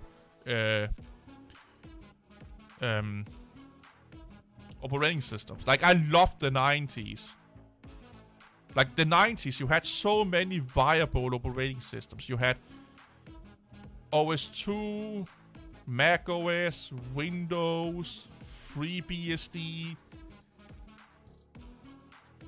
Solaris, BOS, SkyOS. Well, SkyOS was kinda almost usable, meaning that it almost had what you needed it. Or was SkyOS in the early 2000s? I can't remember. What else? We had some more. I can't fucking remember them now. But we had so many operating systems in the 90s, and the thing was, almost all of them was usable. Like, way more usable compared than if you compare Windows to Linux today. Windows versus Linux today. Which was really, really great. Like, OS2, you could run almost the exact same fucking software as you could on the Windows. I might have been thinking of the Linux Foundation. Yeah, the Linux Foundation have a high membership. That's right. Take a look at geno.org. It's a more useful microkernel OS than may be interesting.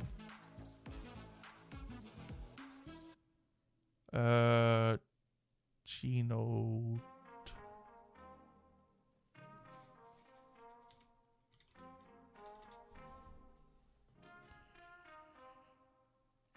C++, GPL, oh, 8 GPL3.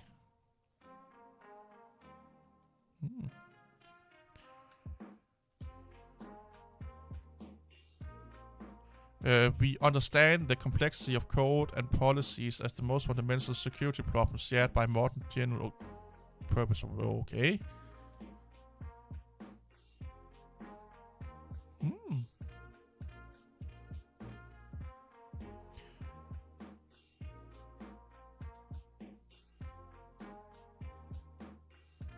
Huh.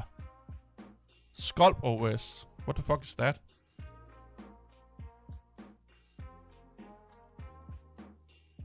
We could go back to the 80s. We all could go back to the 80s where they made a new OS for every new computer they made. Yeah, that's too much, dude. That's too much. Oh yeah, we also have Amiga OS. That's right, in the 90s.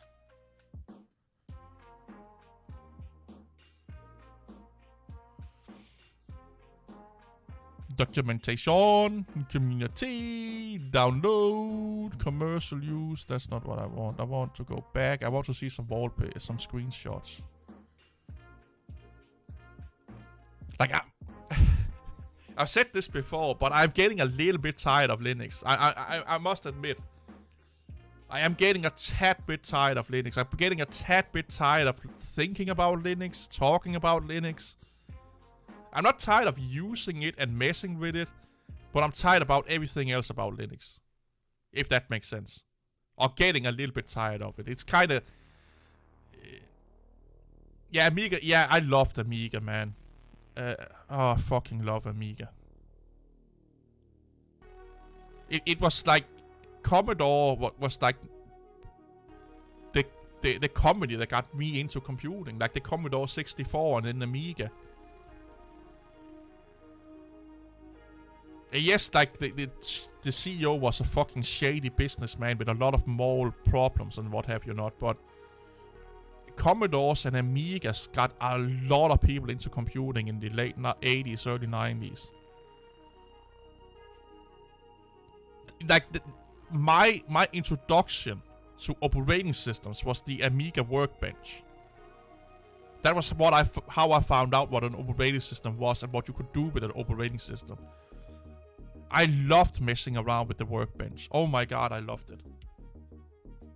And BOS, when that came out in the late 90s, kind of gave me that same feel. Yeah, go have fun, Esnik. I won't be on for like crazy long time either. After this, I'm getting a little bit tired. Security level sandboxing. I don't know if it was the best, because I would not I didn't really like the computers from the 80s and 90s. Like they were, the standards was crazy. There was too much fragmentation. You know, everyone was using their own fucking CPUs and device drivers and hardware specs and stuff like that, and that just makes it like really expensive for the end consumer, to be honest, and highly expensive for the also, like I said that already, expensive for the end consumer. And if you want one thing, you have to jump over to another system with another fucking operating system with another, you know, like it on the hardware side it was too fragmented, which made hardware highly expensive. But it was interesting. like computer hardware in the 80s and early 90s is a little bit where Linux is today with distributions. Everyone have their own fucking idea about how to do it. So it made it really interesting, but not that consumer friendly, if you think about it.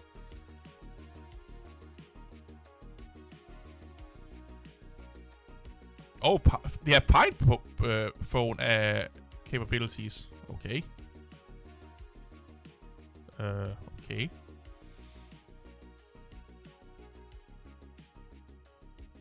Oh, it's just the same fucking... Let's open them in here then. There you go. Now we can open them. Oh, the stupidity is fucking maxed out today.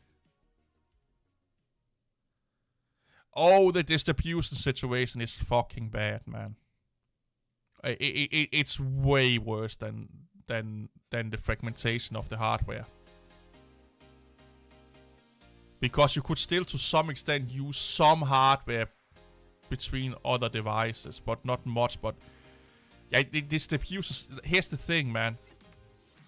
From a marketing standpoint with Linux, it's bad. It's really bad. Because when people are like, "Oh, I want to run Linux. What distribution should I pick?" Just that question is really bad from a marketing standpoint. Like really bad. Because you're not buying into a distribution, you're buying into an ecosystem. And then you have the community, the good old community. Then you're fighting with the community. Why did you pick that one? Why did you not pick this one? Don't you know this is bad? Don't you know this is bad? And blah blah blah blah. Oh, this is VirtualBox they're messing with here.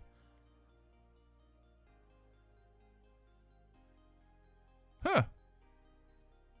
Is that so it run in VirtualBox? Or is it just what are they doing here? It could just be their name for RAM. No, name VM RAM. No, they are setting up a virtual machine-ish thing. Running some ROMs. Yeah, it looks like they here the VM file system, the shared file system services. Yeah, they are USB support. Yeah, it looks like a VM they are starting up. I wouldn't mind having 4 big players as this to something Debian is Ubuntu or something SUSE is. Yeah, I kinda yeah. 4 or 5 or 4 or 2 main distributions would be nice. It would be nice. I'm back on my very first Linux experience, Peppermint, which is now Debian-based, fast, stable, and with Arc Dark and Papyrus Dark Arc theme. It looks great. Yeah, I have a feeling that a lot of people that try, let's say they try Mint first, that's their first Linux distribution. And then they use that until they get really comfortable with Linux. And then they try all kind of different Linux distributions. And then I have a sneaky suspicion or a feeling or an idea or an opinion or what you will call it, that they then end up back at Mint, their first distribution, because that it was the first one they used, it's the one they know the most, it's the one that they're most comfortable with. So I think a lot of them, they try, all of these other amazing distributions, and then they're like, you know what? It's not really that much better or that much more different than what I can do under my first ever distribution I used, the one I learned Linux on. They want to know every fucking nook and cranny of, and then they're just going back to that one. I have a suspicion that's what's going on. Like, look at me. This is one of the first ever distributions I installed. The first ever distribution I installed was Red Hat Linux. That was before it was called Fedora. And then I went over to SUSE. It was called SUSE back then. And then I was switching for many years between SUSE and Mandrake. That then became Mantriva and is now Magia, or don't really exist anymore, to be honest. And had Mantriva or Mandrake been around today, I would probably be using that system today. And that's why I make videos about opeSUSE, because I'm fond of opeSUSE, because it was the first real system I used for a long time. I installed Red Hat first, but I didn't really use Red Hat that much. I quickly jumped over to opeSUSE. Yeah, I know Mantriva is still here, but it's not. No, Mantriva is not really Linux anymore. It's something else. That's why we have Magia and stuff like that. But Mantriva it morphed into something fucking crazy. Oh.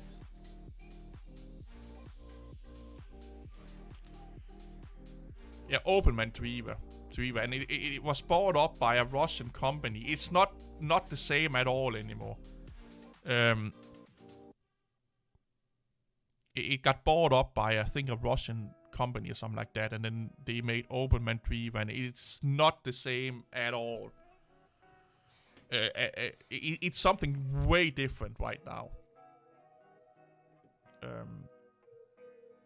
Yeah, last release 2011. And then we had open Mantriva and Magia, and some of them got bought up by another company or Russian company or whatever the fuck it was. And yeah, that's just so, it's a mess. It's a mess. Open Mantriva, yeah, but then it's another one I'm thinking about. Also, DistroTube is not that reliable. I tried Mint, Ubuntu, KDE Neon, and PopOS, but they all had problems with what problems did they have that Peppermint don't have, Johan? What problems do they have? Or did they have that Peppermint don't? SUSE, Linux, Mandrake, and Red Hat was my... Yeah, it was kind of the same for me, Ruben. It was kind of the same for me. But I will say this. If I should run, like you have to pick one distribution, or yeah, one distribution, and that's the only distribution you can run. I would probably go with an Ubuntu distribution.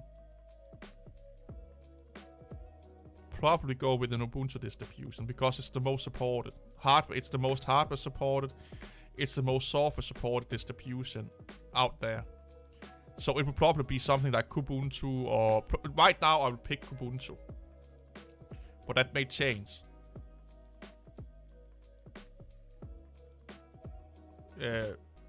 As much as I love Mandrake or Manjaro, what the fuck am I saying? As much as I like opeSUSE Tumbleweed and love it to death, I also have to think of the pragmatical viewpoint of it, you know. But what if I'm going to change hardware, you know, and stuff like that? I need, if I only can run one system, I can never switch again. I have to run the most supported system on Earth, and that is Ubuntu. May not be the fastest, may not be the most popular from a community standpoint, but it's the most supported both for software and hardware.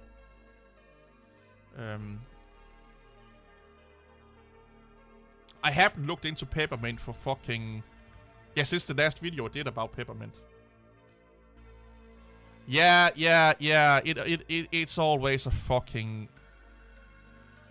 It's a fucking bummer when stuff like that happens, man. It's a fucking bummer, man. And no matter how much people will like it and we will like it, Peppermint will never be the same again. And that's why I think it should be called something else. I honestly think it should change name. And then call it a spiritual successor to Peppermint. And the way they handle the whole passing of him and the way they capitalize on it to some extent, not monetary wise, but other, you know, user wise and stuff like that, give me a little bit of a bad taste in my mouth. Gecko Linux is amazing, man. Gecko Linux is amazing. Like if you want opeSUSE with less hassle, you go Gobo. Gobo. Oh, sorry, I'm reading wrong here. Yeah, Gobo is actually a really interesting way of thinking about Linux. Red Hat 9 was great back in the day, and then Fedora, and I kind of like Fedora. But Fedora, like, yeah.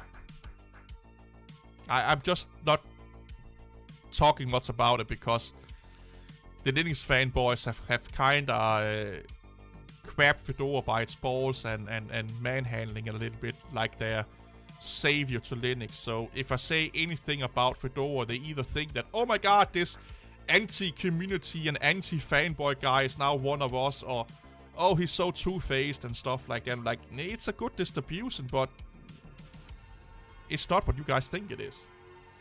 Peppermint was Mark Reeves. Yeah, like, I criticized Peppermint to the fucking heavens. And I did not like Peppermint. I still don't like Peppermint, but I did not like Peppermint back then. It was just not for me. I didn't see why they did what they did with Peppermint. This Frankenstein system that it was. But a lot of people loved it, and I can see why they loved it. And it did a lot of things great. I just didn't get it. And I still don't get it. Like, I really don't. Like, not this version of Peppermint. The Mark Reeves Peppermint. But I liked using it. I just didn't get it. And it was just like, why would you use this when you can use Debian and get the exact same experience with a little bit of tweaking? Or sorry, Ubuntu. I think it was based on Ubuntu back then. But some just like the theme, some just like the, you know, the community part of it. Some just like Mark Reeves, you know. They like the way he did things. And that's valid points. It's just not points that I value that highly. You're right, Gecko is nice even if I prefer mainline. Yeah, if Gecko is opeSUSE, it's just opeSUSE made accessible, more accessible for you. It's opeSUSE. The main developer don't use any third-party repositories or anything. You can get the exact same experience for opeSUSE if you put in the work. If you set it up like Gecko, you're just getting a more completed desktop experience. So think a little bit like it, like this opeSUSE Tumbleweed, for example, would be Arch, and then Gecko would be EndeavourOS. That's how we should look at it. If you like GNOME, Fedora is the best option, I think. Fedora, no, like, I really like the KDE versions of Fedora. They have always been really good. But yeah, GNOME is running amazing on Fedora. But the Fedora developers and Red Hat developers, they do work closely with the GNOME developers. Mark was planning to go to Debian because he didn't like how Ubuntu was handling things. I've seen that. I've read that a lot. Yeah, and I understand 1000% why he done it. But why don't he just do like anyone else is doing, checking out the snap aspect of it? Because you can easily do that. Like KDE, Kubuntu don't use snaps. Subuntu don't use snaps as far as I know. Lubuntu don't use snaps. It's really easy to do it. And I feel that going with Debian, it is a step back. It is a step backwards, if you ask me, from a support aspect. Personally, I don't like KDE. Too many bugs. KDE is actually really good nowadays. It used to be a buggy fucking mess. And I used to love KDE, and then I used to hate KDE, because every time you did anything on KDE, it used to crash. No. All Ubuntu's not. No. Ubuntu don't use snap. You can. Like I said, KDE don't come with any snaps. Not KDE. Kubuntu and Subuntu, I know for a fact they don't come with any. I know for a fact that Kubuntu don't. At least not in 20.10 didn't come with any snaps. I don't know in the new release. I haven't checked, to be honest. But the things that Ubuntu use snaps for, you can easily just uninstall and install the deb version. And if it's not in repositories, there's a PPA for it out there. But of course they want to get everything into snaps. That's probably their end goal. But I just hope that when that end goal comes, that snaps is like as good as deb files. But I have a sneaky suspicion that they want everything to be snap packages. And if snap packages are as good and run as great as deb files, there's no problem with that. I just think that people right now is a little bit afraid or skeptical of the transitioning going on with Ubuntu, that they want to focus a lot on their own package format. And it makes sense. They made it. It's their creation. Why would they not support it? Oh, you can... I am sure you can find a PPA or a deb file for those two programs out in the wild. So you don't have to tarball the shit out of it. Updates earlier than debs, yeah. PPAs is like, or if you mean like making your own software with PPAs, that's a little bit complicated. But using PPAs is really fucking easy. But we also have to remember this. We have to remember this. Ubuntu is not a desktop system. They like to say they are a desktop operating system, and they are doing things for the desktop, but they are doing things for the corporate desktop. You know, they're thinking about desktops that is like in the financial office in a big company, or the development department, or the, I don't know, garbage department in a company. That's the desktops they are thinking most about. Servers and corporate desktops. They don't care that much about us. They may say they do, and they probably also do to some extent. But their main focus is the corporate desktop and the corporate world. And if you look at it from that viewpoint, snap packages look a lot alluring. Like, they look a lot like a good idea. Even flat packages for that matter. I honestly don't think that from a casual desktop user... Yeah, office desktops. Yeah, you're right. From a everyday computer user, I don't see that big of an advantage for snap or flat packages for that matter. The only advantages I see with those package formats is that they are universal. The semi-sandboxing technologies and the added security, potential security that they give and stuff like that don't make that much sense for us. It makes most sense for the corporate world and the business world. The only benefit we have, or the best benefit we have of it, is that it's, you know, one snap or one flat pack works on any system. That's the main benefit we get out of it.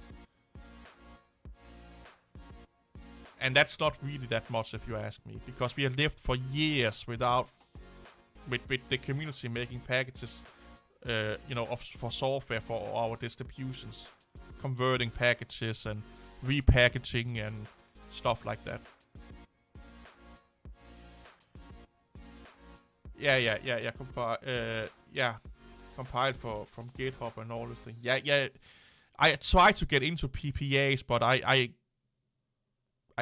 what was it? It was something you need to be validated or something like that. You can't just make a PPA and then, you know, have it. It's something like your software have to be validated by the community or something like that. I can't fucking remember it. So you have to have people looking at your code. Or you have to have people validating that your software is working. I'm like, I'm just making a script. I don't need that. You know. But then you can make your own, you could just make your own apt repository, apt repository. That's a lot easier. But then you need a server to host it on. But you can do that on GitHub and GitLab, I think. If you're not having a lot of programs. Oh, I miss the good old Mantriva days. 10 years of innovation.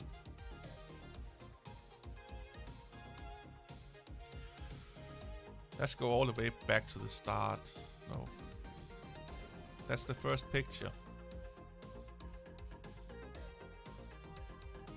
Oh, I remember this installer. Oh, the good old days. AUI is not king. Like, yeah, PPAs don't work with Debian, that's right. AUI is not like, it's just a conversion script site.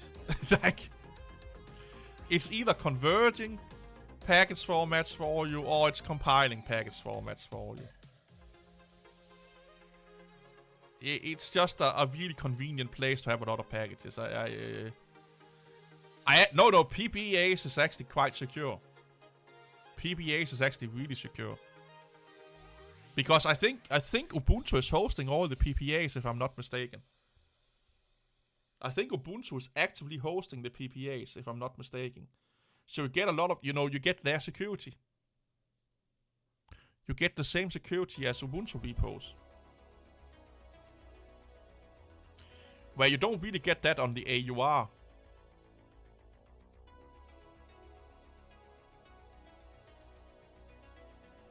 And my main problem with the AUR is there is a lot of bad code up there. That's my problem. I try to only use trusted developers AUR packages if I can. No, validated developers, AUR developers. Because there's not that much of what you call it, curation going on the AUR. No one needs security. It's not so much security. I just like what I like about, let's say, the Ubuntu repositories or the Debian repositories or the Manjaro repositories or the Ars repositories is that there are some sort of quality control going into it. That's what I like. I like the quality control aspect of it. That there is actually a standard that we have to adhere to. That's what I like about it. Those repositories. And that's what I don't like about the AUR. There's no real quality control to it. And I kind of like... That's why I get so funny when people like, oh, we don't like curated app stores and stuff like that. I'm like, dude... If it's done right, it's done so you get the best possible software you can get. That you don't have to deal with... Your Marx is putting a fucking flying dildo as a fucking icon on his software without you knowing it. You know, stuff like that. It's to make sure that you have the best possible experience with the software. And I kind of like that. My power is out. I am relying on the UPS to keep my route and modem on. I have 80 minutes left. That's fucking bad, man. I hope you get your power back by then. Yeah, I'm lucky to live in a country where we rarely have any power outage. Like, I'm not joking here. They go years before we have a power outage. And if we have one, it's like for a split second. We had one like a couple of years ago. It was so fast that my computer didn't manage to shut down. There was enough residual energy in my computer that it just dimmed the screens, you know, and stuff like that, and I could see everything was flickering, and then we were back up again. This is the first time in years. That's fucking. I hope it goes fast for you, dude. It's just pure chaos of package. Yeah, the AUI is a mess, man. I saw someone criticizing Microsoft for wanting every software to be in the Microsoft store. And I was like, you don't like Microsoft want everything to be in the Microsoft store, but you're okay with Linux having everything in their repos or in their software store? Or is it just that you don't trust Microsoft to handle it the right way? I think that's the problem you are having. Because then you should be criticizing Linux for having a software store. I think it was eBoss Central also. Like, he spent like 20 minutes complaining about the Microsoft store. And I was like, you do know that Linux is using software stores the exact same fucking way. And for the exact same reasons that Microsoft is doing it. And should you not complain about that you don't trust Microsoft instead of the store? I can't remember the last outage in Germany. Seriously. Yeah, like... We had one last year that was... We had one that was planned last year. Or the year before. And then we had one that was not planned. And before those... yeah. I've lived here in 14 years. And I think we had like 2 or 3 or 4 power outages in that amount of time. And most of them was like I said, it went down and it came back up again. And one time it didn't even fucking shut down my computer. It actually managed to stay up for like that split second it took. I don't trust Microsoft with anything. I trust them with Windows. Like, I trust them to do whatever they want with Windows. I trust them to do Windows the way they want Windows to be done. But I don't trust anyone. I don't trust Linux distributions with anything. I don't trust anyone with... If I don't know you, I don't trust you. I will not give you my fucking credit card and PIN number. I don't know you. I don't trust you. Like... I see it like... I don't trust Microsoft. I don't trust Ubuntu. I don't trust Red Hat. I don't trust fucking Ethnic OS in the same way. I don't know what the fuck Ethnic is doing behind the fucking walls with his whiskey addiction and massive amount of $1 billion in dollar bills he's laying in each night. I don't know. You don't know. Well, you should trust yourself. If you don't trust yourself, how can anyone trust anyone? Just like respect has to be earned. So I kind of hate that, but respect has to be earned, because there is a baseline of respect that you just automatically have to give to people. You know, common courtesy. You kind of have to respect your elders. Like, they probably know more about life than you do. So you already should have like a baseline of respect for them. But I will say this, that it's so much easier to lose respect than trust. Because you can still disagree with a person and trust them with your life. Like, if you are a soldier, you may not fucking like the person next to you. You may not even fucking respect them. But you do know that they will do everything to save your life if shit hits the fan, and you will do the same for them. But with respect, you don't have that, you know, that kind of trust, you know. I hope you get what I'm saying here. Like, you can lose respect for a person just by the way they look at you. But I do think that there is like a basic amount of respect that everyone just have by default.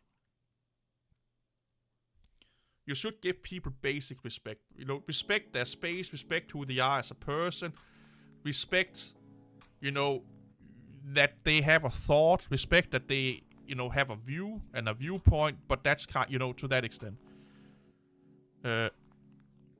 Trust no one. Experience taught me that.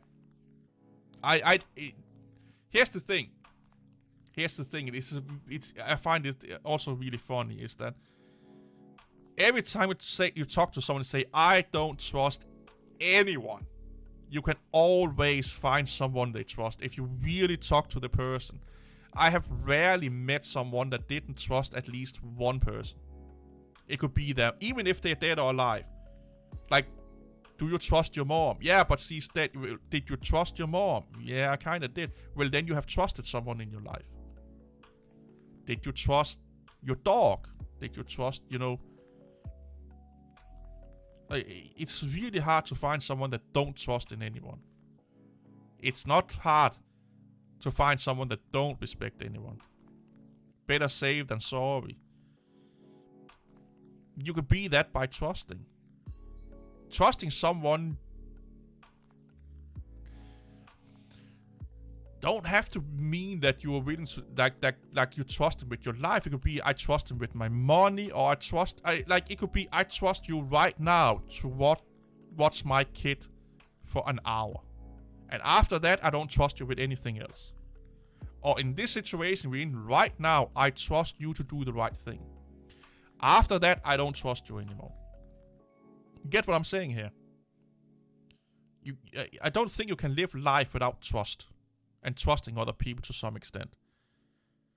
The only I trusted... You see, you have trusted someone. And if you have trusted someone at some point, you can also trust someone later on. And it's the same with respect. You can respect someone, and you can lose respect in them. But the fun thing with respect is that you can't say, okay, I respect you right now, but I don't respect you after this situation is over.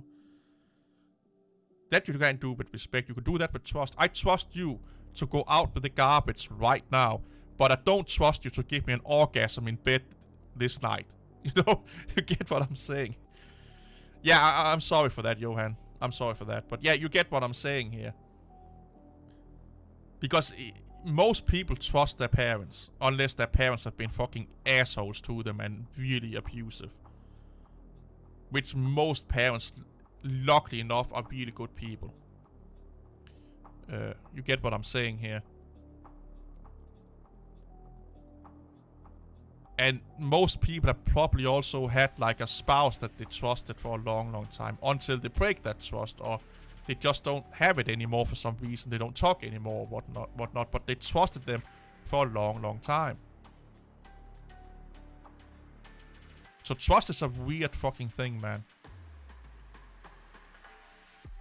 Respect is a little bit more manageable.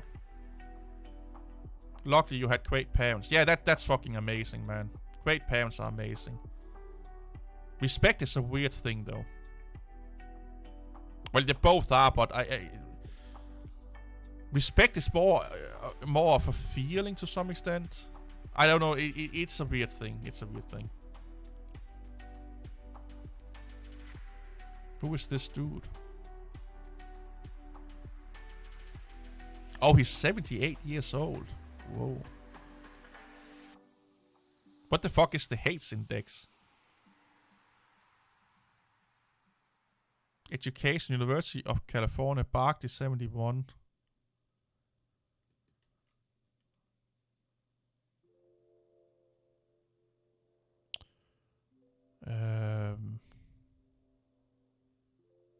What is the hates index? I've never heard about that before.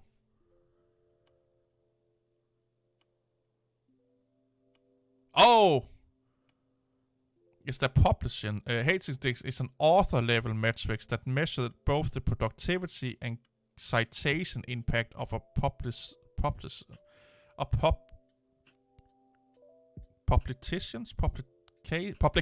There you go. The fuck is wrong with me? What's a good hates index? A hates index of 20 is good, 40 is outstanding, 60 is truly exceptional. Oh my god, so he's like massively high up there. Dude, this guy's a fucking genius. Holy shit. At least like he's published and cited a lot. Holy crap.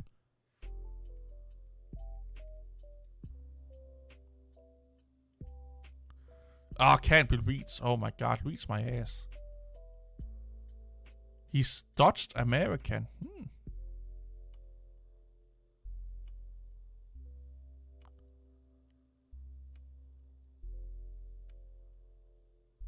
Computer science textbooks regarded as standard text in the field. Ooh.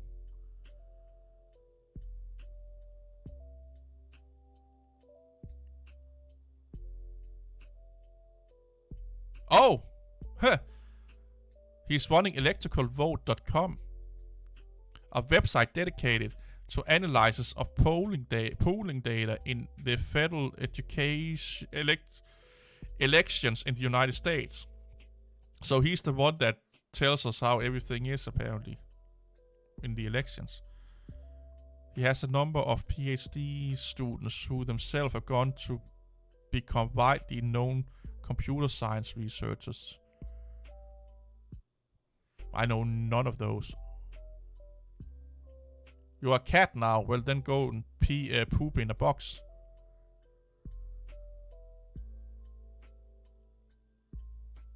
Research projects. I wish, I so wish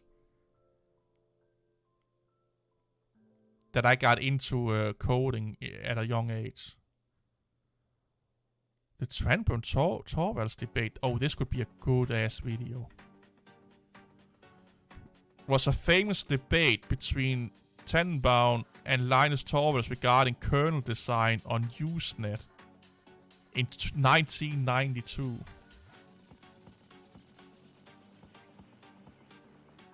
Oh my god. Yeah, meow.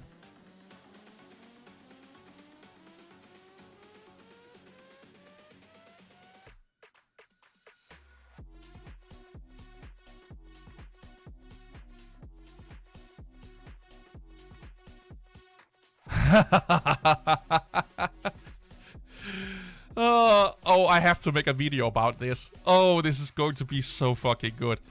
The Tannenbaum-Torvalds debate was a written debate between Andrew S. Tannenbaum, I hope I pronounce his name right, and Linus Torvalds regarding the Linux kernel and kernel architecture in general. Tannenbaum, the creator of Minix, began the debate in 1992 on the Usenet discussion group comp.os.minix, arguing that microkernels are superior to monolithic kernels, and therefore Linux was even in 1992 obsolete. The debate had sometimes been considered a flame war. Oh, I hope I hope there's a fucking transcript of this one. Please tell me we can see it. Oh my god. Oh, this could be so funny. Oh my god. Oh my, oh, we need this, we need this, we need this, we need this.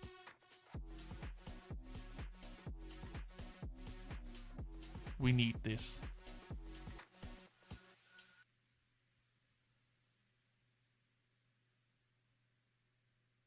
Oh, we need this. I don't know. Yeah, well.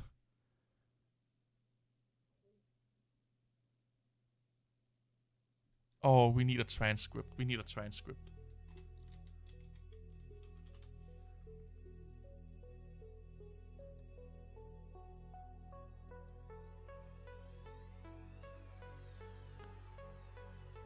Oh, we need a transcript.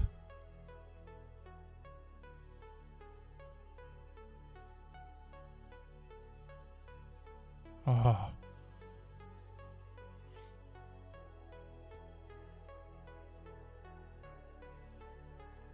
So this is Tannenbaum.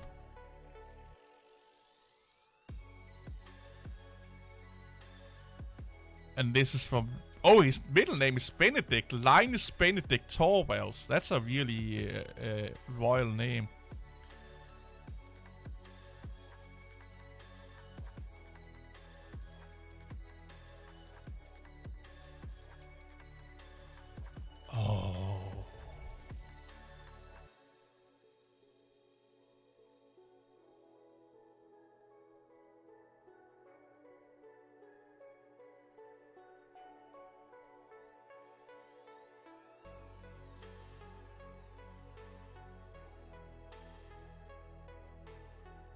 Oh. Oh!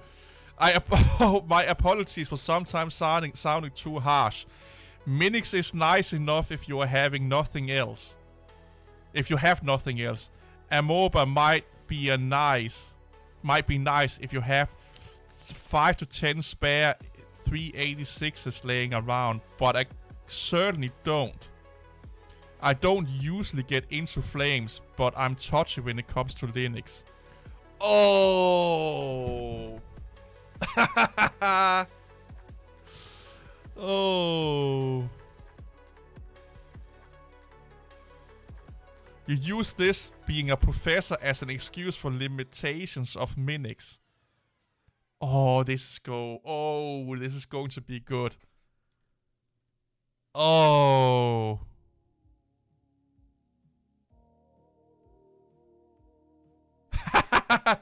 Here's someone called David coming at them. He's getting in here. That's okay. Einstein got loosely created in math and physics. I still maintain the point that designing a monolithic kernel in 1991 is a fundamental error. But thankfully, you are not my student.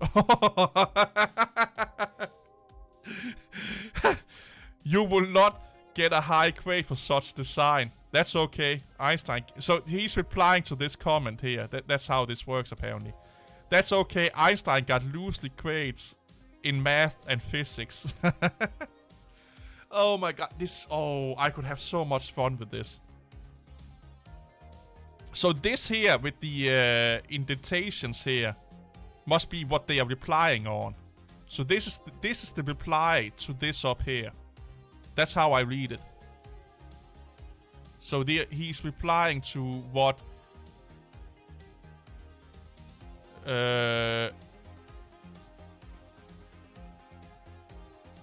these two people here are saying.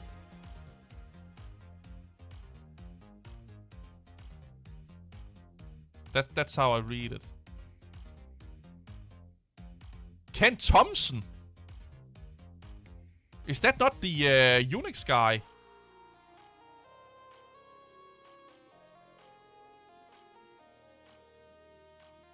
Yeah, that's the Unix guy.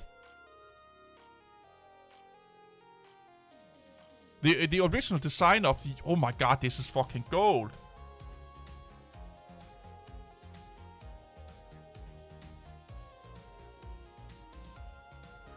Viewpoint may be largely unrelated to its usefulness. Many, if not most, of the software we use is probably obsolete according to the last design criteria. That's true. Most users could probably care less if the internals of if the operating system they use is obsolete. I like this, dude. They are relatively more interesting in its performance and capabilities at the user. I love Ken Thompson. I will have his... if I was a girl, I'd marry this fucking dude right now. He's my fucking guy. I would generally agree that microkernels are probably the wave of the future. However, it is, in my opinion, easier to implement a monolithic kernel. It is also easier for it to turn into a mess in a hurry. Dude, this guy he foreseen every problem we have with the Linux right now. What is the biggest problem with Linux right now? It's a fucking mess. It's a mess. The code is a mess. Wow. And Kevin Brown is then responding.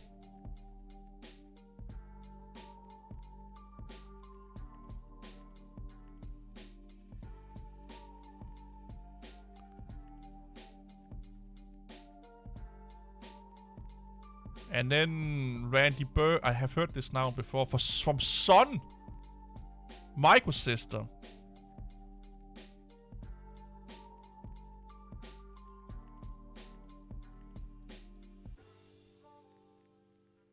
Oh, I have to read this.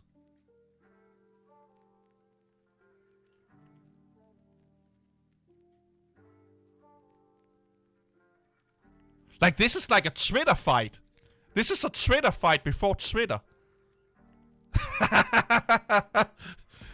like if you look at it, it's kind of like, it's kind of, you know, it's kind of in the same nature. So this here is the original tweet.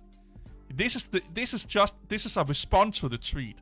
This is the original tweet. This is a response to the tweet. So Twitter is working a lot like Usenet back in the day. Then we have Julian Misnovis here.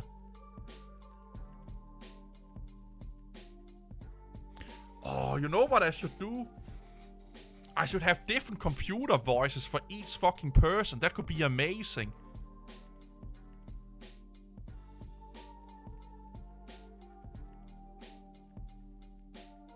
Like, if I did text-to-speech robots, and I made each one have their own word, and then like, if it's a response, like here, then it could be like here, Richard Torben responded to, and then the robot will say this here, and then he, you know, there will be a different voice for this down here, or Richard Topling could be like, is responding to, and then this would be read up by Andy Tenenbaum's voice, and it would be read up by Richard Tubin's voice. I'm giving people video ideas right now, as just so you guys know it. If you happen to make this before me, I'm getting really pissed. Wow. So the Minix guy really don't like Linux.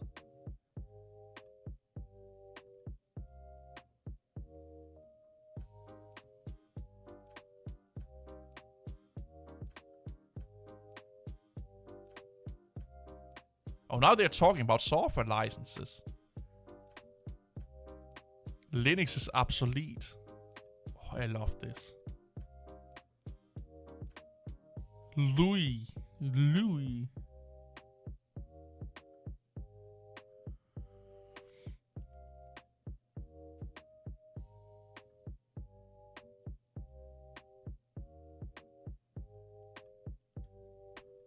Yeah, this is a Twitter fucking fight. Then we have Charles Hedrick.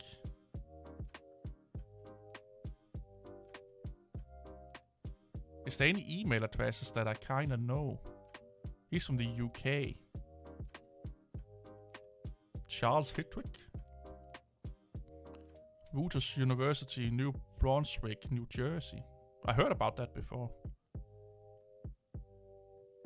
I just want to see what Linus Torvalds is spewing out of for fucking crazy ideas here.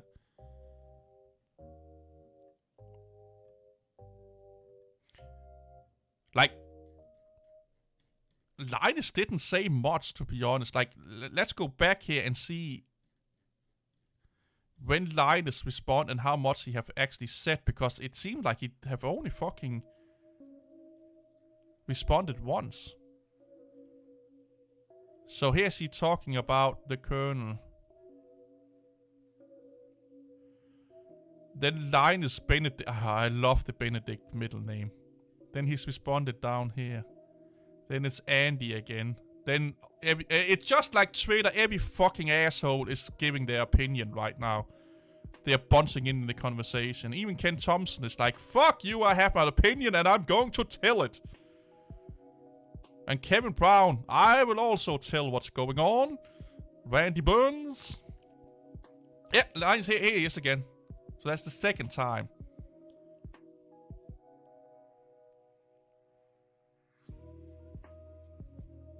Ooh. Multi-threaded file systems is only a performance hack. Not true. It's a performance hack on a microkernel. In quotes. But it's an automatic feature when you write it in a monolithic kernel. But my point is that, ooh.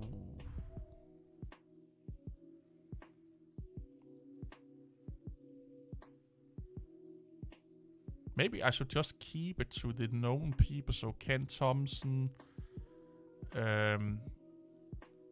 Andy Tenenbaum, Tony Travers. There's Ruben again.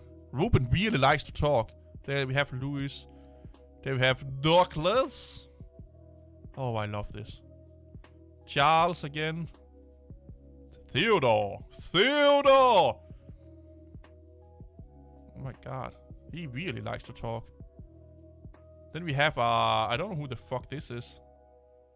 He must be an anonymous. Now we have Lawrence Siforet. And Anton Tenenbaum again. Yeah, Linus didn't really say much. This is like... Oh, here it is again. That's the third one. Linus quotes my first and hopefully last Flamefest Torvalds.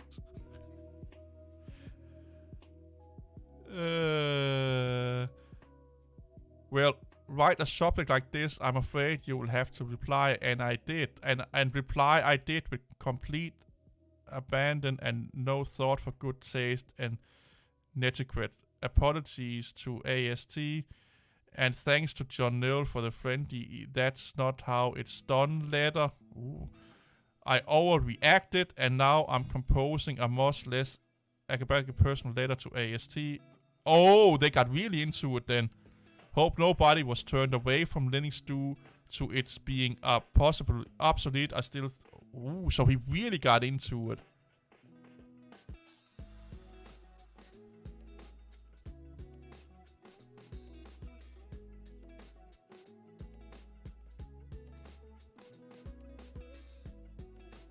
Oh, he's back again. I've been getting a bit of mail lately from unhappy campers. Actually, 10 messages from the 42,000 readers may seem a lot. Huh? But it's not really. There seems to be 3 sticking points. 1, monolithic kernel is just as good as microkernel. Portability isn't as important. Software ought to be free. Okay, so they're discussing the license. Ooh.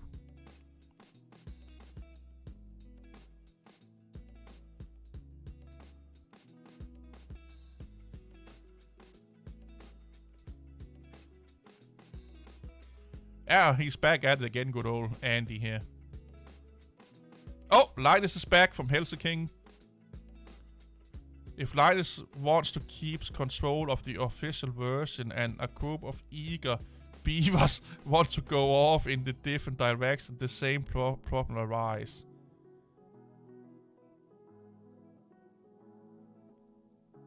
He really don't like Andy. I don't know what the S is standing for.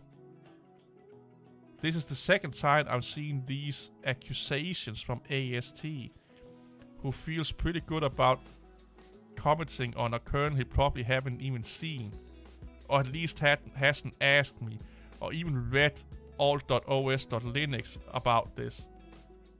Just so that nobody takes his guesses for full truth, here's my standing on keeping control in 2 words. 3. I won't.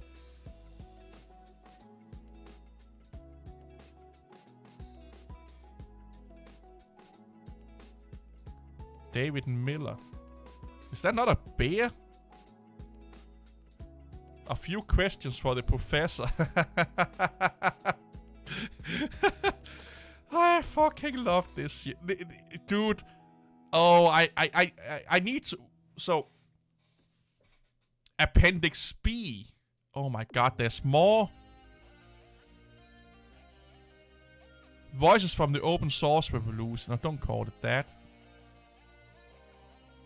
It's not a revolution, it's just a fucking license.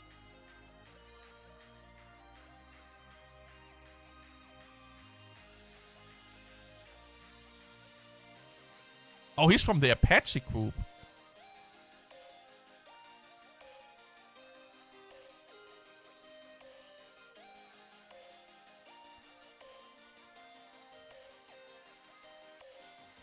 Eric Stallman, he's not in it. What am I missing here? Yeah. It's really easy. You just do it like via the package manager as you do on. Yeah, I don't think this is the whole.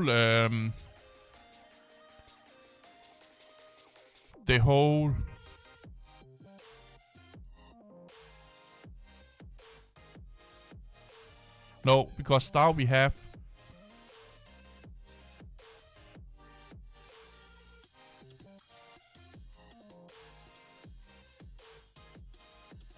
Did we have Richard Stallman was not in there, was he?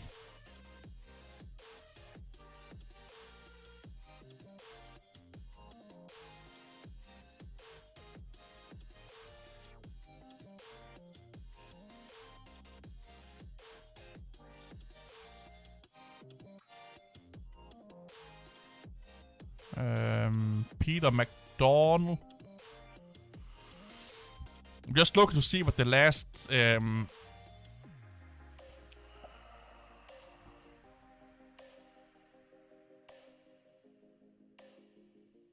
here and now Linux articles in stop framing Minix and Linux are two different systems with two. Okay, so this is the last respond.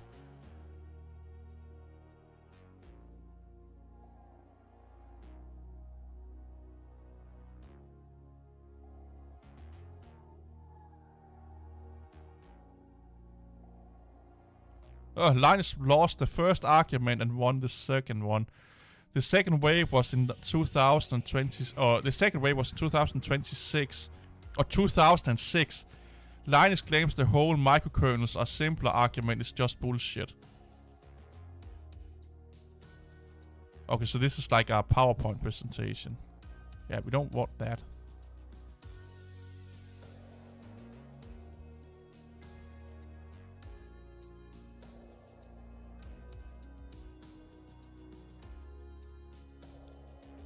This is a boiled down version of it here. No.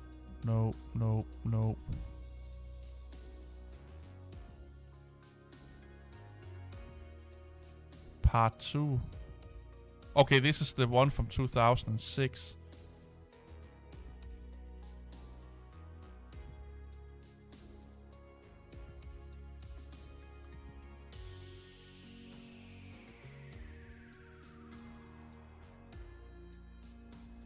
Oh, it seems like to be the Department of Computer Science University.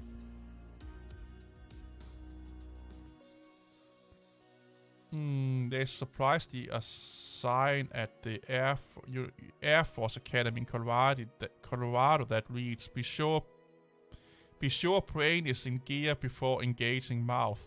I fucking love that. I fucking love that. That shit is fucking priced. We need that on fucking any fucking YouTube videos in the world in the comment section as the first fucking pinned comment. Make sure you think before you fucking speak. I don't do that, by the way.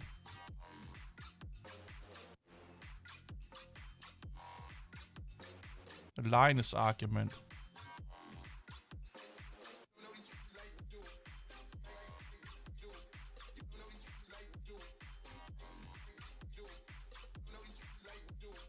Yeah, it's just a difference of opinion, it looks like.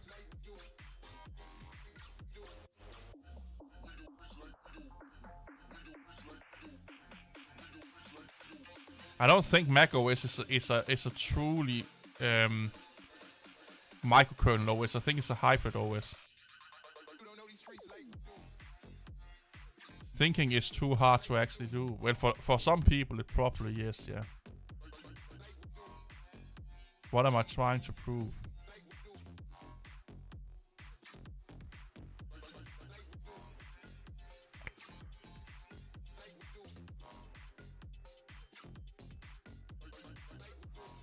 Oh. Linus called Linux bloated and huge. Yep.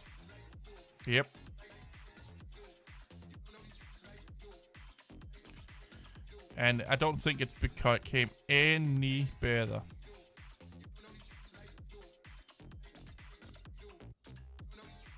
What are the comments saying? No surprise here. I wonder. Comments. What problem?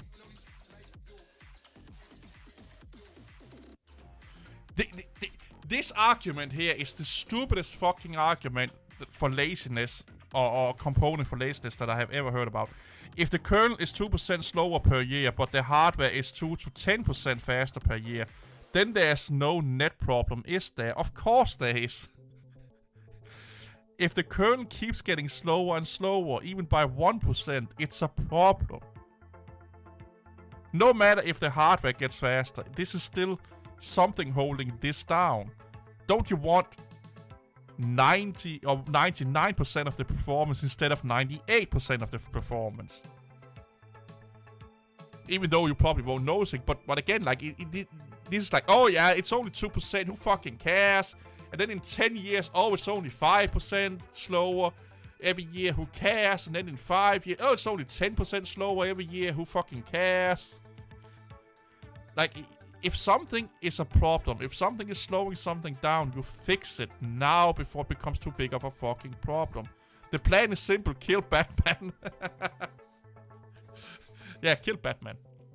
Linux is not an OS, it's a kernel. Yeah, some could debate that a kernel is an OS. Code Pro versus Moore's Law. Yeah. Oh, I used to have one of those EPCs, man. Windows comparison. Not unfair. I wonder if it's fair to compare kernel size when the Linux kernel doesn't support nearly as much hardware and as many exotic devices as Linux. Like, Windows just support way more devices. You download a driver and install it. What the fuck? Like, that's just stupidity out of the fucking wazoo. I love reading comments on stuff like this because you get all these, in quote, smart people chiming in, and a lot of them are not fucking smart. And it's so funny when pretend smart people are debating other pretend smart people. I love it. I love it. I fucking love it. Because then they start to use insults. All about the Minix string.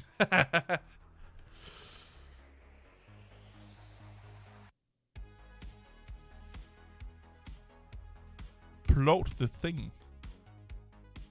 It's not all doom and gloom. If this has been... yeah. It would have been marketed as future-rich and compatible. If this were Apple, it would be... it wouldn't have... We wouldn't have heard anything. And the fans would have made excuses that it's future-rich and compatible. Linux may lack a bit of direction, but I'd rather have people who create the OS for the love of doing it than because it makes them big bucks. See, that's a really fun, interesting thing. I'd rather have people doing it for the love of doing it or to make big bucks. Who do you think make the best quality software? People that do it because they love it? Or people that do it because if they don't do a good job, they would get fired? I think it's the last one. They want to make a as good product as possible because, or else they will get fired. Where the people that do it because they love it, they are okay with a little bit of, that's not so good, that's okay. That's not as optimized, that's okay. That don't fly if there's money involved or responsibility involved. That's a really fun or interesting thought project to go down at some point, I think. Linux should aim for quality. Yeah, I actually... yeah, quality, yeah. Even Linux kernel developer Andrew Morton complains about the declining quality of the Linux kernel. Whoa. Wow. I think I have my next project worked out for me for a big video. Crazy operations guy. Small and lean isn't always efficient. Man. When was this? In 2006, so 16 years ago, the internet was still a fucking shithole. Oh, 2009 is these comments from. So 13 years ago.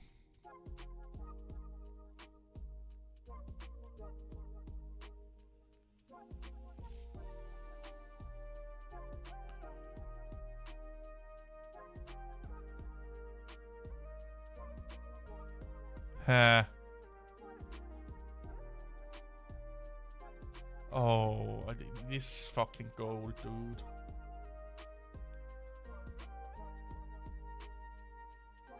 No, it just got worse, man. Like, I won't be on for much longer because I'm getting a little bit tired and also need to get shit done. But yeah,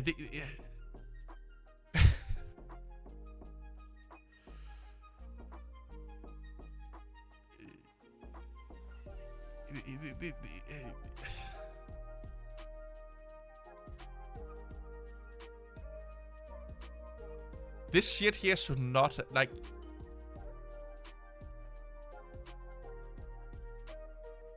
I don't know who should have shut their mouth.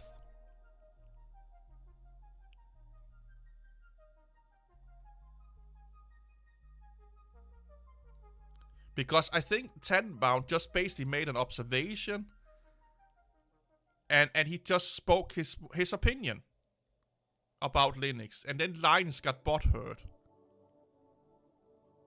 and got a little bit like, I have to defend this, and I think that's where it went wrong.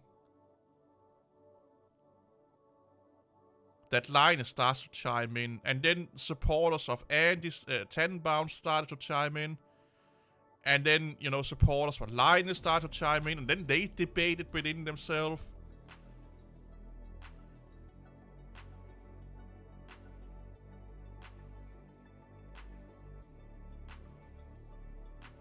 I think, honestly, it is a Minix. So if you look at it on Discord, com.os.minix is a Minix Discord. And Andy Tenenbaum was talking about his view on Linux in a Minix Discord. And he don't like it that much. And then Linus goes into a Minix Discord and basically dishes him for not liking it. And be a little bit snarky about it. Which is probably not the best thing to do. And then of course Andy Tenenbaum, the Minix developer, original, you know, main developer, is like, okay, you're coming into my house and being snarky.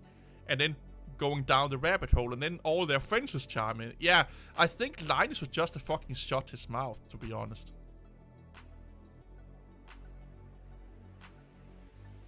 Like, look at it like this. This would be my ending viewpoint here, but look at it like this.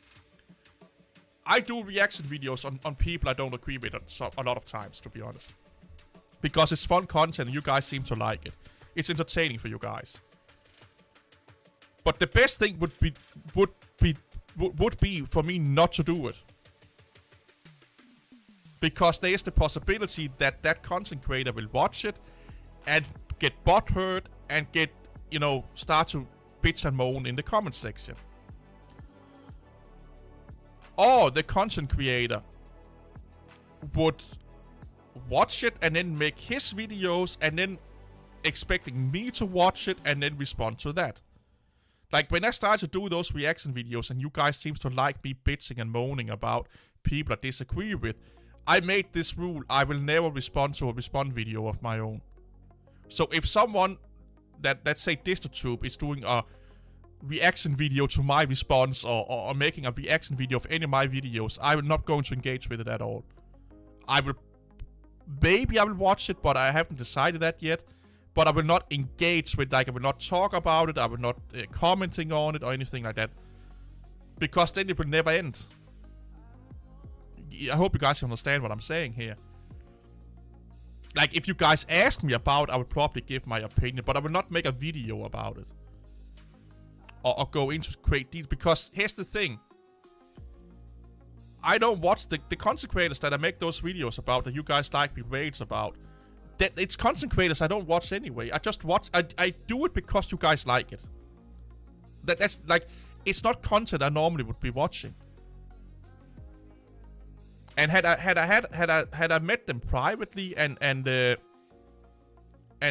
you know, we had a beer and they have said what they said in those videos, I will react the exact same fucking way. So I'm not saying stuff I would not be saying in real life. But if they respond, and I respond, and they respond, and I respond, you know, it just become a fucking loop of nothingness. I kind of have the same rule with the comments. Because I used to go into this fucking endless loop in comments with people where I debating them in the comment section for fucking days. And it just goes nowhere. So if people are fucking being idiots or stupid in the comment section, I will reply 1 or 2 times. Mostly not at all. But if I'm bored or if I need to poke the bear a little bit, I will comment like a couple of times. Maybe depending on how fucking crazy they are. But if they're really, really out there in the craziness, I will probably not comment at all because it don't do anything. They said what they want to say. They have said that I'm the fucking stupidest guy in the world. They have gave their reasoning. That's it. And nothing I do or say can change that. And that's kind of what Tenenbaum did here. He said what he thought, his opinion, he gave his reason, and no matter how much we disagree with it, we can't change his mind. And I think that's what Linus was trying to do here, is like making his case for his choice and wanted to change his mind. Well, you can't.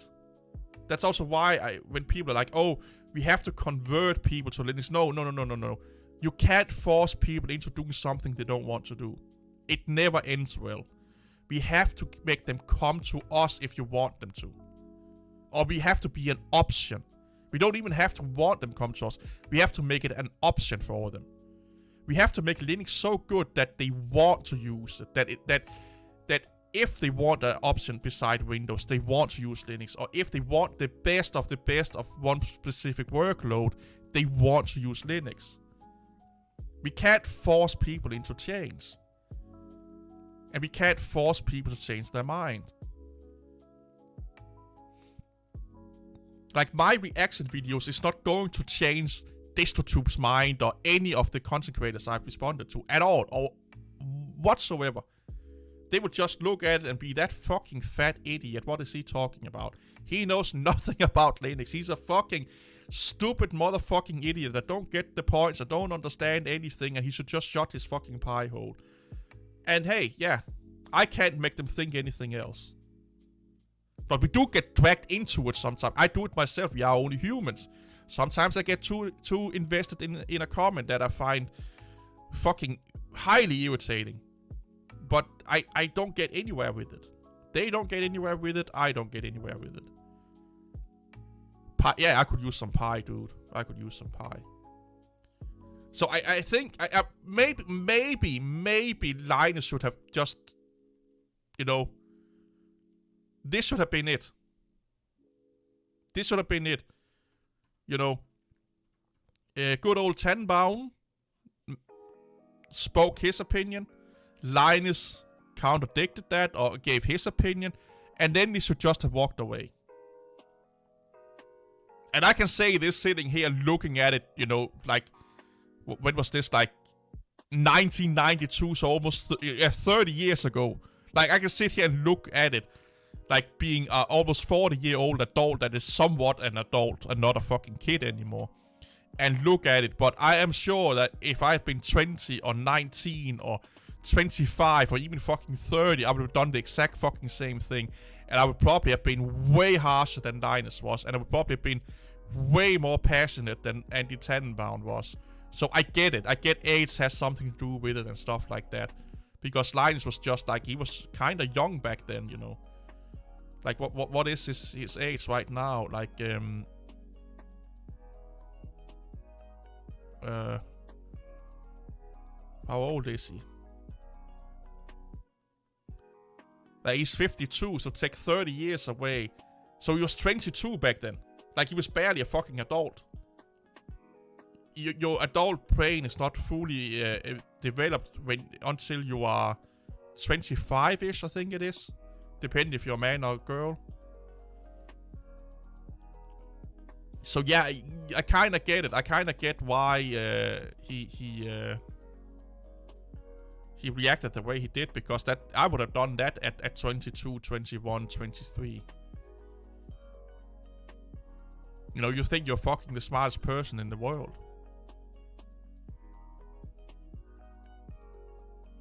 Yeah, but this and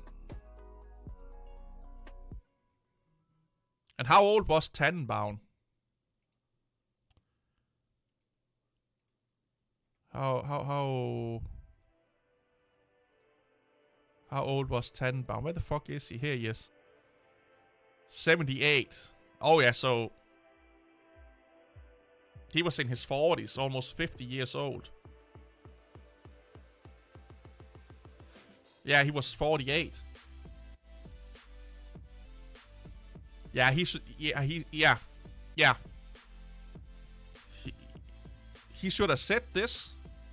It is a group for mimics people. Liney should have said this, and that should have been it. That should have been it. Like I kind of don't like the way that Tannenbaum was talking to Linus about if you were one of my students and stuff like that.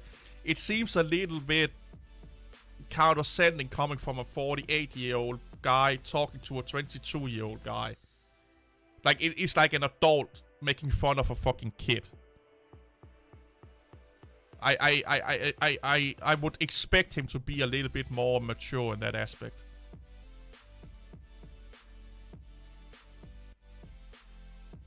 But yeah, I need to do some content with this. I think it would be too long if we just read it all out, even with robot voices.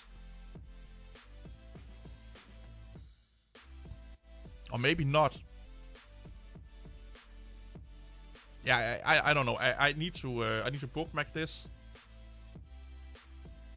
and then I need to get something to. Why is it? Oh, there it is. And then get something to trade.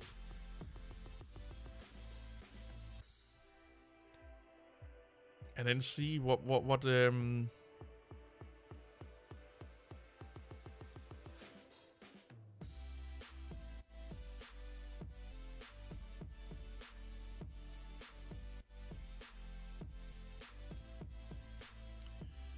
I can do.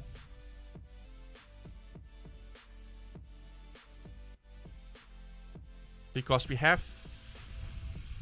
5 or 6 or 10 different people. 5 to 10 different people.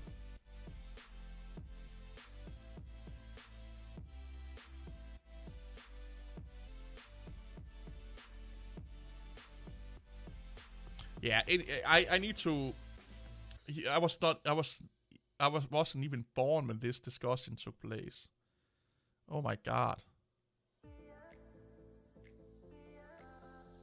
Yeah, I was 9 years old, man.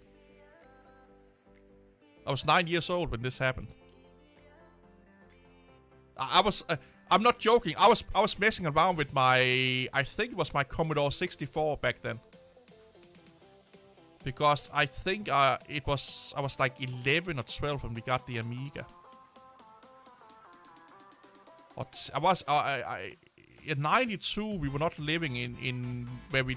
Oh wait, I could probably already have been having my Amiga back then, because maybe it was in the late 80s I had my Amiga. At least the first one I had in the late 80s.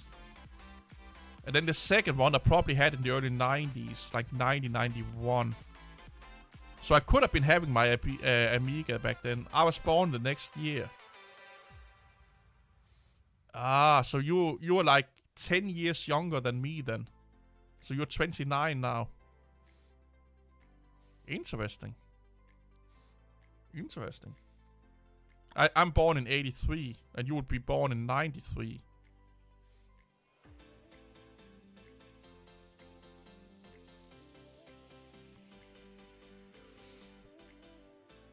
Kevin Brown. Yeah, anyway, I need to move. I need to go do my shit. Thanks everyone for stopping by. See you later. This has been a long ass stream, man. Hope you all are having fun. And in a week or two, I will be doing something with this one here, man. Yeah, February. I'm born in February also. February, 27th of February. I was born in 1983. On the 27th of February. So yeah, see you all later. Bye bye. and end it.